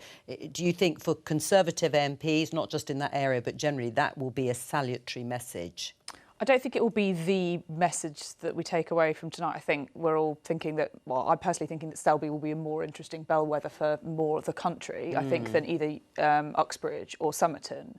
Uxbridge, I think, obviously, we've mentioned the ULEZ issues. We've mentioned it's very, very local. It's a very, very different seat. I think Selby will be more of a bellwether for that. But obviously, you know, the Tories will be looking at, you know, the blue wall crumbling, and, you know, Rishi Sunak needs to get his message together for what he's going to say to those people that could lose out on that. And again, there has been talk of a reshuffle.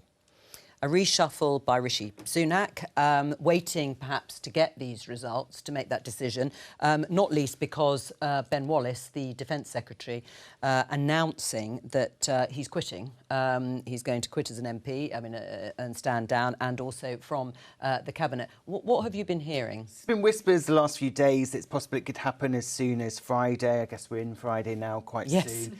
And I think the fact that he did manage to hold on to, Rishi Sunak managed to hold on to one of those 3 seats, he's not quite as wounded as we thought he might be, and so therefore he might feel more able to pull off some sort of reshuffle. But, I mean, in the 9 months he's had in charge, he's been constantly moving his top team because of the characters he picked in the first place. So he lost Gavin Williamson pretty quickly, then he lost Nadeem Zahawi, then he lost Dominic Raab, and so it's just been this constant shuffling of the top team, but it's kind of been the same issues. He hasn't really changed anything. He's not had a major reshuffle, though, has he? But is he going to be ambitious here? You know, is he going to get rid of someone like Jeremy Hunt or not? Let's just have a listen at Selby and Ainsty. Is that somebody getting set up there? Results that I would like to share with candidates and their agents. So if candidates and agents can follow Barry with his hand up in the doorway, we're going to go out of the doorway and turn right. And I will share the provisional results with candidates and agents. Out of the door, turn right, please. Thank you. Well, let's hope they don't go home accidentally following that announcement. But it does look as if we're getting to the point where they're going to where they're going to be told, the candidates and their agents, what the result is in Selby and Ainsty. So we will keep a close eye, because it doesn't sound like it's going to be too long. What was your response to Ben Wallace's announcement? Oh, look, Ben's been in defence for 4 years.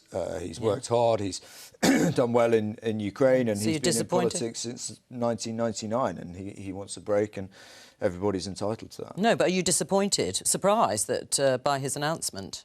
Well, I think anybody who's been in politics that long, every time you get to an election, you're going to be making those sorts of decisions. You know, being in politics is hard. He's got a family, particularly in the jobs that he's done, where, you know, he's been security minister, then defence minister. I think it's entirely understandable. And, you know, if that's what he wants to go and do, good luck to him, and I wish him all the best. I mean, is this a good time for a reshuffle, do you think, by Rishi Sunak? I mean, he's obviously got to fill that post. I don't know. I don't think Rishi's talked about a reshuffle at all. I think it's been obviously it's been talked about in the media and elsewhere. I don't think Rishi's talked about that.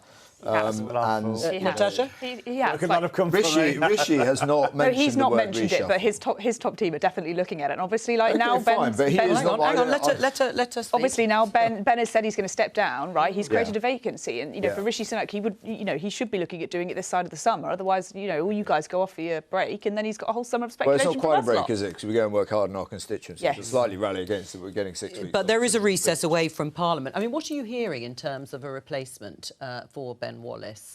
I think there's some sort of talk at the top of government about whether they want someone who is, you know, a sort of Rishi Sunak similar vein, basically someone that's not going to quite fight as hard as maybe Ben Wallace did on defence spending, and someone that might look after the pennies a little bit better, someone like John Glenn. But yes, obviously for Rishi Sunak, I think there was obviously a little bit of tension between him and Ben Wallace. Ben Wallace kept, you know, is always going to ask for more money for defence, always going to ask for more cash, and obviously that did cause a lot of tensions between the two. Ben Wallace obviously backed Liz Truss as well, so there was that tension in cabinet. Will he look to go for someone, you know, more in his image, who's going to be looking after the pennies? That's a question that he's looking at right now. Just before we go to the news, another one of your colleagues in a bit of trouble, Tobias Ellwood, chair of the Defence Select Committee, a vote of no confidence in him after he released a video saying the Taliban had transformed Afghanistan. Was that poor judgment? Look, I spoke to Tobias last night. I think you got that one wrong.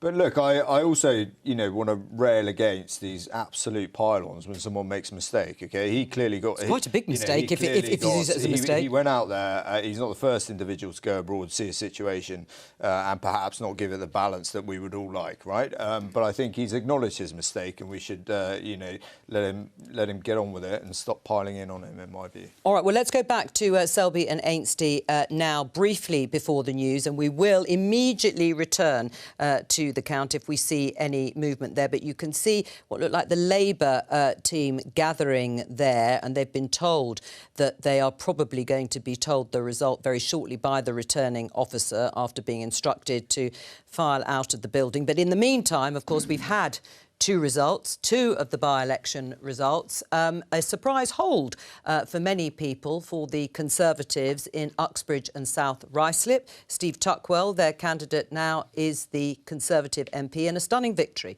as predicted, for Sarah Dyke, who is the new Liberal Democrat MP for Somerton and Frome. But let's catch up with all the latest news with Nikki Schiller.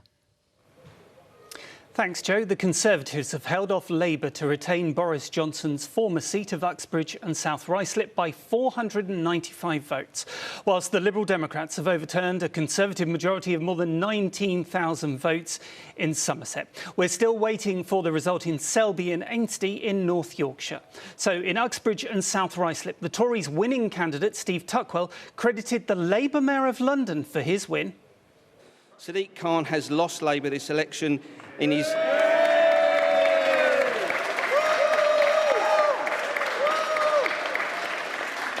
And we know that it was his damaging and costly ULEZ policy that lost them this election. I'm humbled and proud to be elected as the MP for the area in which I was born, raised and built a family in, and to represent my home is a huge honour.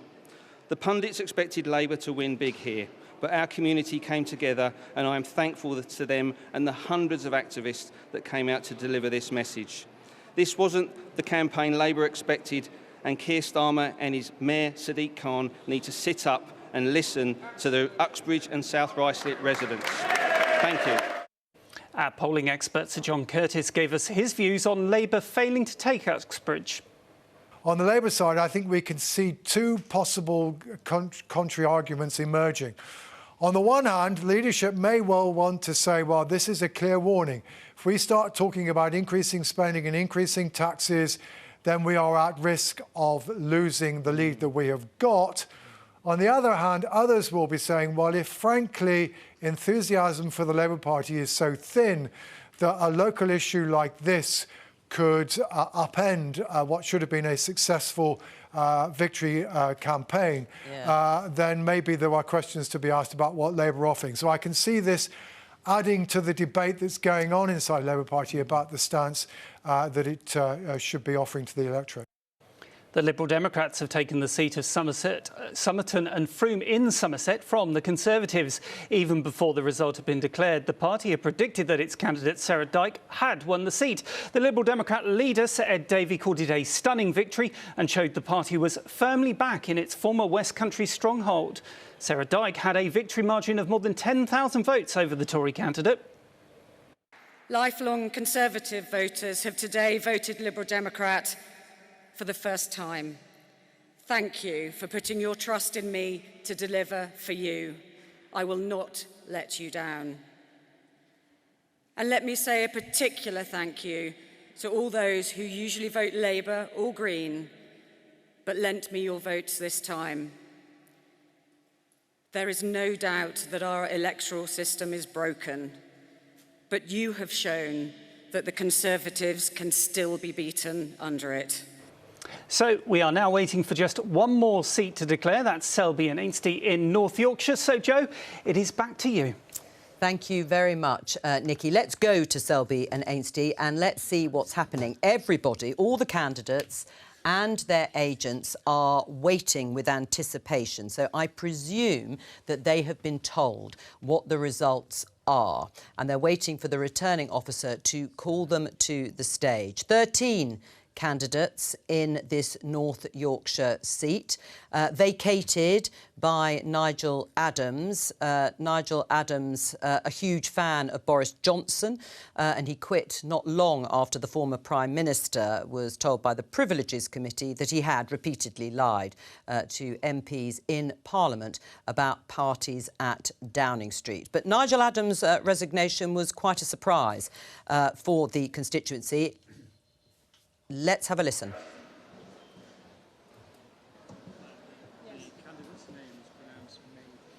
Right, there's a bit of discussion going on, but I think the candidates are going onto the stage. Again, they will announce them in alphabetical order. Keir Mather for the Labour Party, Claire Holmes for the Conservatives and Matt Walker for the Liberal Democrats.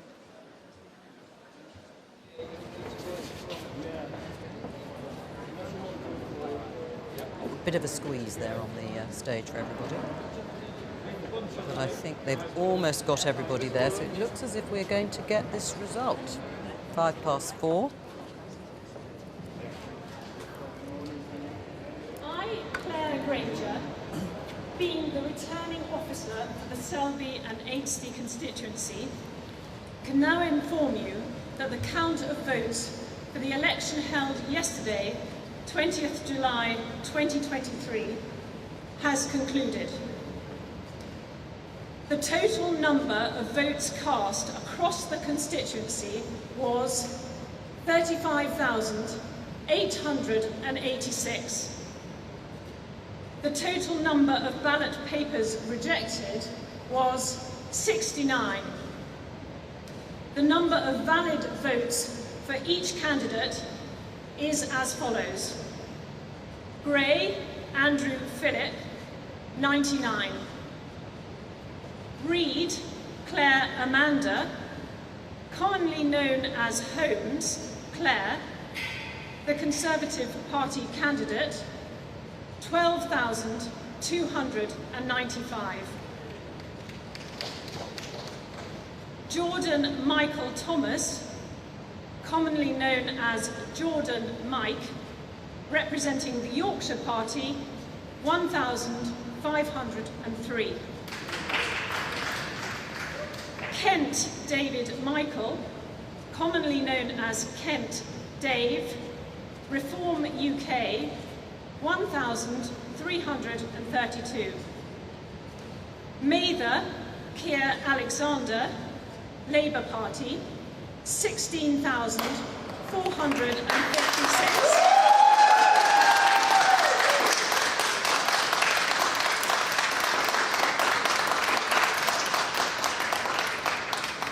Palmer Nicholas Stewart Hiley, commonly known as Palmer Nick, Independent, 342. Phoenix Russell Guy, commonly known as Phoenix Guy, Heritage Party, 162. Nichols Graham, commonly known as Stanton Sir Archibald, the official monster raving loony party, 172. Walker Matthew James, commonly known as Walker Matt, Liberal Democrats, 1,188. Warneken Arnold Francis Ignatius, the Green Party, 1,838. Waterston John William, Social Democratic Party, 314. Wellock Luke John, Climate Party, 39. Wilson Tyler Callum, commonly known as Wilson Kerr, Yorkshire Tyke, Councillor Tyler Callum, Independent, 67. Doing it for Yorkshire. I hereby declare that Keir Mather is duly elected.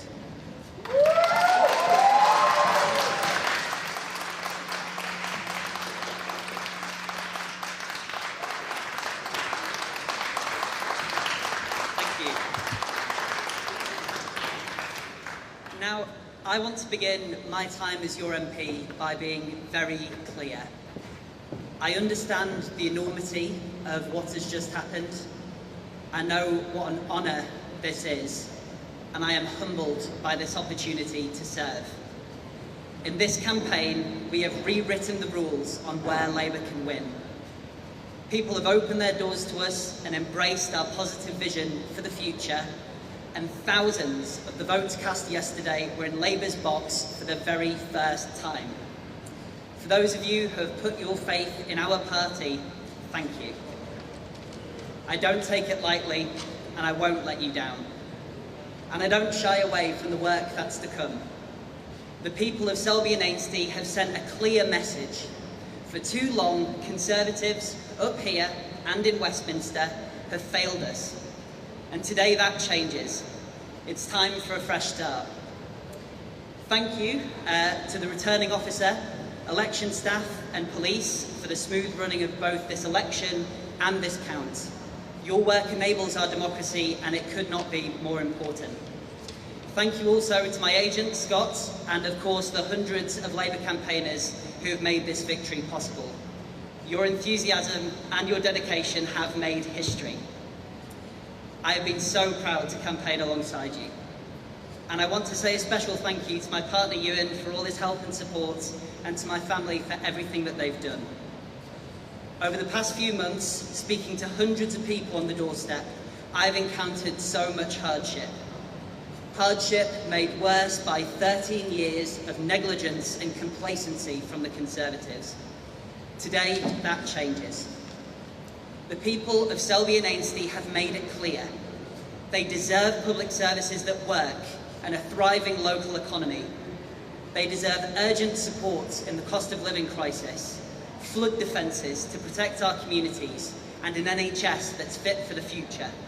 Public transport that connects us, more police on our streets, and action to protect our beautiful countryside and rivers. That's what we want, and that's why I'm here. And in a year's time, I believe we will be on the precipice of a Labour government. A mission-driven Labour government to transform the country make fairer choices and empower communities across our region. Today, we have made history so that tomorrow will be a fresh start for the people of Selby and Ainsty. Thank you for giving me this chance to listen, to serve and to fight our corner. I can't wait to get started. Thank you. Well, a victory for Labour in Selby and Ainsty. We've just heard from their new MP. He'll be the youngest, I think, MP at 25. Keir Mather. 2 Keirs in the parliamentary party in Labour.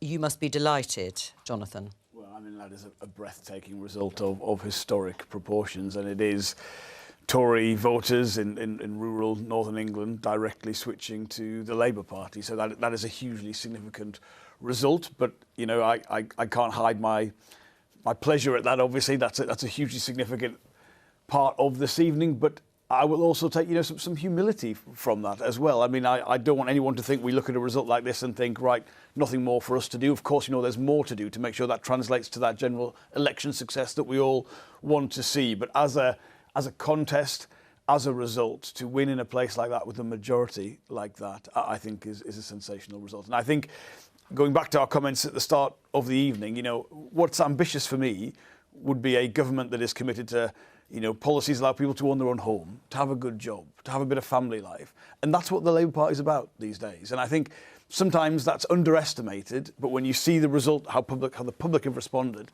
to that in a contest like that, incredible. Right, let's welcome Richard Holden, Transport Minister for the Conservative government. I mean, Labour have just overturned a 20,000 plus majority in a part of the country that is not recently traditional Labour heartland or Labour territory.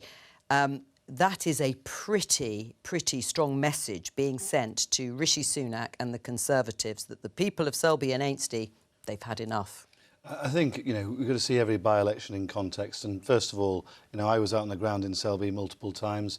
I know some of my colleagues, a lot of volunteers from across the north of England for the Conservatives spent a huge amount of time there. So sure. I'd like to pay tribute to the work. But you lost, of course, I understand that. But you lost, and you lost significantly. I mean, overturning that majority, it's a historic win for the Labour Party, even in terms of by-elections. And it was said that they needed a 17.9% swing. Well, they've done that. I mean, that would definitely look like a majority if that were replicated in other parts of the country in a general election next year. I would say that this is a by-election as well, and there are specific local factors. I think we can see from the results across the 3 results tonight that there are very different results playing out in different parts of the country with very different local factors. But I think people in Selby and Ainsty, I think we have to do to get better at ensuring that we get our message across and get a right to be heard again. What message? What message do you need to get across in order to convince voters? Well, there? I think relentlessly focusing on the issues which really matter to them, which align with the 5 priorities the Prime Minister's put forwards, are absolutely essential. It's the same thing which comes up in my constituency, which I'll be getting a train to in not very long, which really revolve around cost of living, jobs and the economy, and particularly stopping the boats and starting to reduce waiting lists. I think we have to deliver on those for a right to be heard by some voters across the country. Well, again. Natasha, you said this might be the result that you felt would perhaps be the strongest indicator in terms of the state of the parties and the state of the government. What do you think now? Yeah, no, I still believe that, and I still think, you know, I still think ULEZ was more of a local issue in Uxbridge, and obviously we saw that in such the close result. Obviously, we do know we've got to take it all with a pinch of salt. We do know that people vote very differently in by-elections to how they do in a general election. Yeah. But this is a clear message coming for the government, a clear win for Keir Starmer. Nobody can deny that. So this is going to, you know, Rishi Sunak needs to be looking at this and needs to be listening. I think it was one of our guests earlier said, you know, we're going to be listening to the result and And Yeah, you know, well, what are they going to do? What is that message going to be in order to combat that message? What needs to change? What should Rishi Sunak do? I think we've got to get the delivery right on the priorities. Now we've started to see inflation moving, but you know, families in my constituency are still feeling those issues and at home. Yes, obviously international issues have hugely played into that, but we need to get on top of that. We need to ensure that the waiting lists are falling, and we get the the legislation. We've only had royal assent in the last 24 hours for the immigration bill, but people want to see those things changing on the ground. Are you disappointed that the Rishi Sunak effect obviously hasn't come into force here in Selby and Ainsty? He promised a different type of government. He promised he would get things done, and it hasn't worked here. And the polls are showing that 20-point lead for Labour. I mean, that is sort of represented in this result for tonight. Well, and therefore, Rishi Sunak's going to have to do something, isn't he, to address this? I think this is a by-election. You know, I've been up there on the ground. I've certainly not seen Keir on any of Keir Starmer. That is, I did see Keir Mayor, but not Keir Starmer on any of Labour's leaflets on the ground. I think this is, we've got specific local factors going on here. You know, some issues around Drax, I know, were raised with me when I was out on the doorstep as well. All right. So I think we've got to see it in that context. All right, let's talk to the new MP for Selby and Ainsty, Keir Mather. Congratulations to you. I hope you can hear me there. You're making me feel very old, actually, looking at you, so youthful, going into Parliament. What life experiences at the tender age of 25 can you bring to Parliament? Sure, well, my life experience is very similar to a lot of the constituents who I'm now extremely proud to serve. I grew up in a rural village. I know what it's like when your bus doesn't show up, when you can't get the GP services you need, when you struggle to access local services, and that's something that I'm really looking forward to cracking on with from day one as the MP for this seat. Right, and in terms of Keir Starmer, the Labour leader, we've just been discussing here the enthusiasm or not for the Labour leader. Were constituents saying to you, we're voting for you, Keir Mather, because we really, really love Keir Starmer? They were voting Labour because they know that under Keir Starmer's leadership, we've got an actual mission-driven plan to achieve some of the things that matter to them most. And in this by-election, I was extremely proud to stand on a local plan to help support residents through the cost of living crisis, make a local NHS fit for the future. People know that Labour MPs have this record of delivery, and if they have a hard-working Labour MP in their seat, they can get the sort of change that they need. And I'm just extremely proud that voters in Selby and Ainsty have given our programme this ringing endorsement in this by-election. Well, you'll be pleased to know that your namesake Keir Starmer has put out a comment really quickly as a result. He says this is a historic result that shows the people are looking at Labour and seeing a changed party that is focused entirely on the priorities of working people with an ambitious, practical plan to deliver. Keir Mather will be a fantastic MP who will deliver the fresh start Selby and Ainsty deserves. What's the first thing you're going to do? My absolute #1 priority is supporting local residents through the cost of living crisis. How? Whether in towns or villages across this constituency, people's mortgages are through their roof, their energy bills are unsustainable, they need support from day one. So I'll be setting up financial support hubs so people can access expert advice to get the support that they need. Right, but I mean, there isn't anything you can directly do to help people with cost of living. Setting up support hubs is one thing, but there isn't anything you can do directly. Well, in the long term, Labour has a plan through GB Energy which will knock £1,400 off people's energy bills here in Selby and Ainsty. And under the economic stewardship that Rachel Reeves offers, we hope to get interest rates and mortgage rates down in the long term. But it doesn't mean that a Labour MP can't show up from day one and put in a real dedicated effort to give local residents the support they need. Keir Mather, thank you very much, and congratulations again on becoming the Labour MP for Selby and Ainsty in North Yorkshire. Well, John Curtis, one by-election result each per party. Is this the one that might give us the best indicator of perhaps the state of the parties or not? Well, it's certainly a by-election result that will give the Conservatives reason to temper whatever celebrations they might have had in the wake of the Uxbridge result earlier this evening. The swing is nearly 24% from Conservative to Labour. I make that the second biggest swing ever. in a parliamentary by-election from Conservative to Labour. And when was the last time that the Labour Party was recording a performance on that kind of scale? Well, it was the 1992 to 97 Parliament that did not end happily for the Conservatives. And certainly if you put together what was a 26-point drop in the Conservative vote in Selby, together with a 29% drop in Somerton, yes, the Conservatives managed to stem the outgoing tide from which they are seemingly suffering in Uxbridge. But it seems to me that there's little gainsaying the fact that the tide is still a long way out for the Conservatives, and they still have an awful long way to go before they look as though they might have a chance of being able to retain power after the next general election. Now, obviously, we're focused on these by-elections this evening, but just briefly, we could have a couple of others coming down the track which could cause further headaches for Rishi Sunak.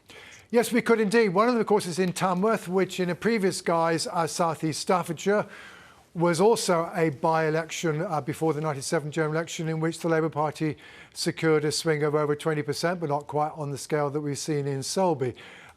So there is form there, although the interesting thing particularly about that constituency is that it's one which voted very heavily for Leave in 2016 and therefore will present a real challenge to Labour's ability to reconnect with Leave voting areas. Meanwhile, of course, we're waiting to see whether or not Ms Dorries is indeed going to resign her seat. There, what the Conservatives must be hoping for is that it's pretty clear that both Labour and the Liberal Democrats fancy their chances.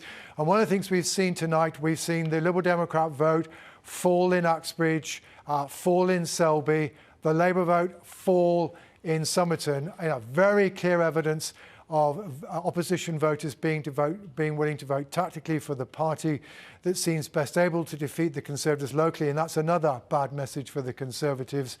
But given that that is one of the foundations of Labour's success in Selby and the Liberal Democrats' success in Somerton, if in the end it isn't clear who is the principal challenger to the Conservative mid-Bedfordshire, that might make it easier for the Conservatives to hang on to that seat. John Curtis, thank you very much for keeping us all company this evening with your expert analysis. Now we have all three results in. Let's come back to the panel.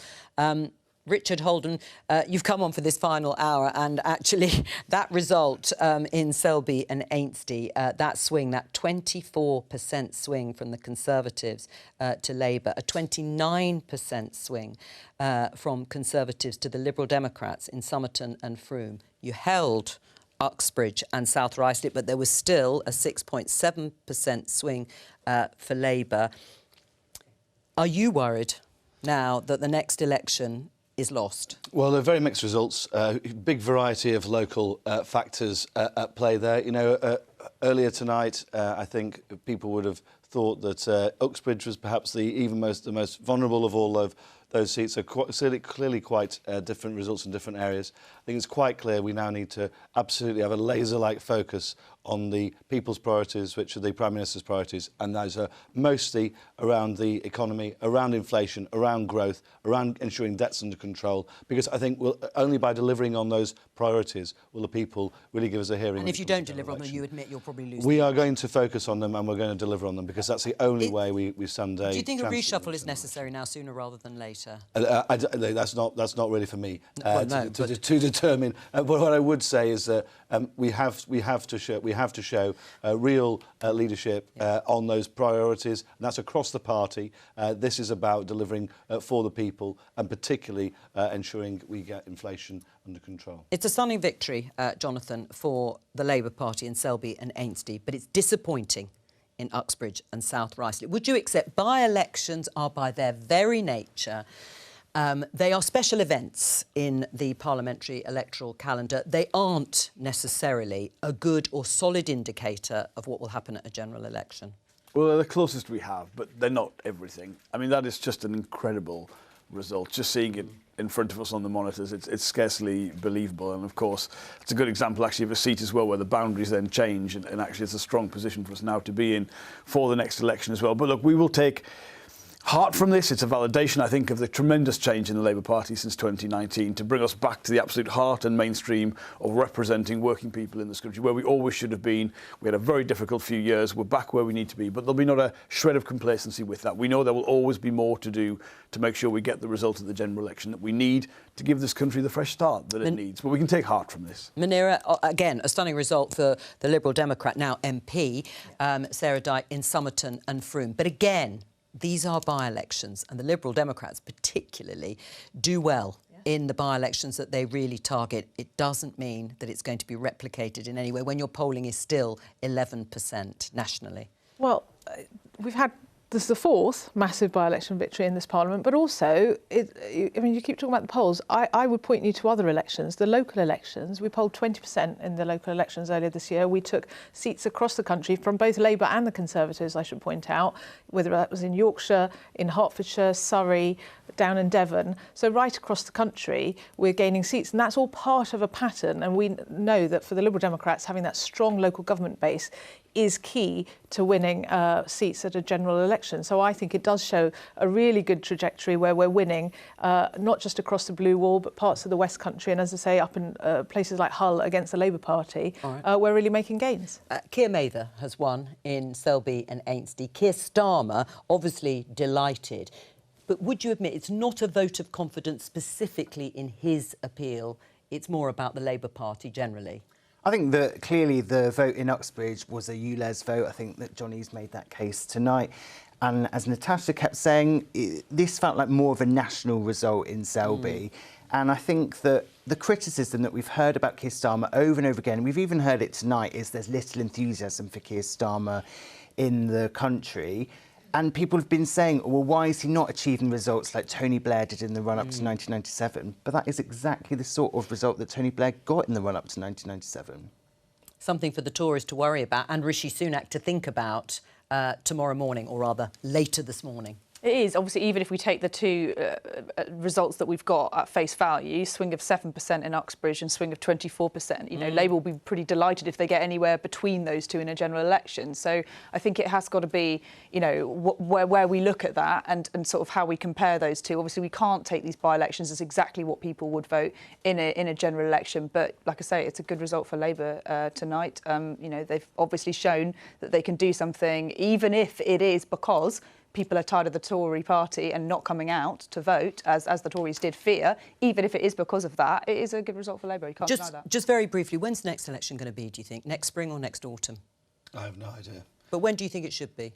I want to see us having really had the chance to deliver on those priorities the Prime Minister's laid out, particularly the pledges made around halving inflation with the year and getting growth back going. They've already been on a few times. That's fundamental. All right, well, let's before people will give us a hearing in a general election. All right, well, let's stick with the election results tonight, because it has been fascinating and unexpected to some extent, because the Conservatives have held the North West London seat of Uxbridge and South Ruislip. The Liberal Democrats, as predicted, have overturned a huge majority to win in Somerton and Frome in Somerset. And we have just heard in the last half an hour in Selby and Ainsty in North Yorkshire, a pretty historic victory for the Labour Party and the youngest MP going into Parliament. Thank you to all of my guests for keeping me company here this evening into the wee hours, as they would say at 4:30. You can get more reaction and analysis on BBC Breakfast